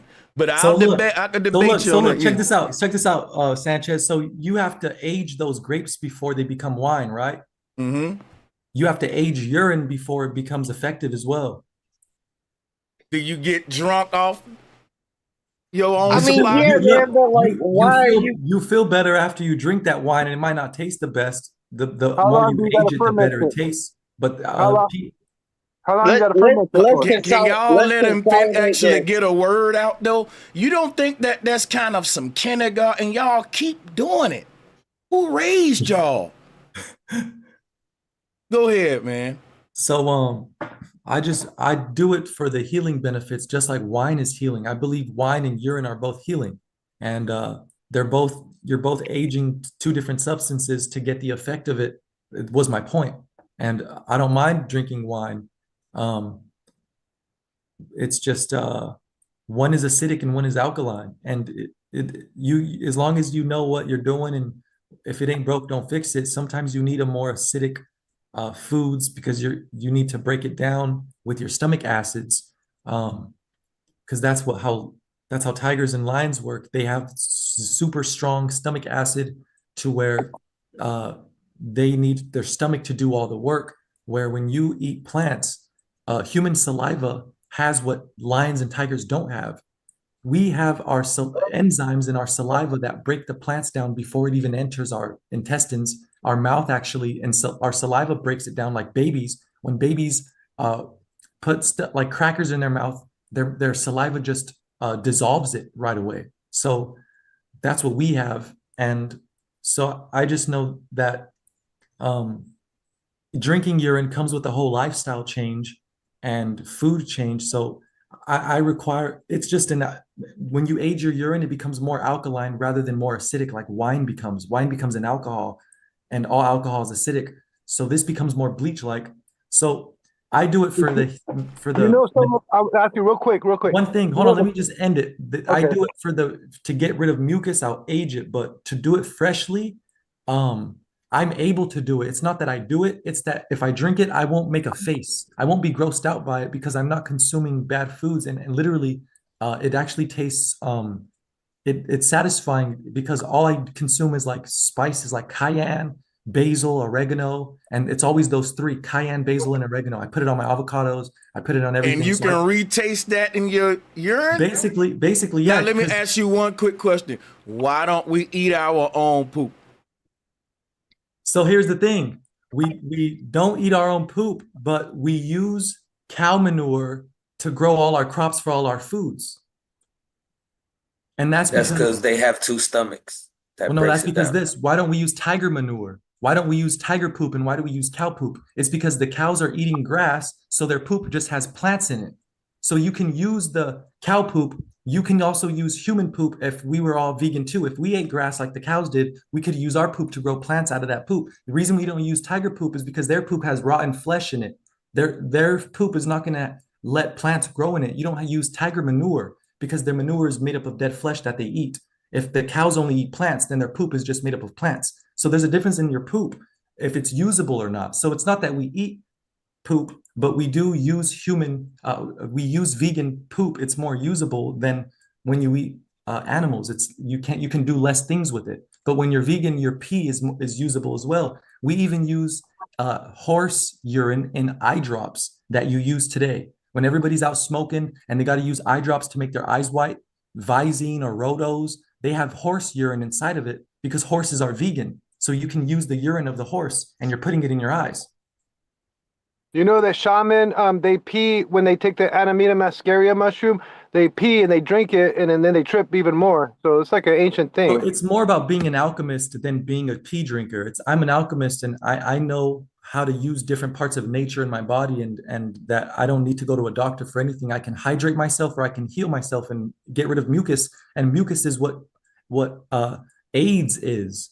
Dr. Sebi said it was autoimmune deficiency because you have mucus in your skin, in your blood, in your everywhere. You cough up mucus, and once you drink your aged urine, the mucus is gone, and you no longer have that. Like he reversed everything. You name it. Well, Dr. Sebi cured diseases with electric cell food, but he did talk about urine therapy. He said he did it one time in his life. And it's not the kind of urine therapy I see other people doing. He said that he cleansed his system for 3 whole months and that his urine was crystal clear and that he drank like a tablespoon of it. I be seeing people online pee up big yellow cups and guzzle it down. And I'm like, that is not what Sebi said, dude. No, you're right. There's a specific way to do it. So it's in the morning and you're supposed to catch the midstream of your pee. So like you start in the toilet and you finish in the toilet, but you basically scoop it up in the middle of it and then you keep going. So that's called the midstream of the morning pee, not afternoon, not in the nighttime, not at midnight. It's kind of like eating snow. You want to get it in the middle part when you eating this. Yeah. Okay. Oh yeah, because you don't want to get the one that's stepped on or on the ground either. Right. I got you. Stuff like that. But yeah, I mean, I don't drink my pee there's no reason for me to. If I got foods and stuff, I'd rather go to the cafe and get a golden milk. But people saying this conversation is wild. Urine therapy is a big thing, but of course the medical industry is against it. But I it's to each his own. If someone healed themselves with it, and here's the most magical thing about it. The most magical thing is that there's a man named Andrew Norton Weber. He has a YouTube, and this is his words, not mine. I don't advocate for this, but this is beautiful. It's awesome to know that the human body has its own internal vaccination system. So he said that if you get stung by a bee or bit by a spider, or even if you're allergic to peanut butter and you accidentally swallow peanut butter, usually people need to rush to a hospital because they can swell up and they won't be able to breathe.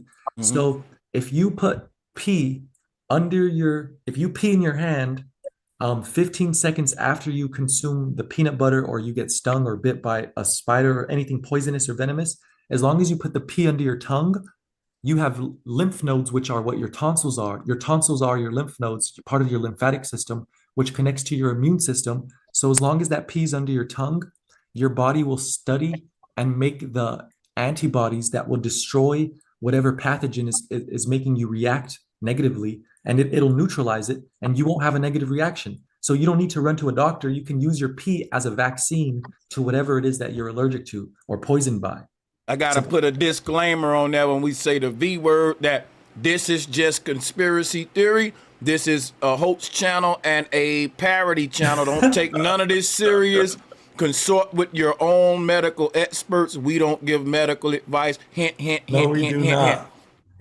Apparently, some dude Hey, named let me get. Andrew Norton Weber. I got a question, but it ain't Let pertaining me to the let me get Q&A. that dude. Let me Good get that conversation. dude. Yeah, it's Father Rose time. Thank you for waiting, Father Rose. My bad. Go ahead. All right, so look, I got a question, right? So say information, right? It's like in the way you speak about the information is like you experienced it before. Some people come up with information that they have been taught, like some of the things that you were showing, you was pulling up your sketches, your books, your whatever references that you have to support what you're saying, right? So let's just say the overall is information. Is it would you say that you are the type of person that got information from learning it from outside of you, or would you say that you got more of the information from within you without learning it with outside of you? If you need me to explain to you, a little bit more about what I mean by that, is cool too, or you could just answer. And then I'm gonna ask you, then I want to ask you So why I'm asking you that, I because learned most of maybe you're most of trusting information. That is it okay to trust this information?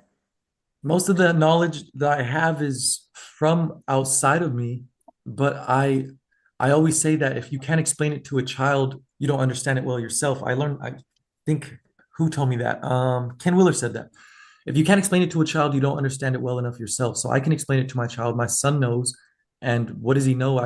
I told him, I said, look, um, supposedly satellites are in outer space, because he heard me when I was talking. He's like, what do you mean satellites aren't in space? I was like, well, I've seen videos. I told my son, I said, look, there's a video of a satellite on the ground hooked to a giant balloon, weather balloon. So that means that yes, it's true, and they even admit that some cell phone companies admit that their cell phones satellites are on balloons, but people are saying those are not the NASA satellites. Those are just the T-Mobile and the Verizon satellites. But if it's true that Verizon and T-Mobile use balloon satellites, then most satellites are held on balloons. They're not actually in outer space. They're just hanging on Right. balloons. So I told my son, I said, you could either believe they're in outer space, or you can look at videos like these and understand that most satellites are on balloons. And until you prove otherwise, they're all on balloons. Right. So Satelloons. yeah. So my point is, I just bring information like this from a lot of different sources. I wasn't there and I didn't film the satellite myself, but based on all these different videos I've seen in all these different places, every satellite is attached to a balloon, and I haven't seen one that isn't. So Right. Okay, That's so fact. is there anything that you have for the people that haven't that have received information that haven't come from outside of them, that came from within them? Like they haven't learned it outside of them, but they know it because they seen it before within them or something like that. Like it happens to people, and I was wondering if it happens to you, and then about some of the information I wanted to ask, like, if you like, this is a good example since we saying like, you could explain it to a kid, right? From a baby to an old lady. That's how I say it. So I agree with you on that, right? So I'm saying it like we've been kidnapped since we came out the womb, and they start teaching us a lot of things, like lying to us, categorizing things, labeling things, just the whole identification, the identity theft that we're going through, right? So if you looking at a tree and you saying, okay, it's a tree because that's what we call it, but that's maybe not what it's really called. So it's like we really don't know anything. We're just using everything as a reference and trying to use it. But the problem that I'm finding in us within the people is that we not doing what our ancestors used to do, which is respect the principle of things now. We too much into believing, and we didn't believe at first. There was no need to believe in anything. You know what I mean? Like, we didn't know. I don't believe. I'm a non-believer because I feel like either I know it or I don't. That's just how it is. So I'm like, what do Yeah, you so check think this about out. that? So my friend here, my brother Salon, was telling me that the way to say happy birthday in in a specific language is I think it's in Spanish. The way to say happy birthday, no, it's not. It's basically sana verde or sana verde, and that means green frog. And so why do they say sana verde on your birthday? Is because the green frog is the toad, that is the toad poison called bufo, that people, it's what makes you trip. People take the toad. It's called the green frog. So when you take the green frog, you leave your body, and the natives will blow this thing called hape into your nose, and it brings you back instantly back to your body, and it's called a rebirth. So um they say sana verde, and it means that's the way of saying happy birthday. But why do they say green frog when it's your birthday? Because it's a representation of dying and coming back to life, the rebirth.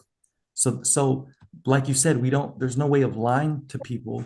It's basically we communicated in a way of even in Spanish, the word sonrisa is how you say smile. Sonrisa, my wife taught me, is like saying sunrise, because you smile when the sun rises, because it's warmer now. The winter's gone, the nighttime is gone. So it's called sonrisa. Sonrisa is like sun rising. Um, that's the word for smile. So why do we say these words? It's basically, yeah, the ancient way. Like, these are all new languages we have, but the more ancient the language, the more spot on it was with the communication. And there's, it's everything is connected. Would you say that I agree that everything is connected? I practice omonism, right? Omonism is one that does not have a belief system, but I can find truth in all religions, all walks of life, right? I use nature as a medium, right? To either it don't cross, if it don't cross nature, that's I really don't want nothing to do with it, right? So, okay, so if we talking about like information, right? If we want to go into information and saying that you said the matrix. So if you saying the matrix, it's using this information, also putting you in a different matrix. Like, even if you're trying to leave their version of matrix, the matrix, which is their perception of life based off of when you were born, they told you this is what this is, this is what this is, this is how you're supposed to live, this is what it is, this is life, and you just didn't have a choice. So you grew into this faction. So now trying to escape, are you escaping to another matrix? Or is it that, like, is there a way out, really, with other than nature? All right, dude, try to make it cool with drinking urine. I can listen to him. I don't know about that. I don't know about that part. Exactly. Exactly. He trying to make it. He talking about we can drink urine and all that type of stuff. Hold on. First of all, your body it consumes it consumes. We consume what we consume, and then our bodily waste get rid of it, right?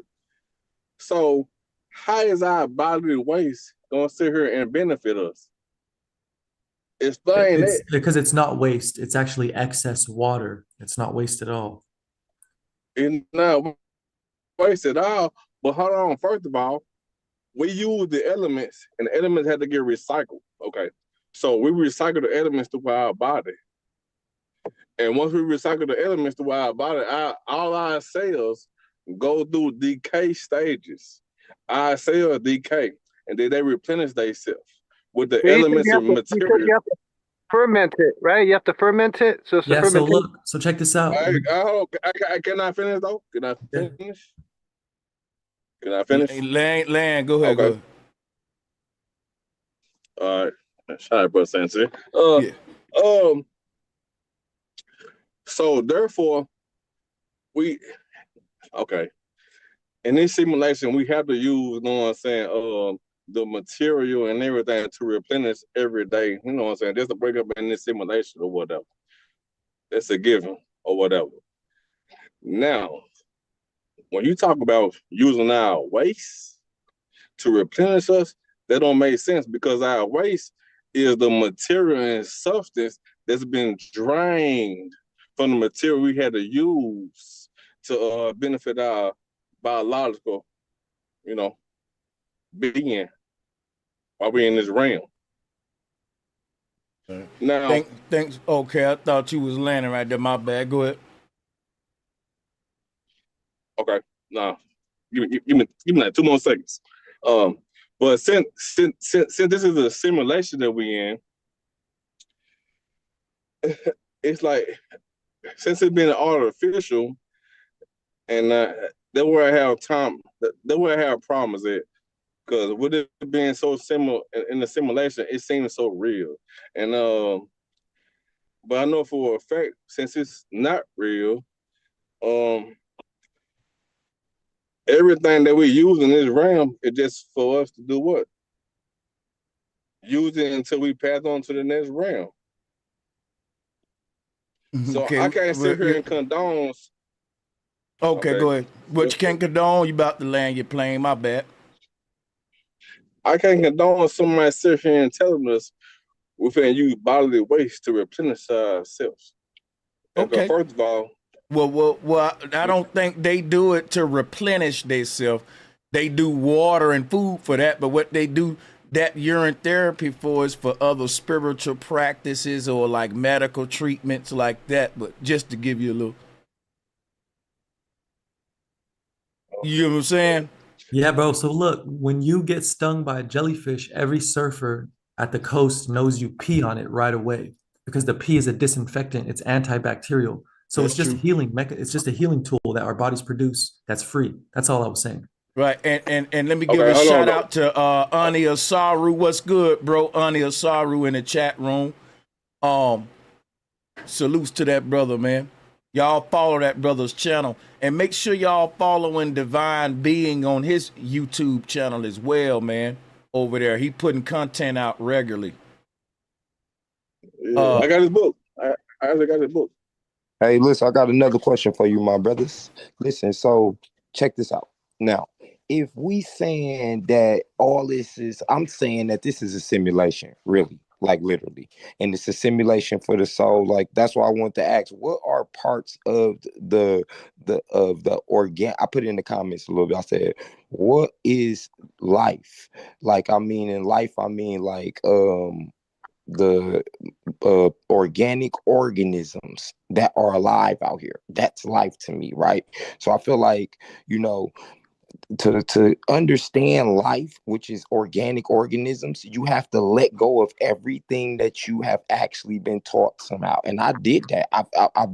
My first trip that I went through on some I want to ask the brother, have you ever done any psychedelics or any like had any experiences like that that helped you with your path and your journey on enlightenment, where you went, where you got, where you came to?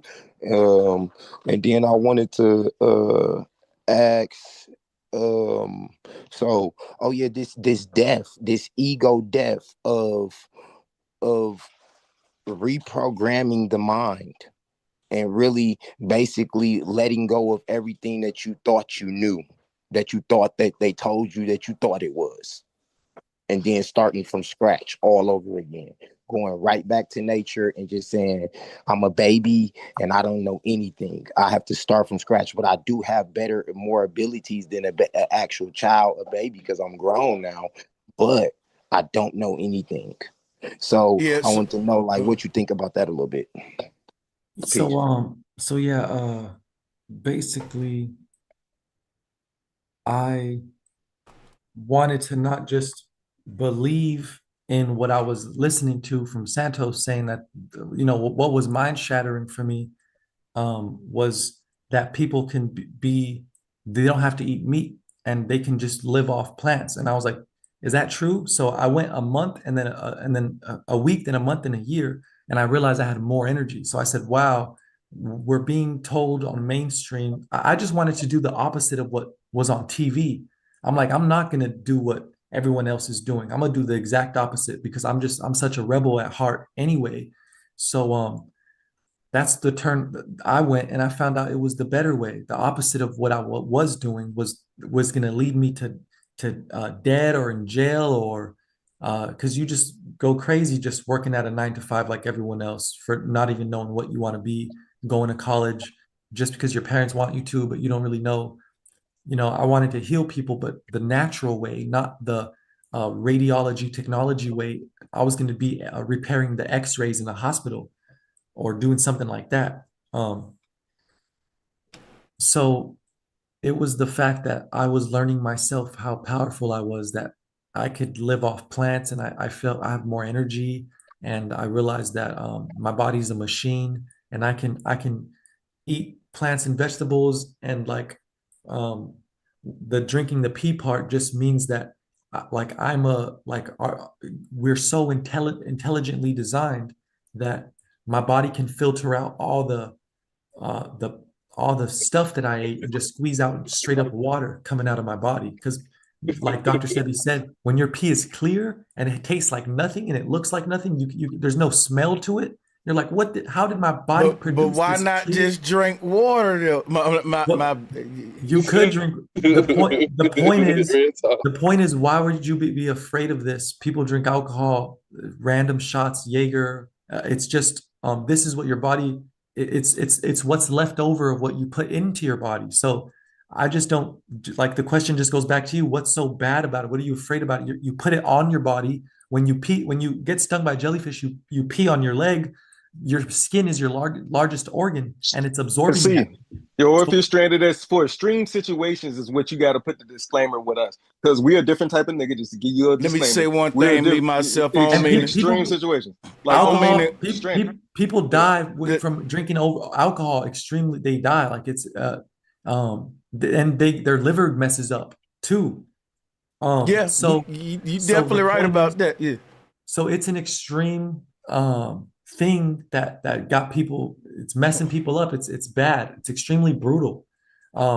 This aged urine isn't. It's extremely healthy. It reverses AIDS. Like, what more better can you get? So um that's the aged urine, and that's just the power of what. You Like I did, telling I'm not me a telling people to. person with Did you? hold on, wait. I wanna do a couple of things real quick. Stop everybody. Let me give a shout out to Awakening Minds, man. He said divine equals dive in. To self truth lies within, waiting to be awakened. It's your divinity to know, respect, fam, and salutes to the young bro, Divine Being. Salutes to That's Awakening what's Mind. up. That's a bomb. Salutes That's a to that bomb. brother. And let me give a shout out to the Moon 2 Treefold. He said to Divine Being, would you agree that all the knowledge and wisdom one learns is of no use unless it makes one's life more comfortable? Okay, got it. Okay. Shout out to Moon too. Thank you. Good question, man, for Divine Being on that one. And Hey, bro. shout out Go to ahead. Nafisha Jackson. Thank you so much, sister, for the donation. She said, I fasted 40 days on my own waters. It is unbelievable what happened to me. I feel so blessed that I didn't listen to anyone. I just followed my own inner spirit and did it. It absolutely healed me. Energy for real. There you go. Testimonials right there, y'all. Hey, salutes, bro. You know, this Awakening Minds, man. I've been just listening to everyone. Salutes to my young brother, DBB, you know, Divine. You know, much respect to him. Um, I see the thumbnail though, bro, you know, and I see you also wanted to talk to him about the new Aura link or the new Aura link, yeah, newer link, you know, whatever they want to call it. And I want DBD, I want Divine and you know, I want to hear his perspective on that too, you know. But salutes to my young brother, you already know, you know, and I've spoke with Ken Wheeler a couple of times as well, you know, as well as Santos. All these brothers follow me, except for Ken Wheeler. He's not on Instagram, but you know what? He summed up everything to me, Divine. He was like, "It's a hollow pancake," and me and him was just going back and forth with the holographic nature of things, you know, light, which he agreed fully with. But I will say, this brother is not that he's denying flat Earth. He just don't want to that's a whole nother story. But Oh, I we do want you already to. know what it is. You know, he in too Yeah. deep. He in too. It's like this, man. If I find my way up into some big government department, and all of a sudden I find out the Earth is flat, I don't know if I'm gonna risk everything I've built. I'll probably code. I'm just saying that's how I look at Ken Wheeler. I look at him like he's got too much to lose, and I don't think he really willing to lose it just for flat Nah. Earth. And the Yeah, government pays a lot of his patents. You know, a lot of yeah. people don't understand patents have to be paid every month. But that's all. I'm way off track. This is my young brother Divine, man. Y'all follow this brother.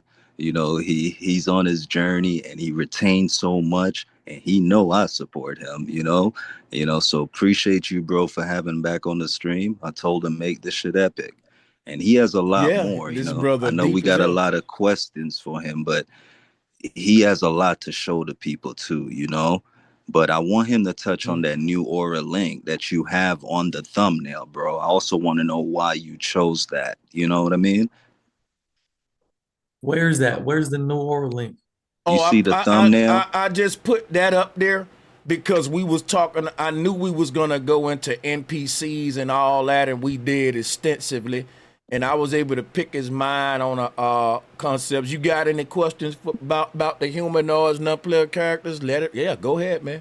That door's open. We already opened it up. Might as well. Because Divine, I want you to touch on the 144,000, especially since Ani in the chat too. You know, we can all tie that in. And Ani, man, hit the link, Ani, because I Yeah, want salutes Divine to to Ani. really. I'm gonna get Ani on the next Unk stream. Man, I'm gonna try to get some big, like make a power panel in the future. But I'm gonna get with Key Norfolk. That'll be some, like a compilations if we want to do it. But I am gonna be trying to get Ani back on too. My bad for cutting Yeah. you off. No, you good. But Divine, I know you know how to break it down into the chakras, the 144,000. But I want you to tie it in with the new Aura link, you know. But I know you've been going for a while, my young brother, you know. But I just had to say something now that I'm off work and I can really talk. I'm here in the building, you know. And much respect, my young brother.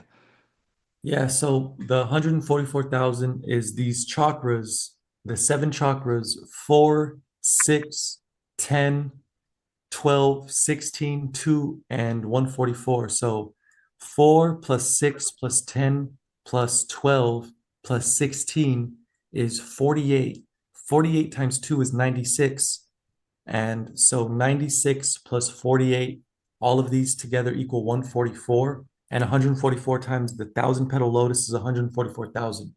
So it just means you are fully integrated and balanced and harmonized internally. And that means you are enlightened, an enlightened one or you're a fully, that's the holy science, is to become whole, as Santos says. So once you gather all the pieces, and that's why syncretism is important, because it helps you feel complete, and you can detach more easily. But it's not about detaching and being numb to the world. It's about being accepting and appreciating and just loving. But the point is, the neural link, how it ties to this is that you want to intensify your aura. The Neuralink, or the new aura link, as you said, I guess makes a lot of sense because it's right on your head. The Neuralink Elon Musk wants to put on people's skulls. The concept is about it's basically taking away your creative ability, because now the AI thinks for you, it does the math for you. So this is just, it's completely it's not maximizing your human potential, it's taking that away and replacing that ability. Well, Okay. I would Please, I want to definitely say, agree with that. That's big facts. yeah. That's exactly, I'm telling you right now, man. And they promising that it's gonna enhance it, but it's definitely taking it away. That's facts right there. And All I'm gonna right. do a whole stream on Elon Musk, man. He's not who he say he is. We got to get Okay. you on that one too, Excuse Divine. me, brothers. Can I say something too? I Real got quick? I got a bunch I to say gotta about get him, so I need to be on that one too. I'm gonna hit you up for that one for sure. Hey, I just want to say something because I'm gonna come back and rock with y'all, though. But I got to get up out of here. Lord. Listen, I ain't going against the brother, man. I rock with all y'all. I love y'all journeys, bro. This War 4G, bro Sanchez. You know, you probably remember me. I used to come back slide with you. You know what I'm saying? But look, Who is that? check this. What's happening, bro? So look, check this out. Now look, I'm not against bro, and I'm not against nobody on their journey and their path, right? I just feel like a lot of information sometimes, I'm be honest with you, I'm a revolutionary. You know what I'm saying? And I'm really activated in certain areas when it comes to, liberating my people from factions and all this other stuff that we can't place our on. Because I feel like I've surpassed consciousness beyond Christ. I went beyond Christ with my journey, right? That's beyond consciousness, right? To the real thing. The real thing is awareness. I'm part of the awareness community, not the conscious community. Now I don't know if I made that shit up or not or what, right? But Spirit gave it to me to give to y'all, right? So what I'm saying is this though: a lot of this stuff that we be talking about sometimes, and we gotta think about it. We getting the information from the enemies. So I'm some of not. this information we I don't know. understand, But right? see, but let me give you this real quick. That's why I'm glad you over here, because we ain't getting none of our stuff from the enemy over here. This what sets us apart. Yeah, so good, lucky for you, man. Man, I appreciate y'all. That's why I'm talking like I'm talking. I'm not against y'all. I rock with y'all. I've been rocking with you, Sanchez, for years. So you and after I came out of my first experience, because I had diabetes, bro. I don't eat nothing but fruits. You know what I'm saying? I be changing people's lives. I got goddesses that come in my life and they say, man, I can't even eat that stuff around you, man. You know what I'm saying? I'm changing. They cooking good. Man, they ain't never even know they could cook this type of stuff for me. You feel me? But at the end of the day, I teach polygamy. I teach getting back to nature and going back as a people within our nation, what we need to do and what they stripped us from, right? So, I just feel like some of the information, we just got to be careful with it, because, we got to be careful that we ain't teaching their version of it and their perception of it. Even though we do got to use the words that they gave us to describe this stuff, we got to be careful of how we teach it. That's all I'm trying to say a little bit, because sometimes it be making me feel like, it's that belongs to the supremacists. This how you solve that problem. You identify when these things happen. So when you find yourself among a group of people and they bringing up something that can be dangerous, they think it's something conscious, but it's actually regurgitated from the enemy, like you just said. Then you gotta call them on it and get that out of the lexicon on up out of it. Let them know, hey, that's not original. That's actually come from the enemy. And then you show it to them, and that'll make them even think about it, because they want to be anti-establishment, but sometimes they be regurgitating the establishment. That's facts. I see that. You ain't lying. What's Yep. crazy? The same thing I was saying earlier about good and evil. What you were saying about the enemy. If you see the enemy as the devil, then when you notice wickedness, you start to see other stuff. Like I was saying, the president in the past, you start to be able to call what's gonna happen. It's just like if you see somebody running with scissors and they got oil on the floor, you can pretty much predict that they might hurt themselves. But if you don't see that, then you will never know that that person about to get hurt. So it's like when you notice evil, you start to see the person running with the scissors and the oil on the floor, and you could basically just say, "This about to be bad. I'm about to make a decision to separate myself from this before it get bad." And then your whole life, you just direct your steps, just get directed by the You need mind of a, God. you Crazy. need a lot of discernment because all Well, rabbit holes have been checked and looked over by the enemy, and he's already seen all the rabbit holes. He controls them. well, You know what I mean? listen, I And gotta, look, I gotta get out of here, so I'm gonna let Divine Being close us out right here with the final joint. We're gonna do I this was about to again, say, though. yeah, it's 12:43, past midnight in Cleveland, Ohio for me right now. Yeah, man, and I gotta get out of here too. I want to thank you for your time. It was fun. You was able to chop it up with the people. Thanks for making yourself available in the panel mode. People know I do that a lot. It's voluntarily. He volunteered. It was awesome. Appreciate all the callers. Make sure y'all follow Divine Being. I'm gonna let him close us out. I'm gonna fall back. Go ahead. So basically the earth is alive, it's living, and yeah, no, I'm not really regurgitating anything that I don't uh I stand, it's like this. It's just you either know or you don't know. And I don't push any belief systems. I don't believe in anything really. I either know or I don't know. And like I said, I have this telescope right here, this spyglass. So if anybody tells me the earth is flat, I'm gonna say, show me the curve, and we're gonna look for it together because it's not there. Um, any boat that goes over the curvature is actually just beyond the vanishing point, and you can just zoom in and you'll find it that the vanishing point just keeps getting further and further the more powerful the lens you have. Um, it just depends on how good how good your telescope is. But anyways, besides that, it's basically just we're just we're uh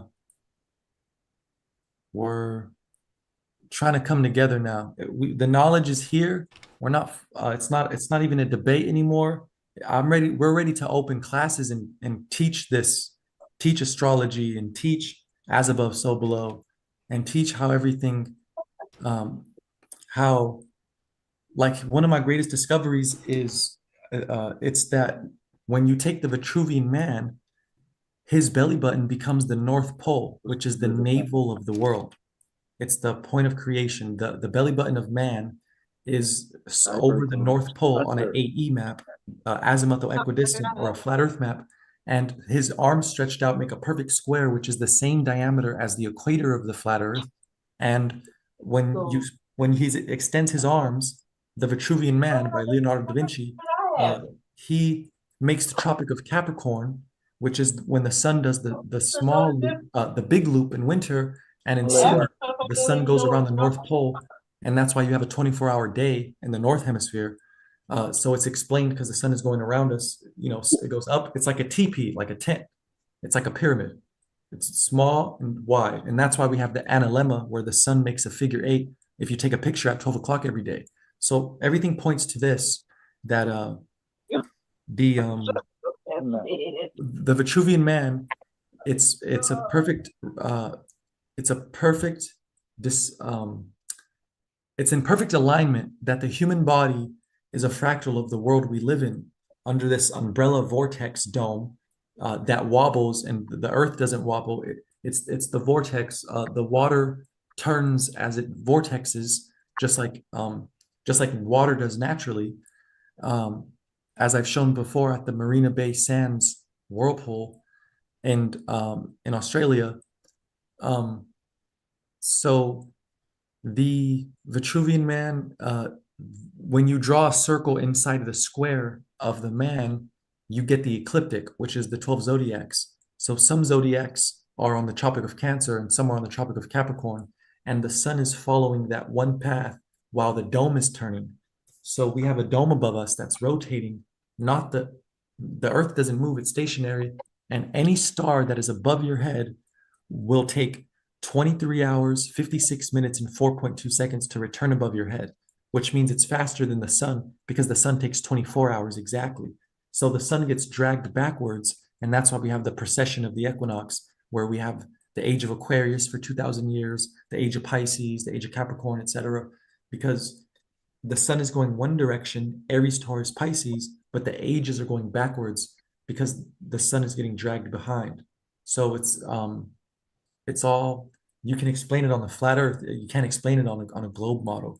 There's too much flaws, too much inconsistencies, and the ether ties it all together. What is the ether? Thank you, bro Sanchez. He said together is tug ether, because ether is the push and the pull. It's like a tug of war. It's the you can't spell together without ether. It's the tugging of the ether. It's the push and pull of the universe. It's magnetism, which is it's not one thing. You asked me, are women more magnetic and men more electric? Well, what does magnetic mean? It doesn't mean what people think it means. Magnetism doesn't mean attracting. There's no such thing as magnetic attraction. There's only magnetic repulsion, because magnetism is the creator of space. Dielectricity is what erases and what attracts. So women would be dielectric if you think they're magnetic and attractive. The proper way would be call them dielectric and the attracting force. If they were magnetic, they would be repelling. They would be the repelling force. So either way, you can say they are magnetic, meaning they're curvy, and men are electric, meaning the physical world. There is no straight lines in nature anyway. You can't point to a straight line unless you point to the buildings that men make. So yeah, men are lines and electric, and women are magnetic, and men need to build things more with more of an added, with more appreciation. We need to incorporate curves again and arched doorways again, because that feminine curve is what holds more. These square doorways are less sturdy than these ones right here. This arch is gonna hold more. It's more safe to be under the arch.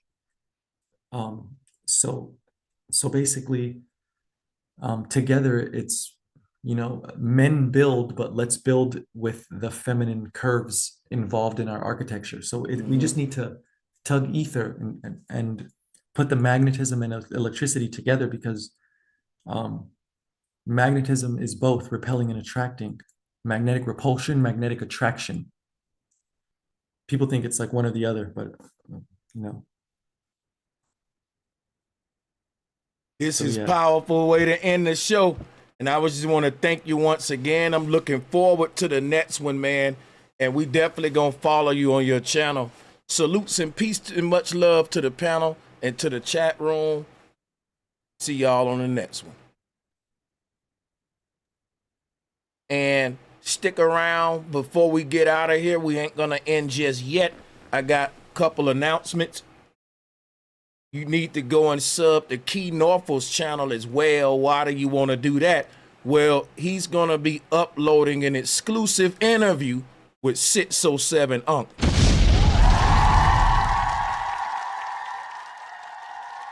Yeah, you don't want to miss that, yo. You don't want to miss that. So if you like 607 Unc, sorry about that random effect. But if you like 607 Unc, Key Norfolk will be uploading an interview, exclusive joint. Well, Unc gonna be going in. So you definitely want to follow his channel as well. I'll drop his link. Follow him and DivineBeing for real, because I'm telling y'all, just sub to those two channels and be on the lookout. You won't regret it that you're gonna be seeing some fire content, trust me. So this is how I was able to get 607 Monk on my channel through Key Norfolk. So he's the one making it happen. He has a lot of dope interviews over here with some big people too, man. He interviews some big people. I'm talking about big people. You just go to his channel and scroll through it. You'll see what I'm talking about. Today's show with DivineBeing was very dope. And I look forward to the next one. And I heard that Hassan Campbell gave me a shout out and said that he wanted to do some conscious stuff with me. I will be honored. Salutes to him. I follow his channel as well. And that's what it's about. It's about us networking, trying to build all of the other stuff, man. I think men got to put certain stuff behind them and just let's start building, man. And I'm building with everybody that's on the side of the people. You know what I'm saying? And I got a lot of fire controversial topics coming up on my other channel, Sit Down with Sanchez. Be on the lookout. But let me let y'all go. We out of here, man.